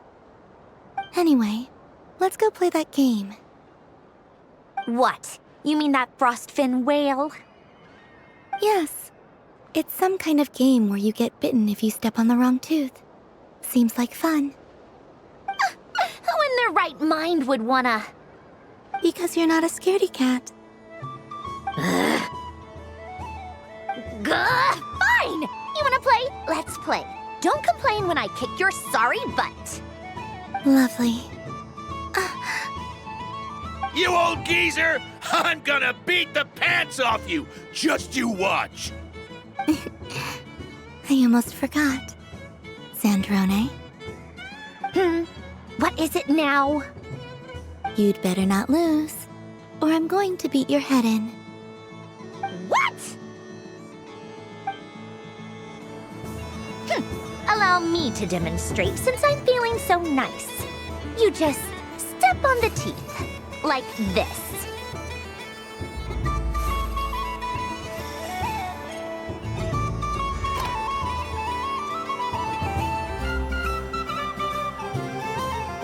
Which should I pick? I'm getting a bad feeling from this one. Sensing Kuuvahki doesn't count as cheating, right? I want to switch.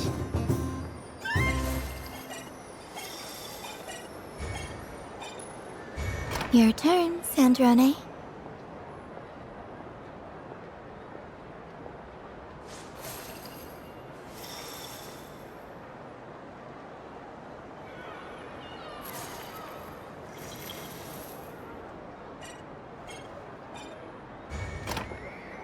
Don't come crying to me if you get bitten.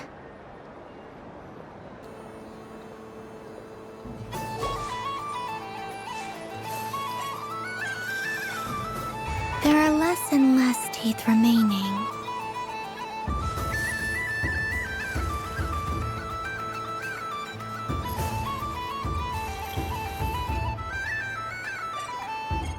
Huh? What's that noise?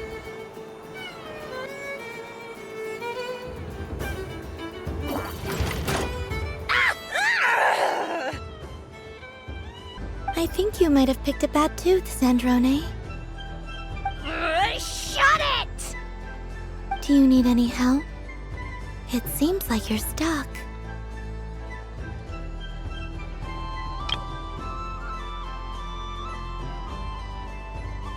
No! It's just a blasted toy!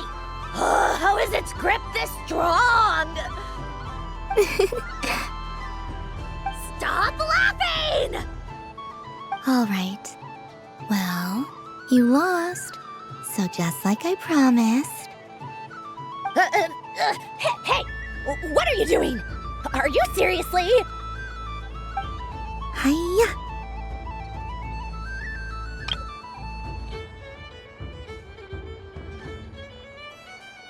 Why, you... Oh, just you wait! Rematch! Are you all right, Sandrone? That was quite a strong bite. Are your clockwork parts? Quit your fussing! I don't need it! All right. I'll go first this time.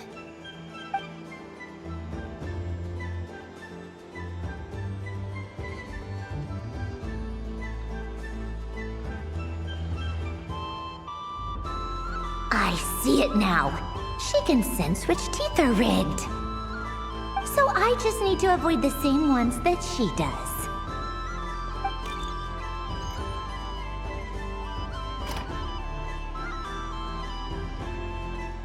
This one...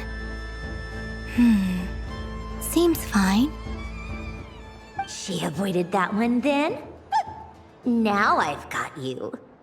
All right, my turn.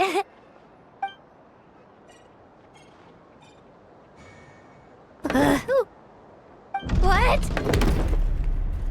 Looks like you lost again, Sandrone. Wait! There's more than one bad tooth! Bonk.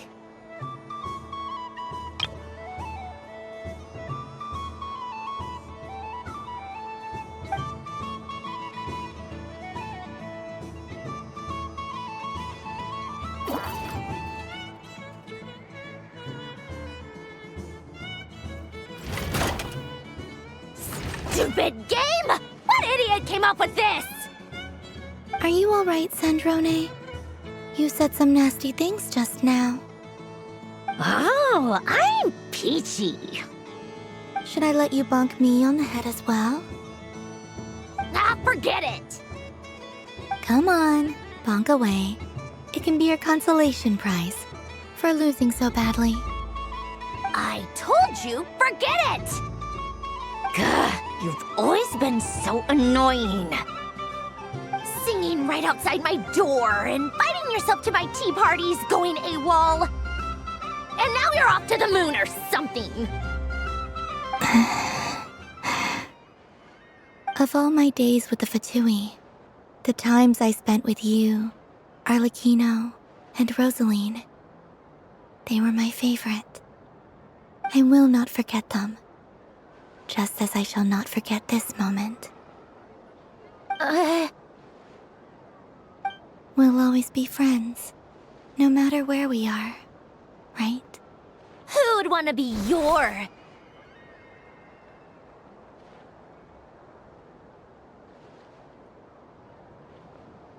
I'll miss you, Sandrone.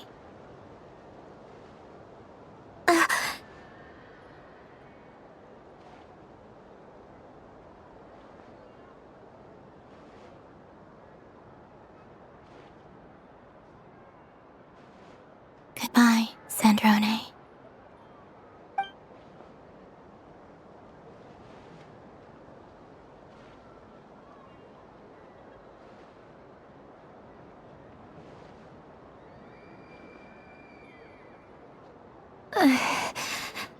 I'll miss you too, Columbina. Sorry, what was that? Ah! Ah! Yeesh! No need to freak out. What's wrong? We've been looking everywhere for you. What do you want? Oh, nice ears.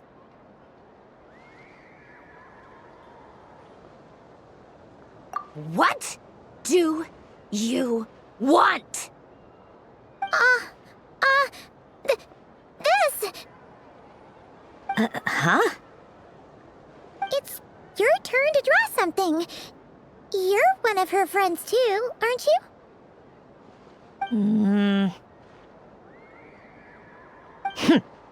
Doesn't know how lucky she is. Sorry? Nothing. I'm done. Take it. Oh, that was fast.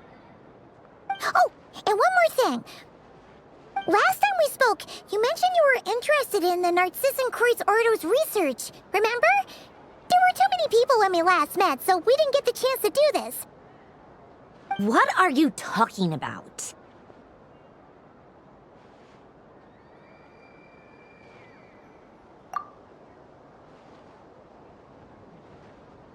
This is...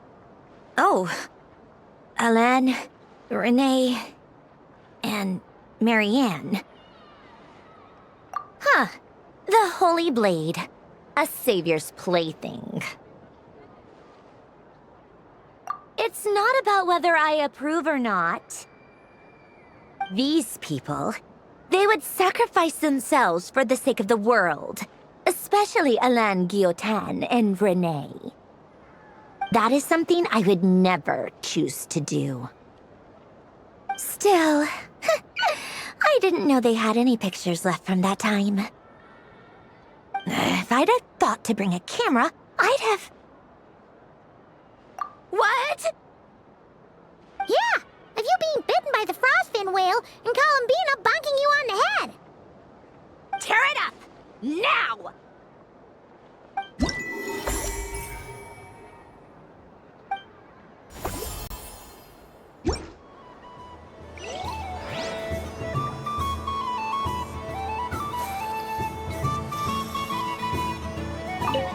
What's there to see on that moon anyway? Let her go up there and cry alone. See if I care.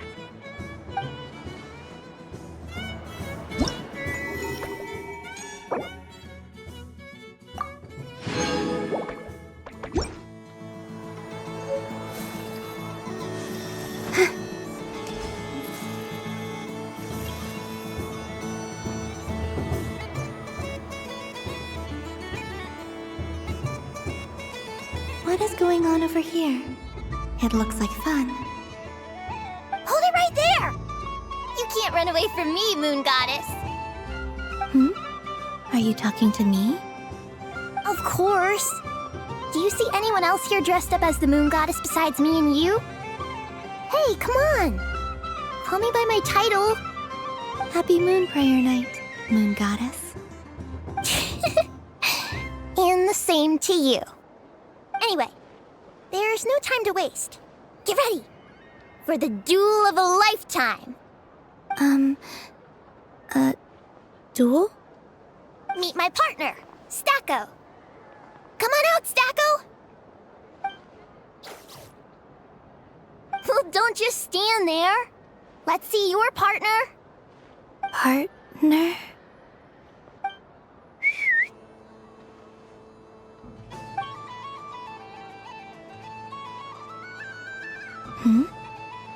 So I need to select a partner and command them in battle. Partner. I need a partner.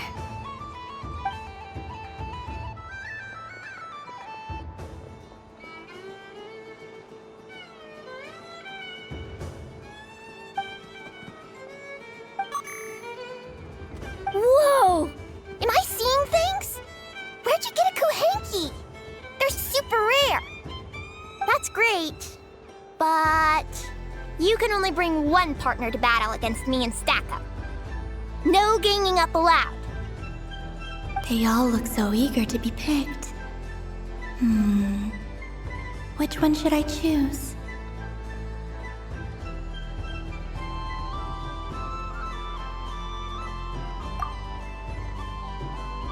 I'm not sure what this bot is trying to say, but it seems very happy. That bow. Does it want to dress up as the Moon Goddess too? They all look so eager to be picked. This deer came to celebrate the festival with the Frostmoon Scions. It wants to help me with its antlers. They are its pride and joy. They all look so eager to be picked. This one usually lives in Nasha Town. She likes falling asleep to the sound of striking hammers. And I bet she's quite familiar with robots' weak spots.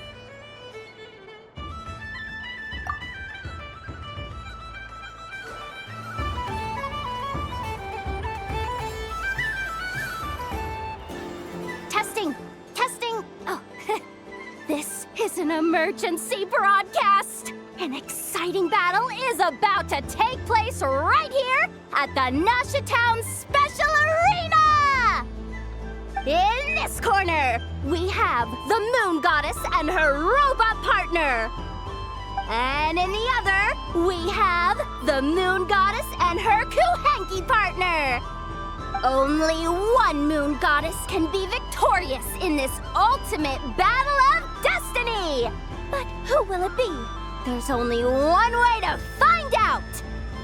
Now, without further ado, let the Battle of the Moons begin!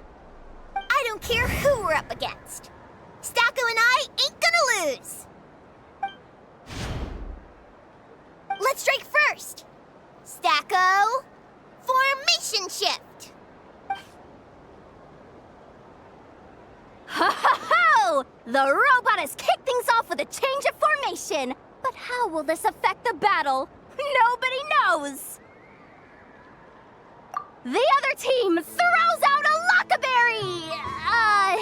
Maybe a way of building rapport between teammates? Or something? This is supposed to be a duel, guys! Okay then. Stacko, maintain formation and enter your empowered state.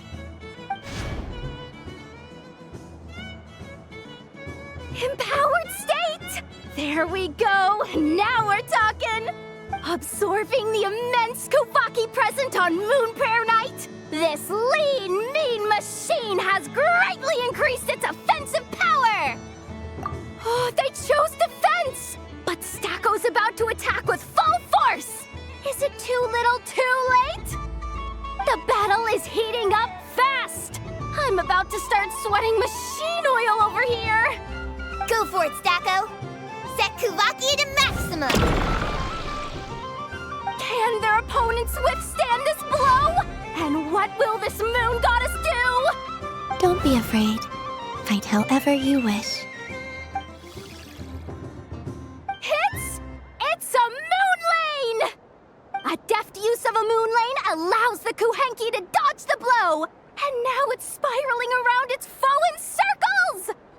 One loop, two loops! The robot's screen is bugging out! It's getting dizzy! Stacko! Oh, Stacko is down for the count! Our winner is the Moon Goddess! The slightly taller one, I mean. You did your best, Stacko. I'll take you to Aino's for a checkup right away, don't you worry. Well, you beat me fair and square, I guess. Honestly, I underestimated you. Won't make that mistake again. I think my partner deserves most of the credit. Just you wait. When I'm a little bit older, I'm gonna come back a whole lot stronger. Be ready for a rematch. I'm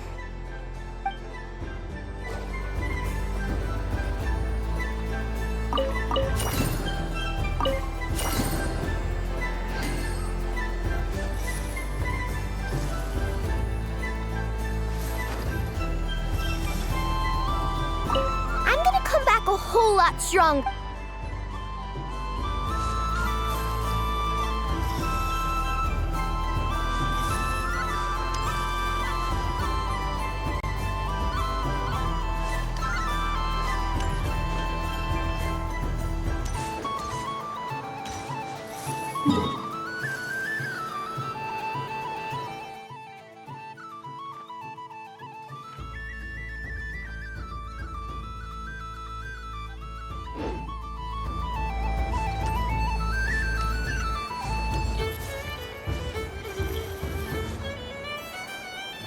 Moon Prayer Candy! Beautiful, tasty Moon Prayer Candy!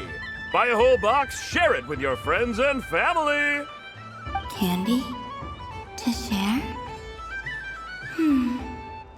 I wonder what flavors everyone would like. Welcome home, Moon Goddess. Fancy a box of Moon Prayer Candy? Sure. I knew you would. Now, what flavor would you like? I'm not sure. What flavors do you have? Is this for yourself or as a gift? A gift for my friends. Ah, I see. In that case, I'd recommend apple, lockaberry, or midsummerberry. Those are the most popular. Do you have nocturnal blossom flavor? Huh. I've seen couples give those as gifts before, but I did not know they were edible. No? Okay then. Moonfall silver? You did say this was for friends, right? Maybe smetana then. Hey, now that's a creative idea! I've never tried it before, but if you're happy to wait, I can see about whipping up a batch on the spot. While we're at it, you got any other ideas?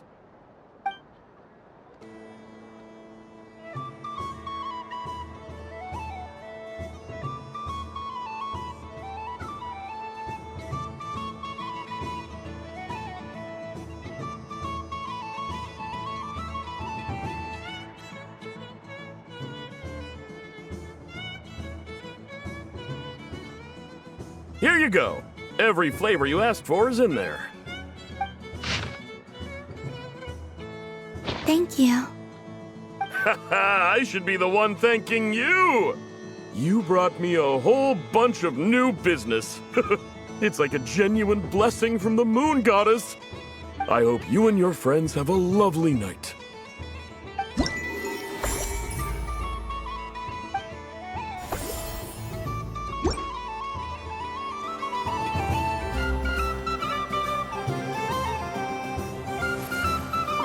Assorted Moon Prayer Candy! All your favorite flavors in a box! Alright, kids, just line up over here.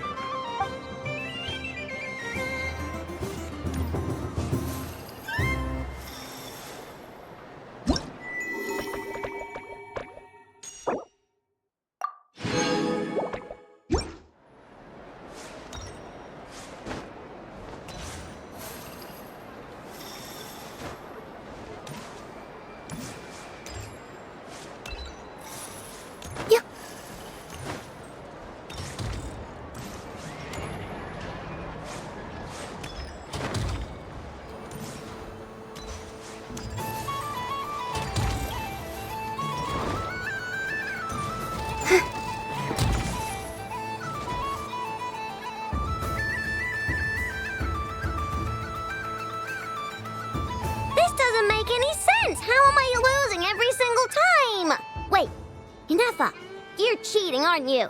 Yeah, that must be it. I am not cheating, Aino. Uh-oh, sounds like Inepa's turning into a big baloney bot. I think it's time for some serious maintenance. Moon Goddess, help me. Miss Columbina, Aino is attempting to cheat. What the? I'm not the cheater. You're the cheater. How dare you throw it back at me?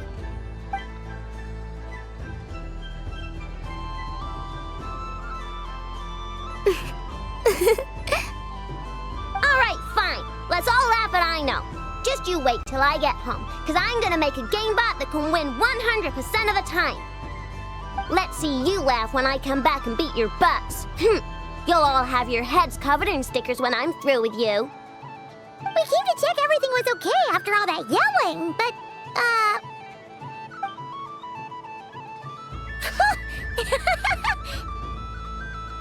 Whatever it is, it sounds like cheating is allowed. Kuuhenki concentration. Each player starts with differently colored Kuuhenki. Each round, they draw one Kuuhenki from their opponent. When a player has two Kuuhenki of the same color, they make a pair and can be discarded. any that can't form a pair must be kept. The round ends when a player can't form any more Kuuhenki pairs, and that player gets a sticker. Ooh! Can 4 people play as well? That is fine, so long as the turn order is fixed beforehand. Alrighty then! In that case, the 2 of us will join as one team. Okay, but if you lose, you're both getting stickered.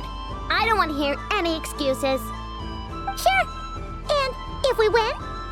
If you win, only one of you gets to sticker someone else. I have taken to calling this Aino logic. Hey, lay off me, alright? Okay, so we're starting the game from scratch again, which means all my stickers so far don't count.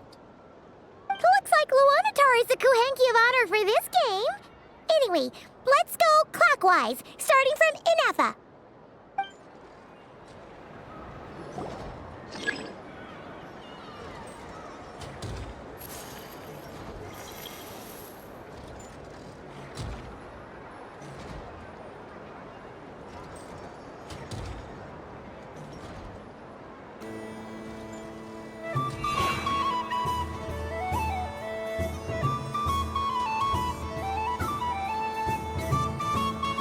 Nice! That's a pair!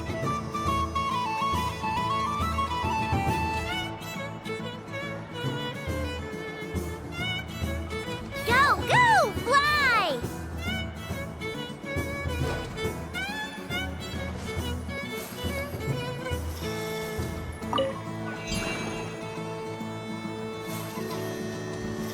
Go on.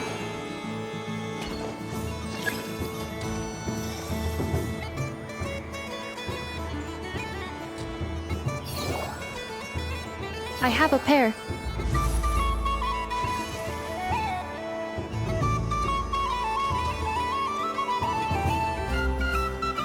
Uh-oh! We gotta pick up the pace!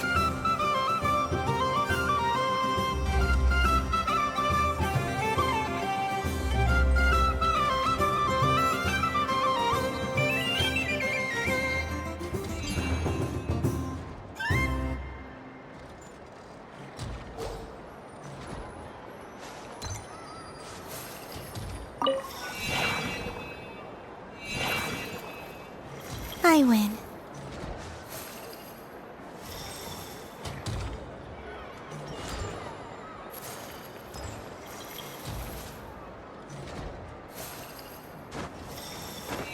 Phew, that was too close. I thought I was gonna lose. Good luck, everyone. Aw, we're out!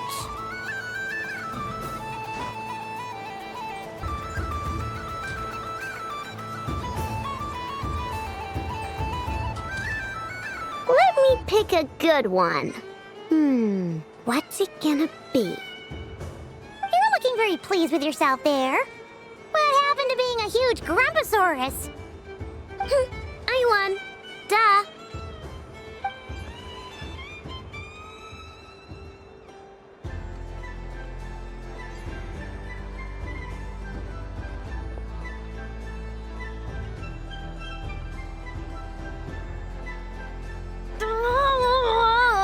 Me again?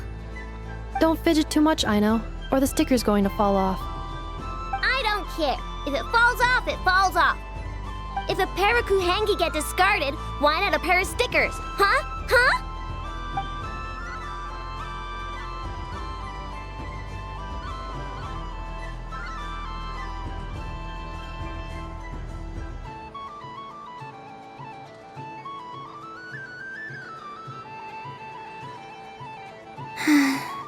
I've lost. Sticker, sticker, sticker!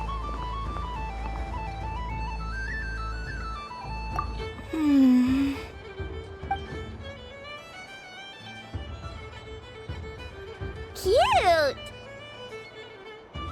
You think so? Shame. I can't see it for myself.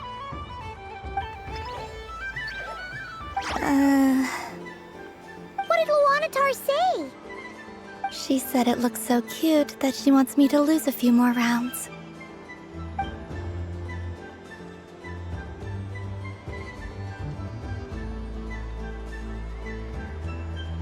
Who put these stickers on Paimon's eyebrows? Ugh, she can barely see! Alright, now, I think we got enough evidence to prove that there's a serious problem here. Yes, I agree as well. The culprit is... Ineffa! Culprit? What did I do? Quit acting dumb, Ineffa! You're not wriggling your way out of this one. I've been watching you. Not only did you remember whose side Luanatar started at, but every time someone drew a Kuuhenki, you were logging it and calculating every last possibility.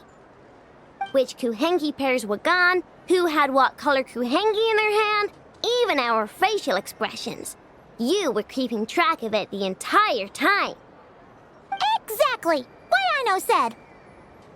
Putting aside the fact that running calculations is not against the game rules, do you have any evidence to support your allegations? But that's not against the rules either. So she admits it. She certainly does. Alright, everyone grab a sticker. It's time to get Ineffa back. But... Take that!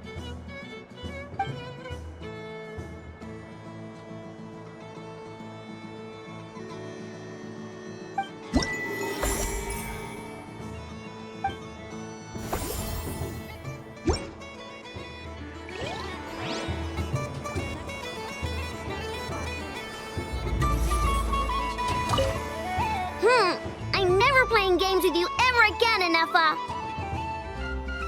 Ooh, moon prayer candy. Sweet. Is it okay if I grab a whole bunch?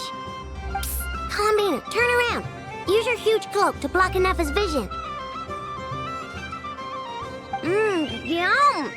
Oh, this one's even yummier. Ugh, the flavors are blending in my mouth. Ew. The robot show will now begin.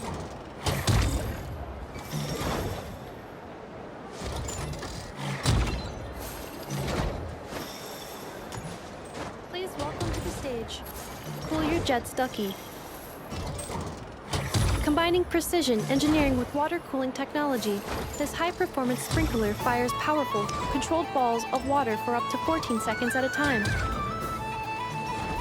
as well as providing accurate plant watering at range. It can also be used to clean those tough-to-reach areas of the house that Aino cannot get to, no matter how high she jumps. Show us what you can do, Cool Your Jets, Ducky. Now that's what I call true power. What a demonstration.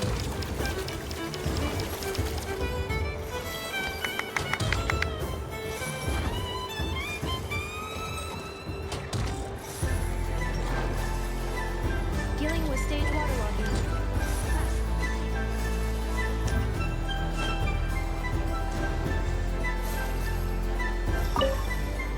What's there to see on that moon? And let her go up there and cry alone. See if I care. You're giving me candy? That isn't like you. This had better not be some weird prank. Coffee flavor? I thought you hated coffee. It's extra strong too. Huh. You didn't do all this just for me, did you? Hey! Don't take it away! I never said I didn't want it. I mean, you can't unmake the candy now.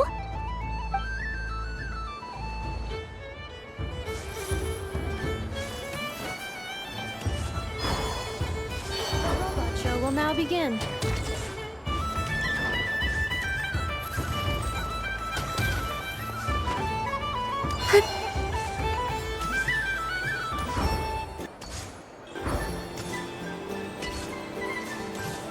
Happy Moon Prayer Night, adventurers.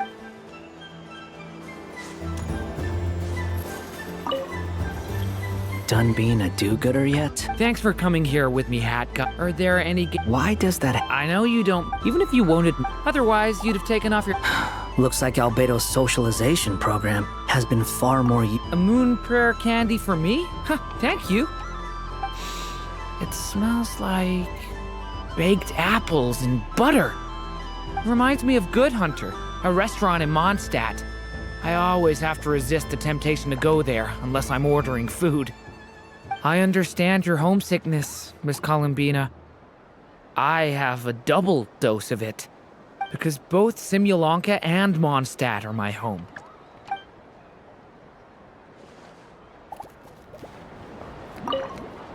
done being a... Thanks for coming here. Are there any... Why does that I know you don't... Even if you won't admit... Otherwise, you'd...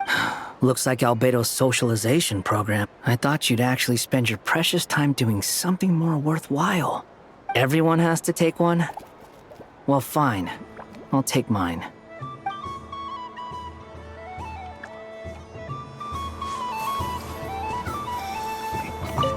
If all the prizes are... So the next time... And remember, run out of the ring. Oh, a gift for me?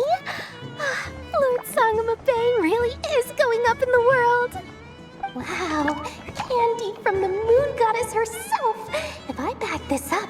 No, what am I saying? Box this up in exquisite gift boxes?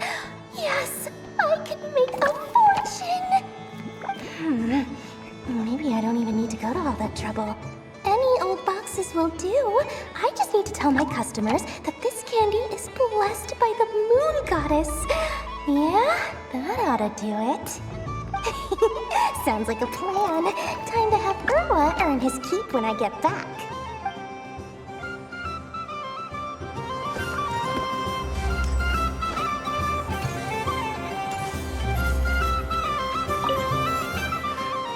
Huh? Albedo? This sketch is for you. Oh.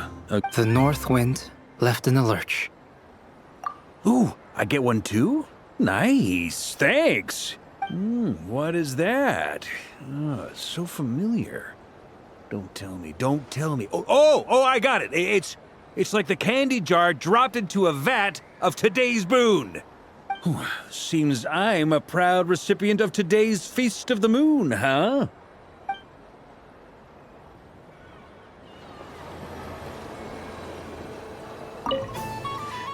Huh? Albedo?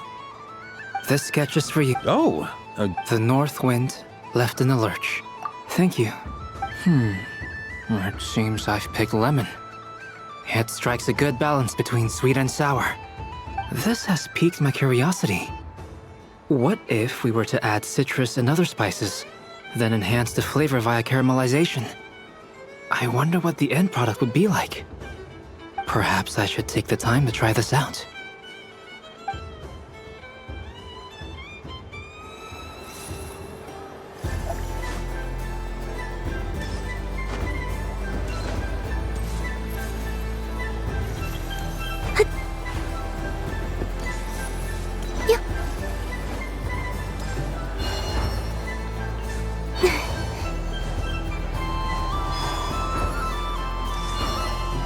What's this?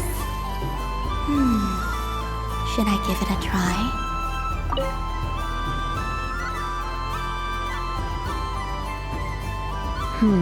I don't have enough data.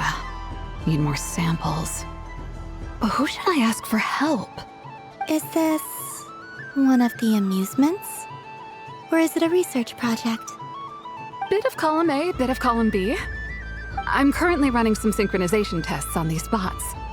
Basically, you need to press the button to help them successfully obtain the treasure. But you've got to time it right. I'll record your data, which will be used to improve the robot's accuracy. But, ma'am, I mean, Moon Goddess, don't you think you should take your eye mask off first? There's no need. I will be all right. Okay then. Whatever you're comfortable with. Great. Then let's begin.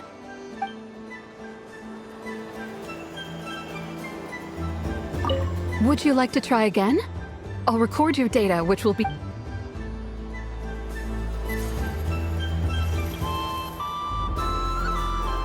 Would you like to try...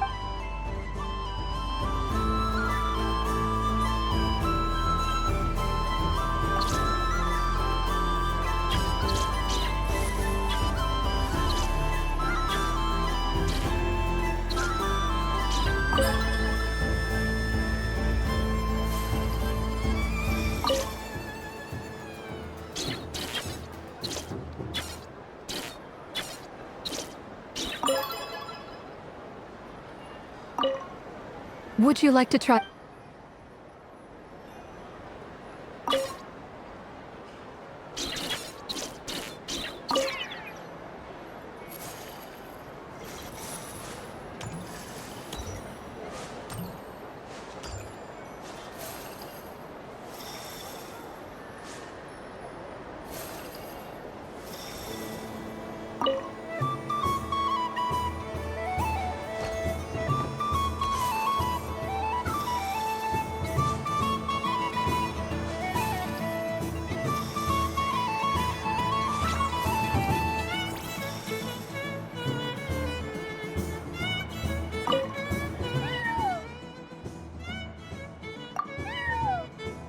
I have a fish flavor one if you'd like.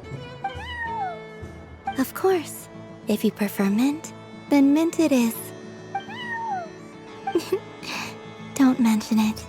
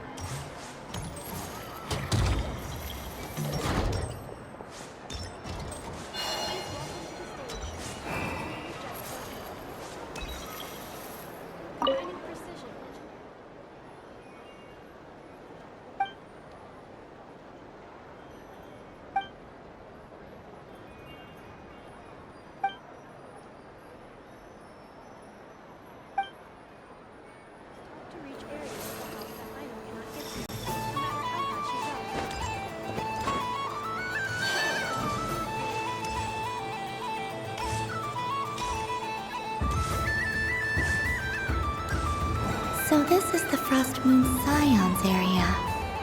It feels very familiar. But everyone looks much happier than usual.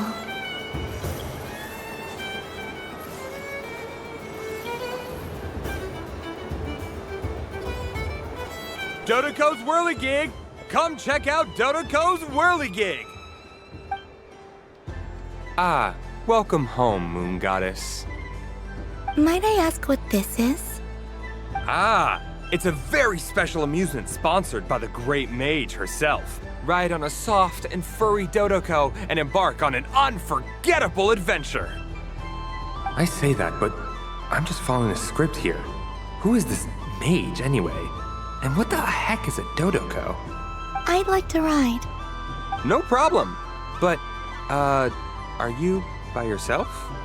Is that not okay? Oh, no, it's fine. It's just that each Dodoco can accommodate 2 passengers. Would you like to bring a friend along? My friends... That should do it. Now, we just need to get everyone else to draw something on it too. But we gotta keep it a secret from Columbina. Traveler? I want to go on that ride. Will you join me? Let's go then. Don't worry. Paimon will do the rounds. You go have fun.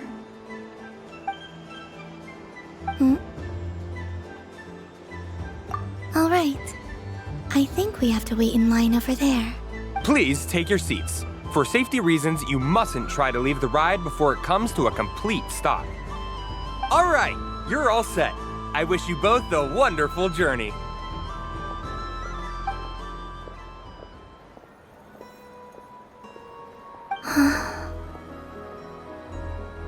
Not bad. It reminds me of riding a moon lane. Sometimes, the Kuuhenki circle around me like this, playing their beautiful melodies.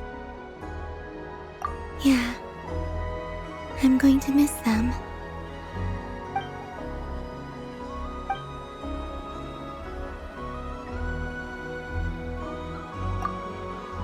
It does. I've felt scared in the past, too. But this is a little different. You know something? I got to see a lot of fascinating things during my disappearance. I saw how the Frost Moon Scions act around their families. So different than how they used to act in my presence. And I also saw how they interact with their friends. It made me curious at first. Why do people act so sincere when they're worshipping gods, but save their truest, warmest feelings for each other? Slowly, I came to realize that it's because they trust one another. They know, deep down, that they'll be accepted for who they are. All of it. The good and the bad. I know. I knew it the moment you started calling out my name. What I fear now is the end. I fear losing all this the very night I have gained it.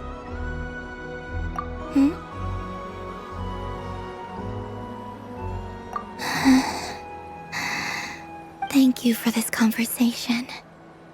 Thank you for listening to me. Don't worry. This fear I have, and the unknown that awaits me, they cannot hurt me. Not when I possess a treasure far greater. I just want you to remember this version of me, the real me, on this final night together. Dear passengers, Dodoco's awesome adventure has come to a close.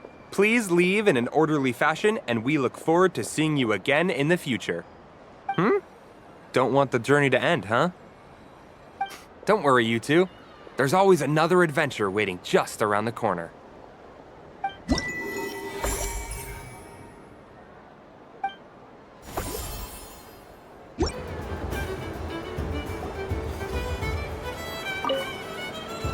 Dodoco's Whirly Gig. Come ride on a soft and furry Dodoco and embark on an unforgettable adventure. Of course, Moon Goddess. This way, please.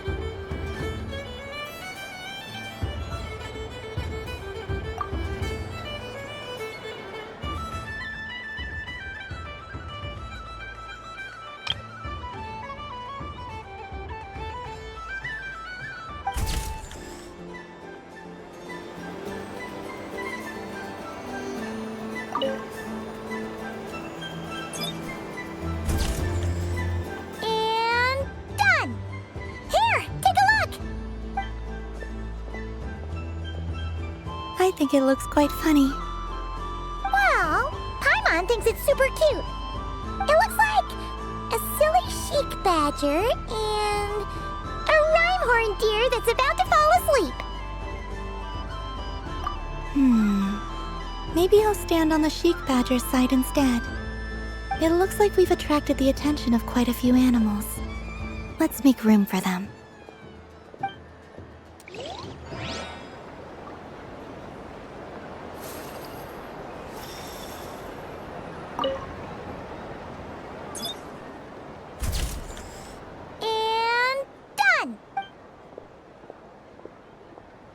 I think it looks quite fun.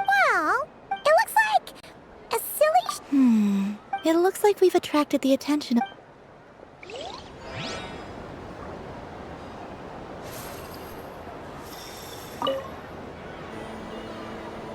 If this were any other day, I'm sure it would make for a great photo opportunity. But Moon Prayer Night has rendered my antlers uncomfortably large. Doesn't it look like this rhyme-horned deer has 2 sets of antlers?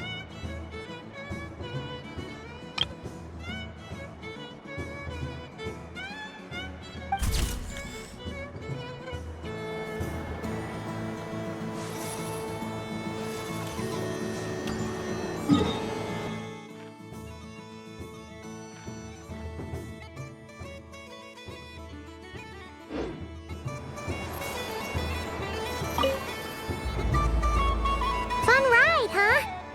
You and Columbina look pretty sad to leave. This isn't gonna make Paimon dizzy, is it? Oh, candy for us? Thanks a bunch, Columbina. Don't mind if we do. Whoa, this one's intense. But it's so tasty. What about you, Traveler? How does yours taste? Oh, sounds good.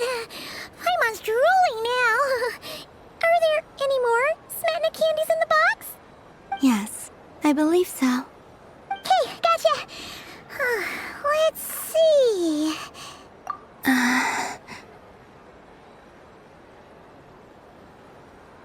Sure. This one, and yep, this one looks right too. Okay, that's 3.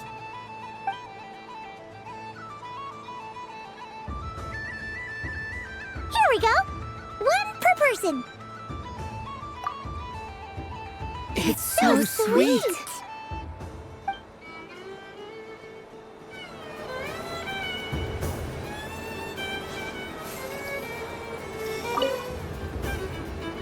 Fun ride.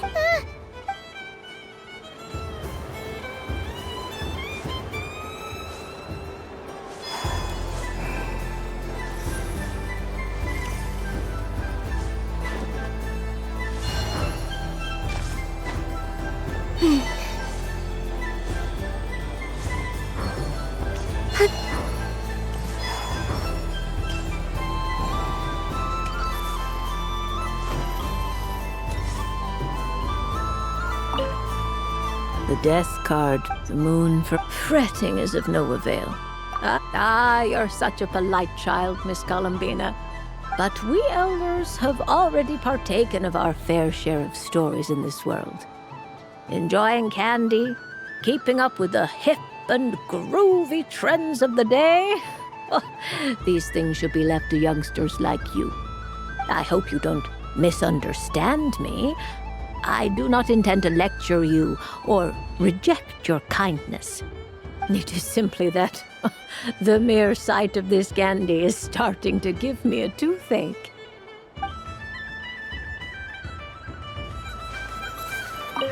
I don't suppose you'd like to play again? But don't get me wrong, once is plenty. You're under no obligation to indulge me any further. Oh, I love the color of this wrapping paper. But the bow on that one is just so perfect. Oh, this is a tough choice. I know the wrapping paper doesn't affect the flavor, but it does set the first impression, which can influence your mood as you eat it. And actually, that does affect the flavor. I have to listen to my heart and pick the one that I can really build a bond with.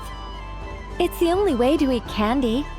Oh, but look at the shape of this one. How lovely.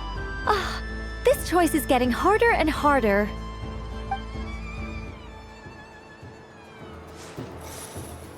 Up for another round of fish blast? Of bye-bye bad fishies? Oh, bless my fluffy tail. Dodoco has never seen candy shaped quite like this before. Why, it shines like a lovely crystal. Let the feasting begin. Oh, sweet as a tomato bathed in sunlight. Thank you very much. You truly are a friend to the Dodoco. Please share the rest with other people. I am sure everyone will fall in love with the taste of pure joy.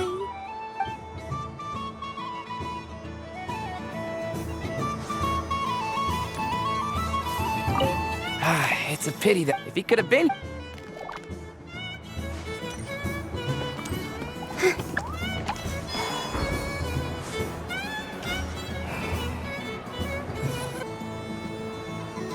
Wow, the Frost Moon Scion stall looks kinda plain, but it's pretty cool once you get into it.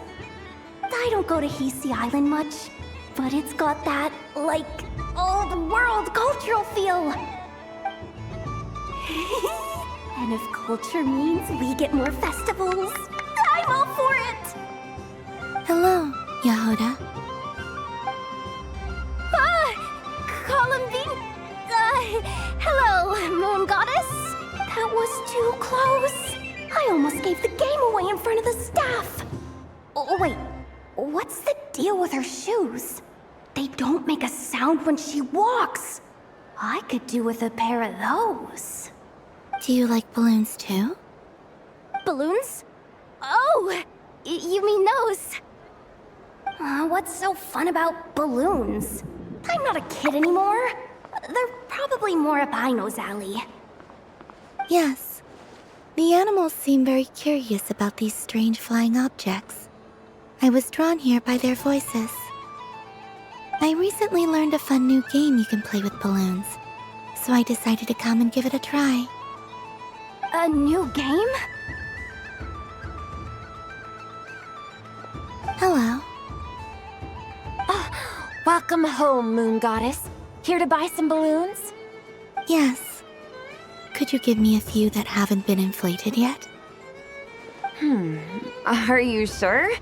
I guess it's not a problem, but... Yes, please. Thank you.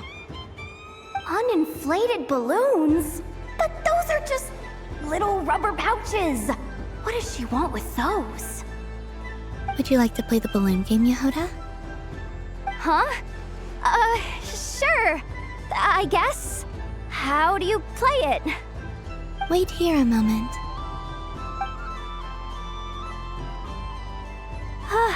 Oh. This is so weird. What have I got myself into now? I thought I saw Columbina nearby. Uh-oh! That's the fourth Harbinger! Although she's helped us out quite a bit, she's good people, right? Is she looking for Columbina? Oh, guess that's my ticket out of here. I'm not sure my heart can take being sandwiched between two Harbingers.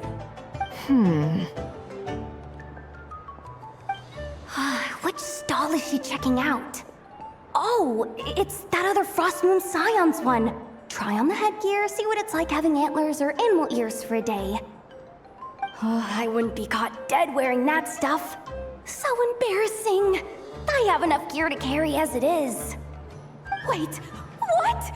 She put it on? How peculiar. This would take some getting used to.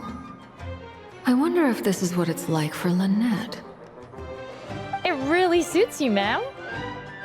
What is this? She was so intimidating a moment ago, but now, dang, she's really rocking those ears. How does she make them look so cool?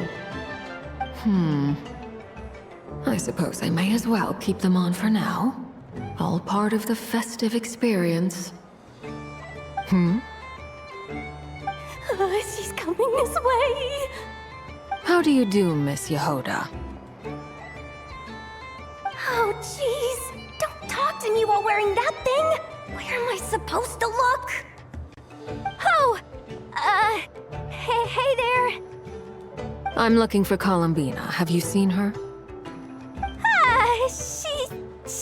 She just... Huh?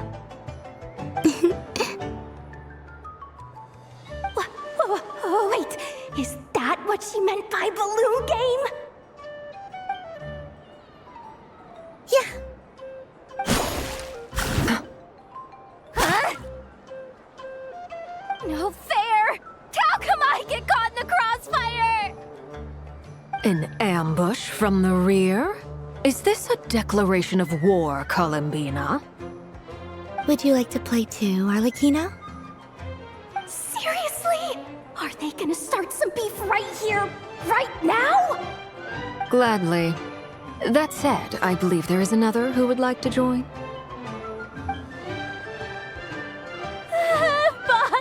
Boss Nev! Thank goodness! You've gotta get me out of here! Things are kicking off big time! Hello there. I'd like 10... no, make that 20 balloons, please. Uninflated.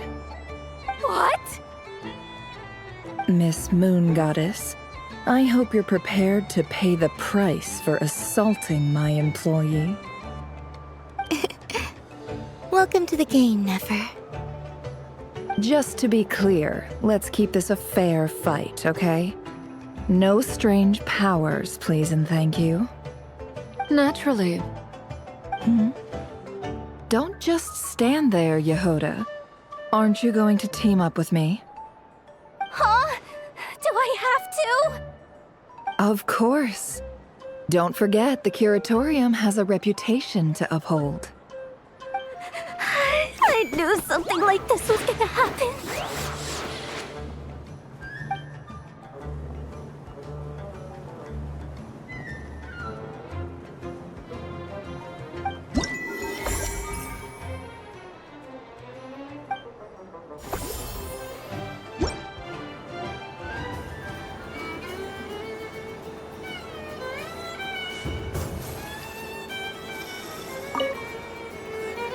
I've seen Lenny and the other children play this game before.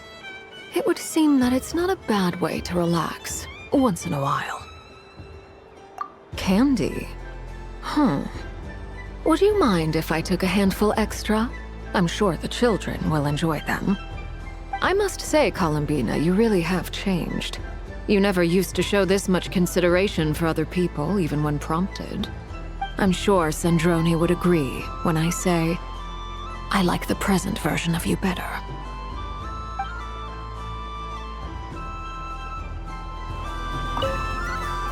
I've seen Lenny.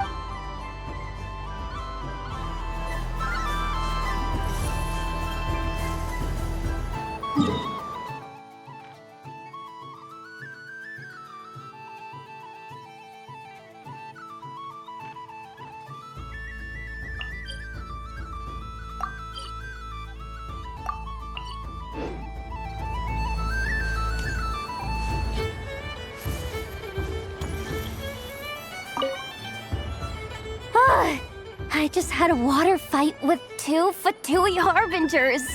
Pretty scary, but also surprisingly fun. Aw, man, this feels kinda wrong. Like, shouldn't we be the ones giving you candy rather than the other way around? I guess I'll just take one. What flavor is that? It tastes like getting a mouthful of muddy grass. After being rear-ended by a blunt-horn rhino, then face-planting the ground. I'll never get this taste out of my mouth.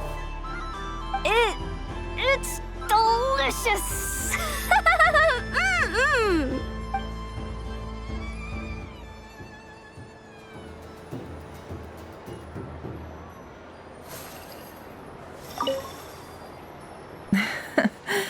That was fun. It's a shame Ashru doesn't like playing with water, or I'd have roped him in as well. Oh, a gift? You shouldn't have, Miss Columbina. Very nice indeed. Candy is one of many luxuries that the desert folk could never afford. How I yearned for candy when I could not have it. Yet, now that it is readily available to me, I never seem to crave it. May your moon prayer night be one free from regrets.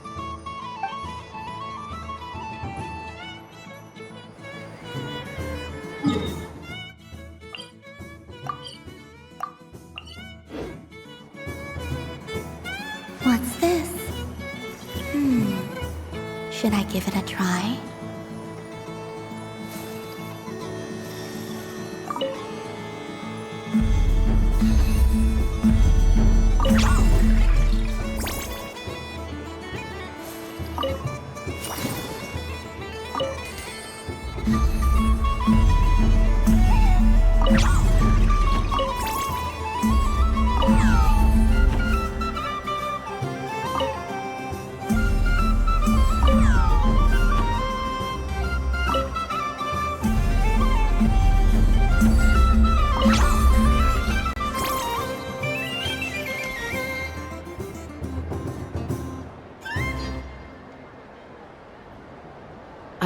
for a never-ending supply of laka berries. What a humble wish. Probably written by a child.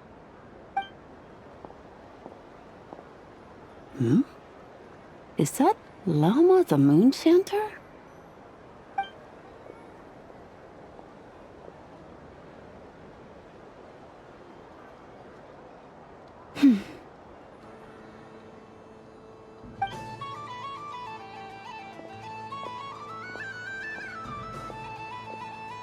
I wish that the long plume ibises would stop biting me. Oh dear, poor Llama. All right, I'll write that one down for you.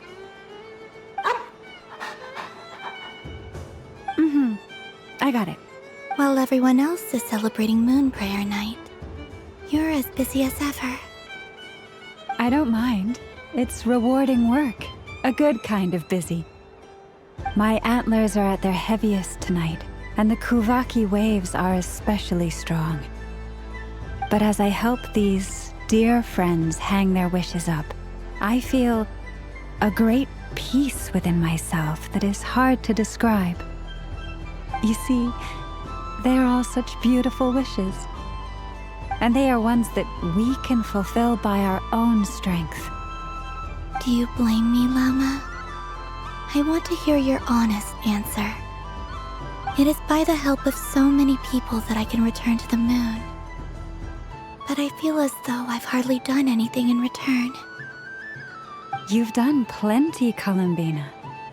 I say this in earnest, both as someone who knows your history, and also as a friend who has seen what you've been through. What about as a moon chanter? I feel proud to honor our moon goddess's wish, and I'm sure any moon chanter in history would have felt the same way. Thank you for your kind words, Llama. But... Since you asked for my honesty, I won't lie to you. My feelings are mixed right now. Besides pride, I also feel... I suppose it's a reluctance to let go.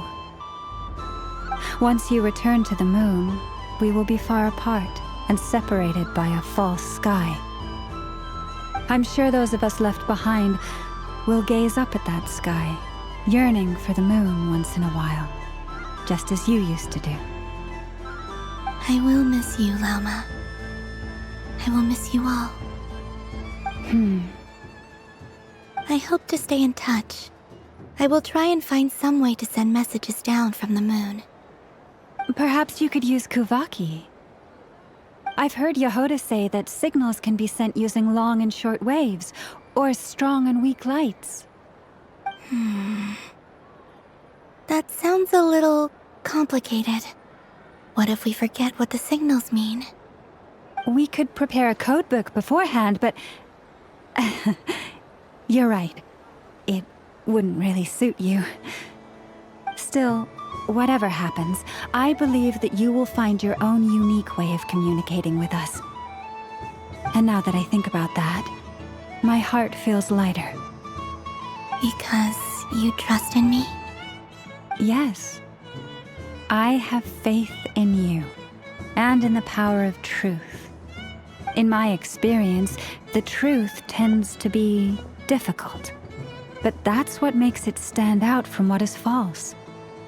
So I'm confident that your thoughts and your love will shine through the curtain of lies. We will know it when we see it. Thank you. Now, could you help me hang up my wish? Is this? I wish that all who dwell in this moonlit world can find a place to belong. And I wish that I shall one day see my friends again. It's 2 wishes. I hope that's not too greedy of me. Not at all. And I think you speak for us all with the second one.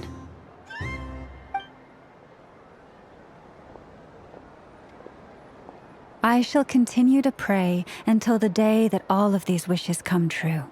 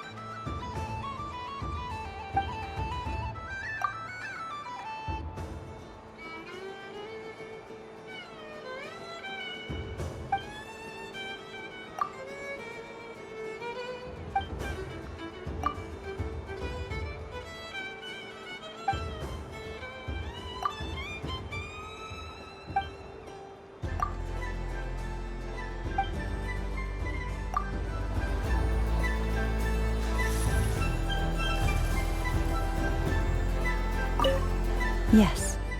May everyone's wishes come true. Why, thank you. Don't mind if I do. Oh, my. It's so sweet. I'm so accustomed to plain, simple meals that this sweet treat is quite a shock to the senses. But I savor this moment in its entirety because it tastes like true friendship.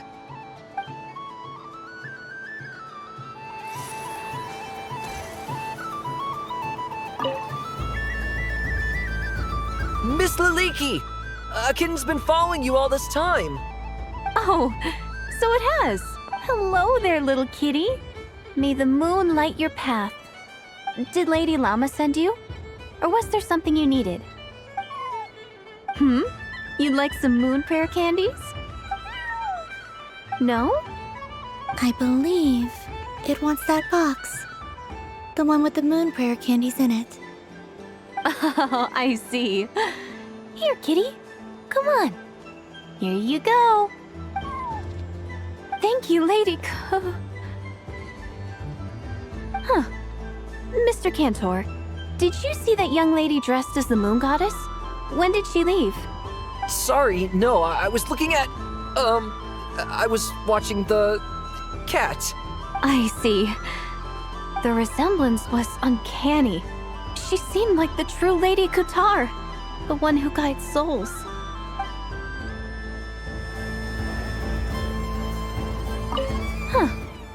Mr. Cantor, did you see that young lady dressed as the moon goddess? When did she leave? Sorry, no, I was looking at... I see. The resemblance was...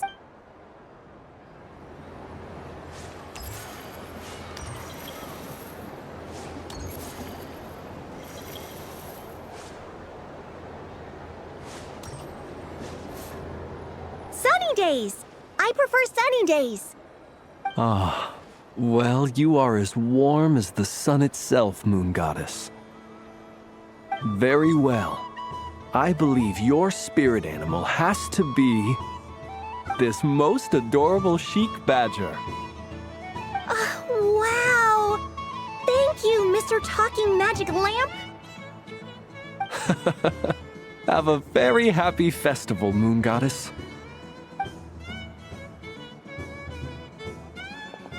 Flins? That's you, isn't it? Shh. It's our little secret, my dear traveler in Paimon. Okay, sure, but why are you here selling sugar sculptures? Everyone celebrates in their own way. After gazing into the abyss and spending time around gravestones all year, what better way to relax than to see sunny smiles on the faces of the living? Besides that, I like to think of myself as a fair judge of character. I dare say matching personalities to confection suits me rather well. That's not what Paimon was talking about. Aren't you afraid that your true identity might be exposed? Should I be? There is all manner of magic in the air this moon prayer night, thanks to the work of the great mages. I see Miss Columbina is hiding in plain sight. Why should I not do the same?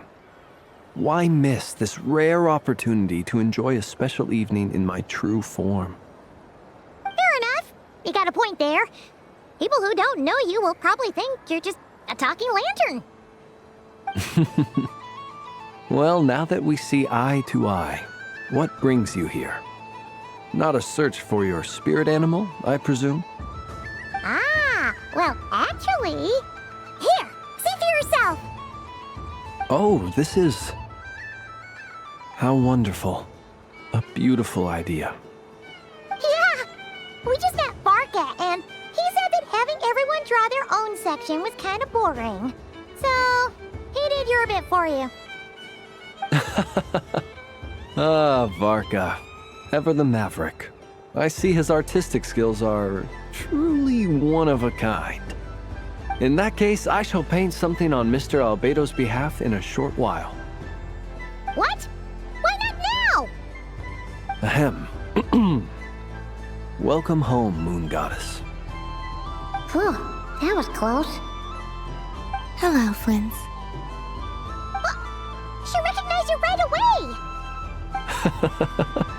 What keen eyes you have, Miss Columbina.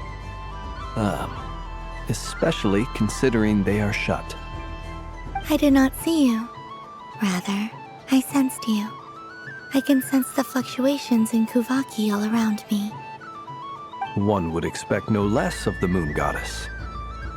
Might I interest you in some candy? Yes, please. Excellent. I shall make some for you right away. Something the matter, Miss Columbina? What about my spirit animal? All the other children carrying sugar sculptures are talking about it. Wait, is she taking the test seriously? Ah, my apologies. How could I neglect that? You are quite right, Miss Columbina. Every one of us has a magical creature living in their heart. Would you permit me to help you find yours? Yes, please. Do you prefer the day or the night? Night. Which of the 4 seasons is your favorite? Winter. Think of a perfect day. What is the weather like? Sunny, rainy, or perhaps cloudy? Rainy in the morning, sunny at night. What kind of answer is that? Forests, lakes, and open seas. Which do you prefer of these? I like them all. Imagine you opened your very own shop. What would you sell there? Moonlight, I think. Wow! Paimon would totally shop there. It wouldn't cost anything. You'd just need to visit. Aha! I believe I know what your spirit animal is. Here, for you. Oh, it's a Kuuhenki! Indeed. A free-spirited being with a deep love for all things here in Nod-Krai, who selflessly lends her aid to as many people as she can reach. It is the perfect fit for you, Miss Columbina. Thank you. It would be my honor. But you shall have to forgive me. We have known each other for quite some time. I doubt there is any answer I could give that would come as a surprise to you. So instead, would you accept this sugar sculpture as a token of our friendship? It's a lantern. Hey, why don't you two go enjoy your candy over there? Paimon wants to try out this spirit animal thing too. Right, Flins? Come on, play ball. I get this drawing done. But I want to hear Paimon's answers. But it'll probably take ages. Paimon's a complex soul. And we don't want your candy to melt while you wait, huh? Oh. Okay then.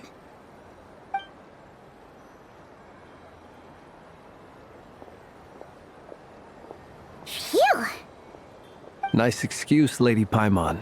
That was some quick thinking. Yeah, no thanks to you. A little help next time.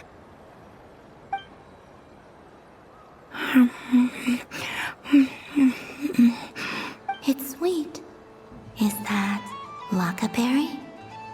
I wonder what flavor the traveler got. This way, this way! It's the candy-selling lantern! I'm coming! Of course. Traveler, maybe we can share? Yes. I found out recently that people share their food sometimes, so I'd like to try it. Or... is that a no? Thank you.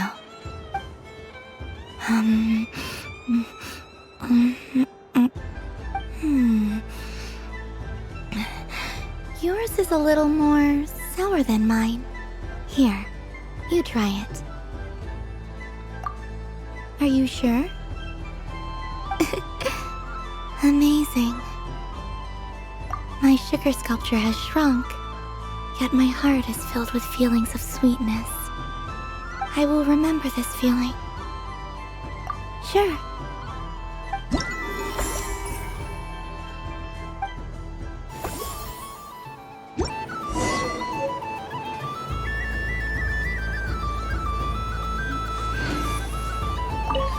Something about festive lighting always has a way of putting the warmest smiles on people's faces.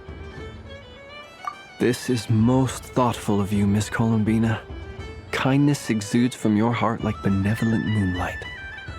Forgive me, but I shall have to enjoy this gift a little later. I hope that the flavor I chose is not the only one of its kind. If others were denied the chance to sample such kindness as you have shown to me, it would be a great pity indeed. Something about...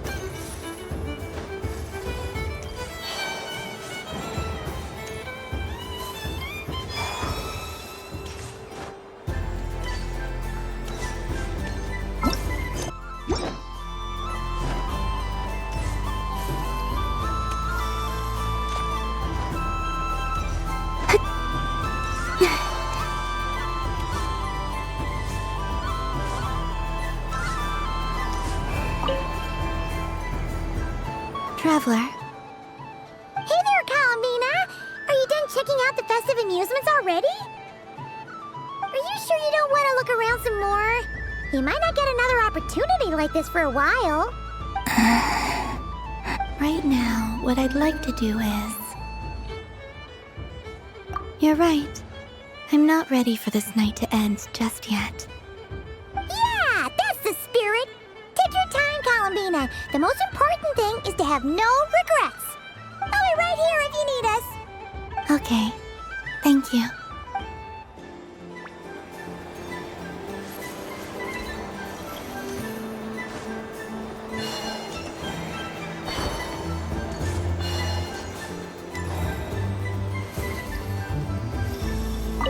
I don't suppose you... Don't get me wrong, once is plenty. Great! Is it really all that much fun, though? Huh. My taste must be falling seriously out of step with the majority.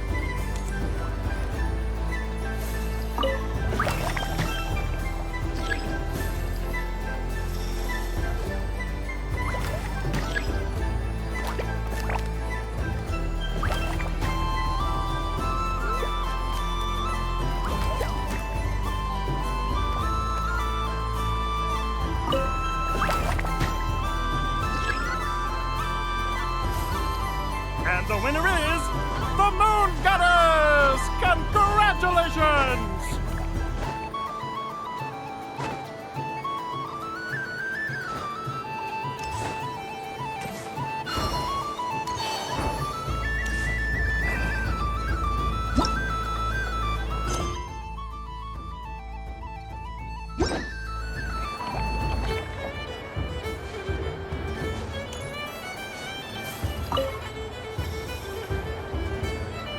Traveler, Paimon. Columbina! Finished with the festival already? Really? You're sure you don't want to have a little more fun out there? Final answer! Yes, I am sure.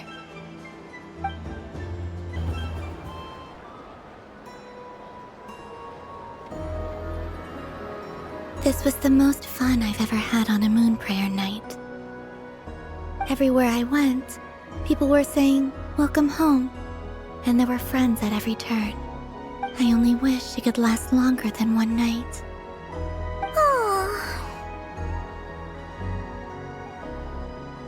Yes, you're right. The moon prayer blossoms. Ooh, look! Look! Moon prayer night has come.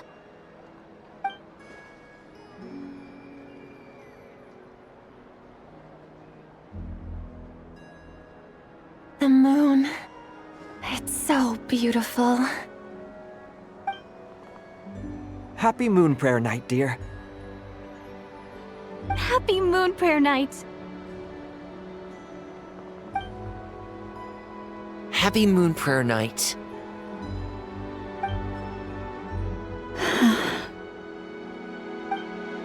Aww. Huh.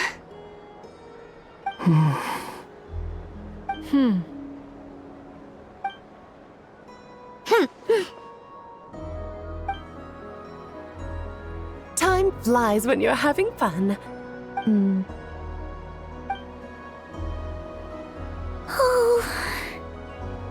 Looks like the time has come. Columbina. You're heading off then? Yes, to the ruins you mentioned. And from there, back home to the moon. Wait! Aino? At least... Take one of our craft shop's crumb cookies up to the moon with you. You know, for a snack. Sure. Why not? The Curatorium of Secrets believes in proper farewells. No story should be left without a satisfactory endnote. Never. Farewells are an important affair for the Ratniki, too. We never know when we might meet again. Haha! And here I thought grand farewells wouldn't suit tonight's mood. But I suppose friendly passion is not to be stopped, eh?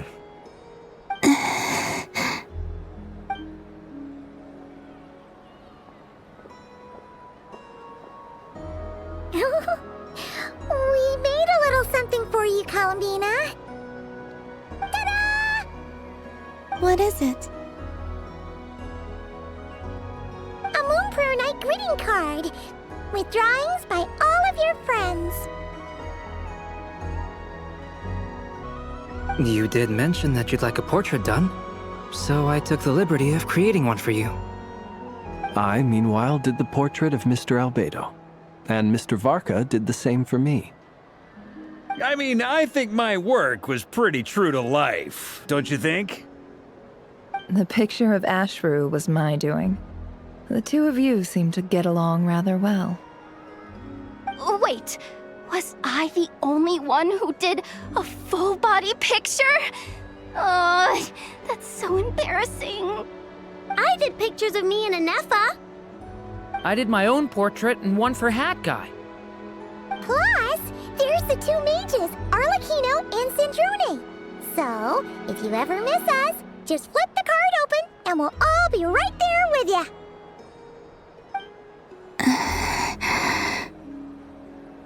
I don't know what to say. Thank you so much, everyone. This whole Moon Prayer Night was more than I could have ever asked for. It is the greatest gift I have ever received. Lama, I figured it out. Figured what out? Remember how the Frost Moon Scions used to use milk as invisible ink to write hidden messages?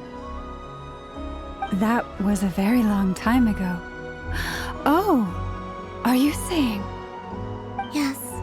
When I miss you all, I shall use moonlight in the same way, to write words that only you can see upon the moon itself. Wow, that sounds lovely. Quite. But how will we see them? Simply open your windows on nights when the moon shines bright, and the moonlight will naturally flow towards the words I have written. That sounds most fitting indeed. Very true to form. I'll try to write them in places that won't disturb your sleep. I, for one, would sleep all the better for having read one of your messages before settling down for the night. Exactly. So don't worry about disturbing anyone's sleep. Just promise you'll write to let us know you're okay, all right? All right. I promise.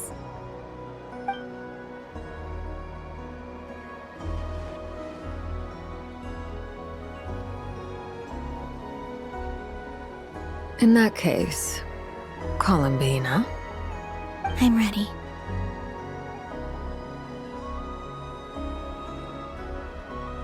Very well.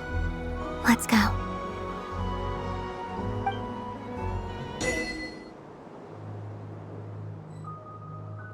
In just a few moments, I will be gone. I still don't know what to expect on the moon. Will I really be able to send messages to my friends? The Kuuhenki, the animals of Nod-Krai. I'll never get to see them again. I wonder where I'll be when the next moon prayer night comes.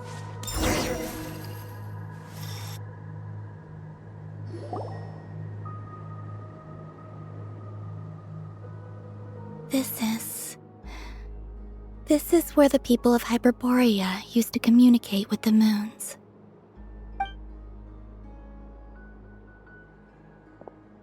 Eternal moon, frost moon, iridescent moon. When the power of all three converge, the gate to the moons shall open. Moon marrow preparations are complete. Only the final step remains.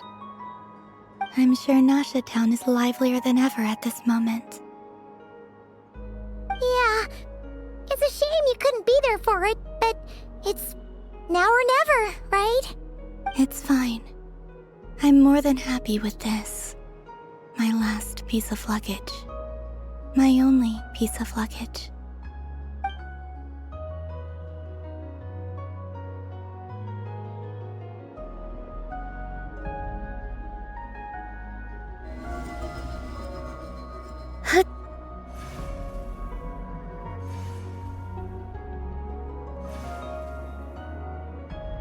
I can already feel the moon calling to me.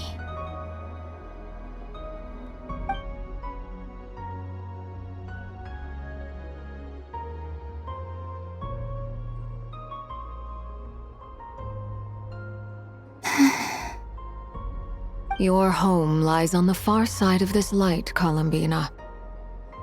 From now on, we will at last have a reason to pray to the true moon. Columbina.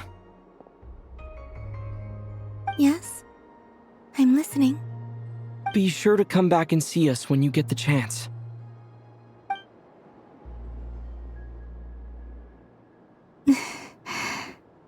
Of course. But if that chance doesn't come, then remember that you have friends on this planet. People who will miss Columbina. Yes. I will. Thank you for everything you've done for me. And remember, come night or day, the moonlight shall always connect us. Well then, farewell, my friends.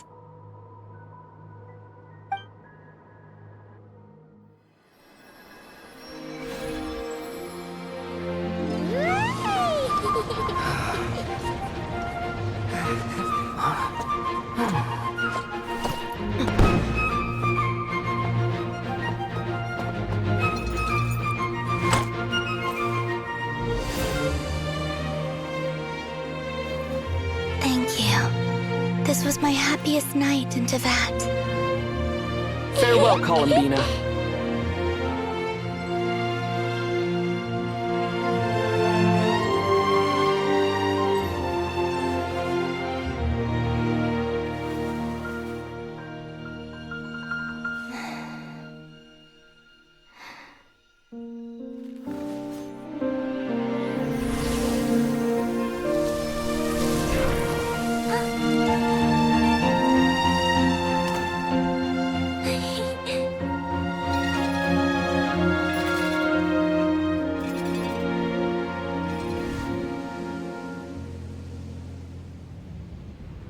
The moon really is closer than ever tonight.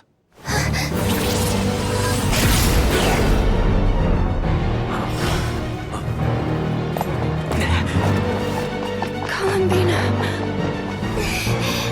All three moons in one place. Time for one final experiment. Reason, life, death, time, and space. They all believed I would fail.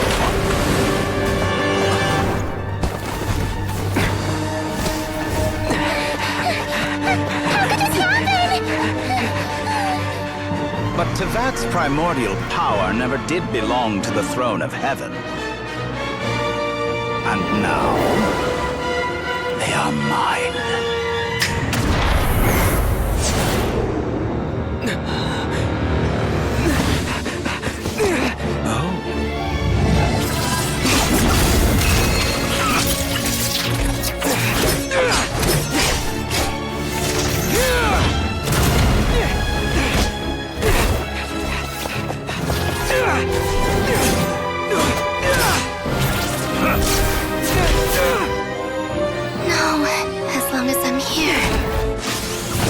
Is free to wield the Three Moons' power.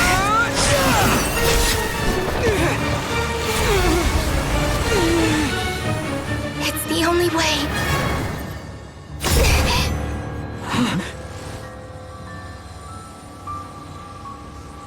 I guess I won't be going home today.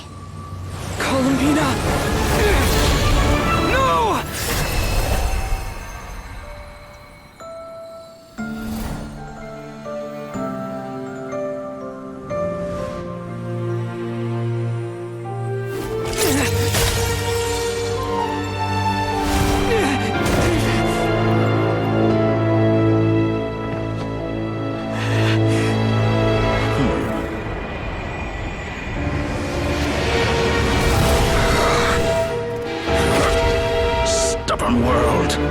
Try to control me.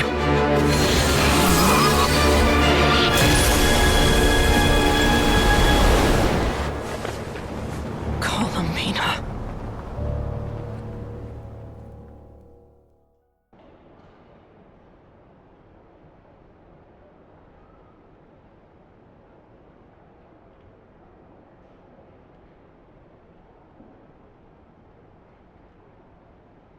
Are you all right?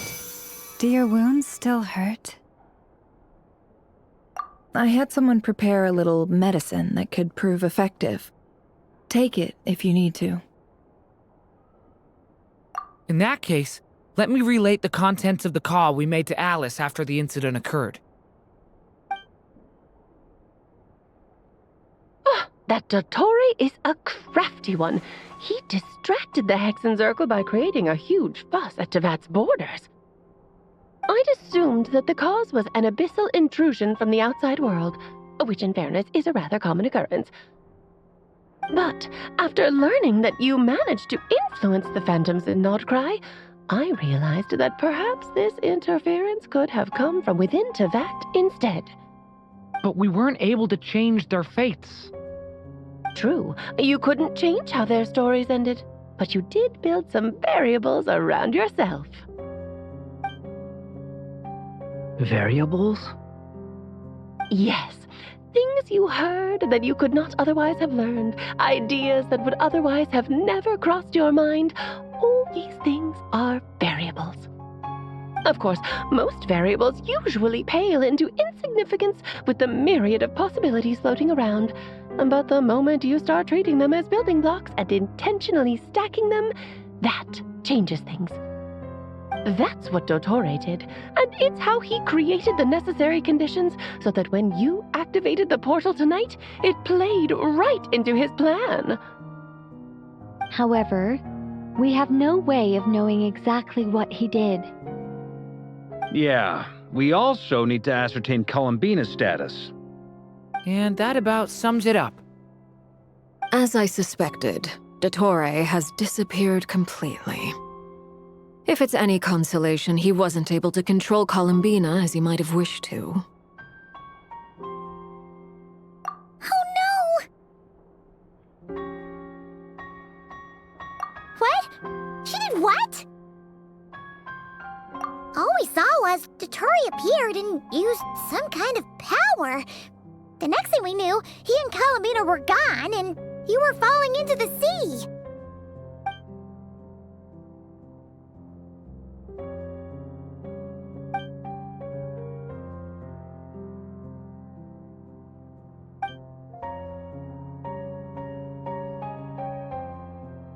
So, Columbina intentionally opened the Moon Gate and escaped into the same mysterious world as Rerir and Thalindis.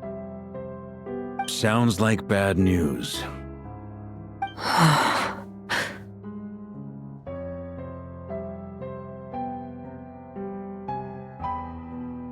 Seen in that way, the trilunar syzygy and Rerir's emergence, Dottore might have been pulling the strings in both cases. According to Miss Alice, he is attempting to transcend his destiny and finish an experiment that only a god might complete. An utter lunatic. Wait a sec, where's Hat Guy? Seems like he'd want to be here for this. He took off with the Dodo communication device after we spoke to Alice. He said he had a hunch that he wanted to investigate by himself. The look on his face was terrifying. I've never seen him like that before.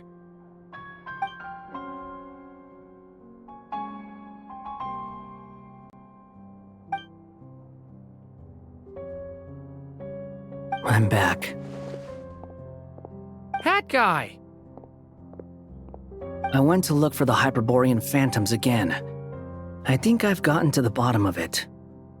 I got them to talk to Nicole on the other end of the communications line. Turns out, the history they describe is different from how Nicole remembers it. Really? But how? Surely Nicole can't have been wrong. Because the phantoms are the ones who are deceived. They speak of a savior who appeared in their history. One who never should have existed. This savior promised to create a new moon within the false sky, and even bring back their moon goddesses. Foolishly, they believed in him, and told him everything he wanted to know about the moons. It's obvious that this was Dottore's doing. Now you mention it, the first time we entered the Hyperborean ruins, we heard the phantoms discussing their history, and I remember Nicole commenting that something sounded a little strange. But Dottore shouldn't have been able to get in there in the first place! He didn't. Nicole said that this was an anomalous state triggered by disruptions in the causal connections between phantoms from the same era.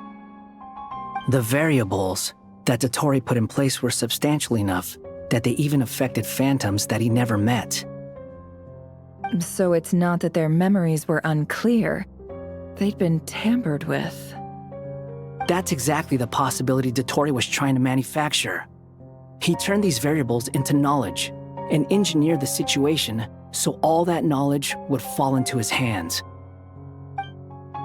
Then, he harnessed that knowledge on Moon Prayer Night to truly create a false moon.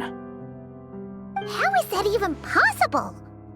To be precise, he exploited a weakness in the way the spell works. The spell senses Kuuvahki to detect the moon's location. So, as long as the false moon more strongly resembled the moon than the frost moon beyond the skies, the gate would teleport Columbina to the false moon's location. In other words, to Dottore's side. Once he had her under control, the teleportation spell remained active, and he manipulated her power to seize both moon marrows. At that moment, the moon marrows disappeared right before our eyes. It was already too late, even as we were leaving the ruins. By then, Dottore had already amassed the power of all 3 moons. So, where does that leave us? What do we do now? I'd certainly like to know what Her Majesty thinks, now that the concerns I expressed to her have come to pass. But we cannot simply sit and wait for her to decide the matter. And in any case, it is not the Fatui Harbinger Damselette who sees us as her friends, but rather Columbina Hyposelenia. If, even in such extreme circumstances, Her Majesty will not lift the prohibition on Harbingers drawing steel against one another, then I will do as my heart demands. I will fight as Peruware instead. Oh, Arlecchino! Time is short, so I'll make the first move.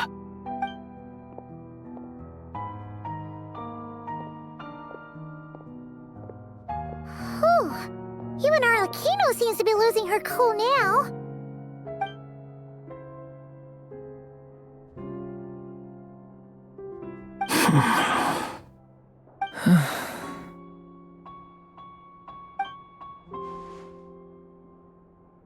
All right. Lose those dejected looks for a moment and let me get a word in. It looks bad, I won't lie. Very bad, in fact. So Dottore's pulled some real dirty tricks to gain the upper hand. For now. And yeah, it's to the point where even the mages say that his variables have affected destiny. I'm not so sure, though. Many have told me that Tevat's destiny is fixed, and that does appear to be the case. Well, what makes Dottore so sure he'll be the exception? And since he was able to stack these variables up, who's to say we can't do the same? You of all people should not be discouraged, traveler from afar. This isn't over yet. And you're not alone in that. Everyone here does, whether they've spoken thus far or not. But none of us are the type to sit back and wait for the sun to shine again. That's exactly how a knight should roll. If they knock you down, you get back up and get back in it. Don't forget, Honorary Knight, you're a legitimate member of Mondstadt too. Mark is right. This is far from over. Dottore's already way overdue a butt-kicking given his past shenanigans. And after this, he's earned himself a double dose. That's what I'm talking about. How's everyone else feeling? I'll use Kuuvahki to investigate Columbina's whereabouts. I am not ready to give up either. Leave the intel gathering to me. Whatever happens within Nod-Krai's borders, when the Curatorium of Secrets wants to be in the know, we always find a way. Aino and I will do all we can to support you. We will attempt to reverse engineer Dottore's actions and seek a breakthrough that way. Alice and Nicole are busy dealing with an emergency at Tevat's borders, so they can't return just yet. But they're both very angry about this. They've asked Albedo and me to act on the Hexerzirkel's behalf and do everything in our power to fight back against Dottore. Are you ready then? We're going to have to conduct a lot of research, even in the early stages. I'll do my best. As for me, I'm pretty familiar with Dottore's way of doing things, so I can try to predict his next move. I'll help with your investigation. Nice! Looks like we have our basic division of labor. I'll get in touch with Flins and Itlua, get them to have a chat with their Starshiner. It couldn't hurt to bring the Lightkeepers on board as well. At the same time, I'll pass on instructions to the knights present in Nod-Krai to assist the Lightkeepers and other organizations in ensuring the safety of those living here. Yeah! We'll show him! That's it then. Good luck, everyone.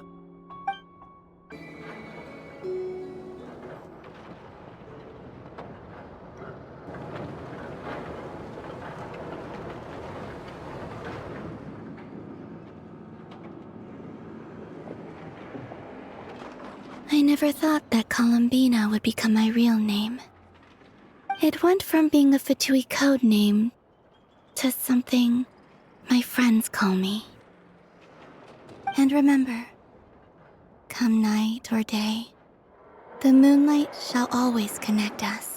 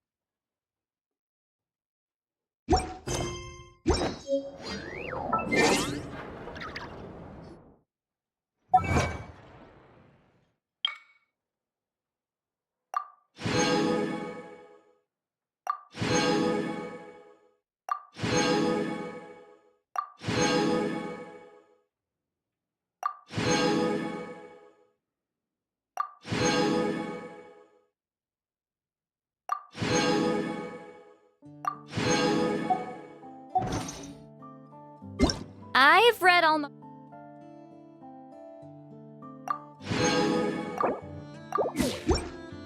every novel from Yai Publishing House.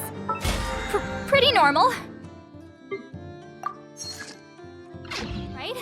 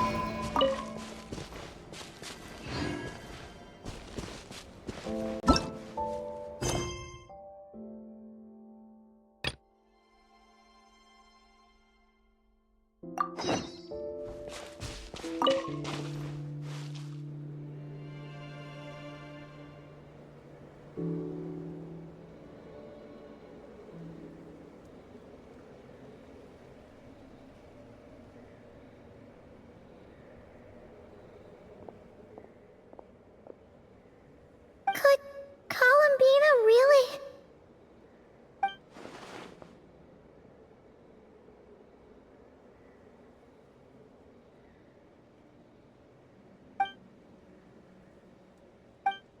Columbina?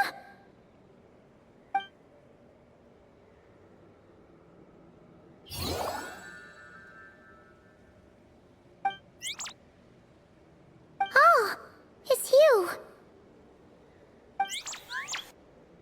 Are you also waiting for Columbina to come back? So, you too.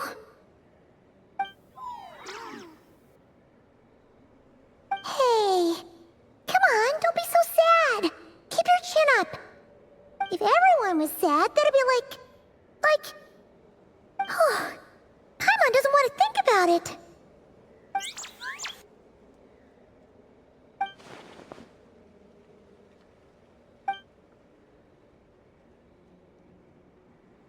I haven't given up yet. Columbina, all of her friends, none of them would ever just give up like this. Give us a little more time. I can't promise anything, but I'll do everything I can.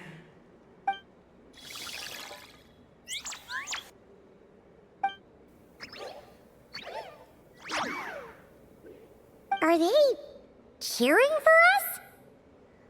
Thank you. Do you need us to help you with something?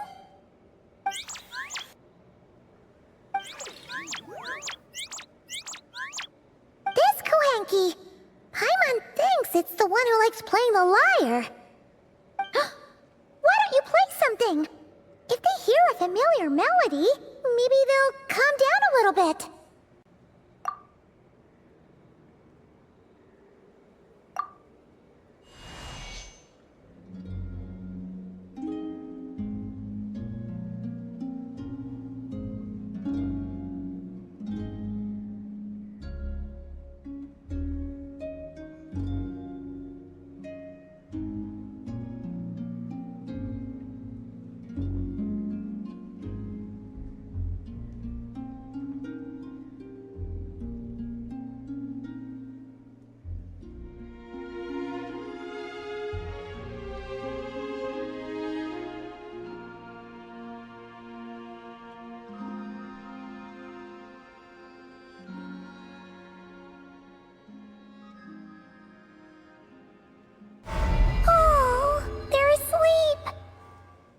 Like they haven't had a good rest in a long time.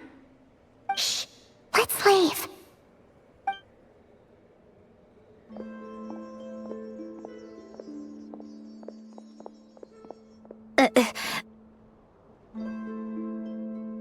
Syndrome! What are you doing here? What? Am I not allowed to take walks now? Thought as much. No such thing as a free miracle, you know. Hey, which way are you headed? Paimon means we don't see much of each other. Maybe we could join you for a bit. Let's not. I'm not in a good mood today and don't have anything nice to say. Besides, comfort is the last thing this place needs.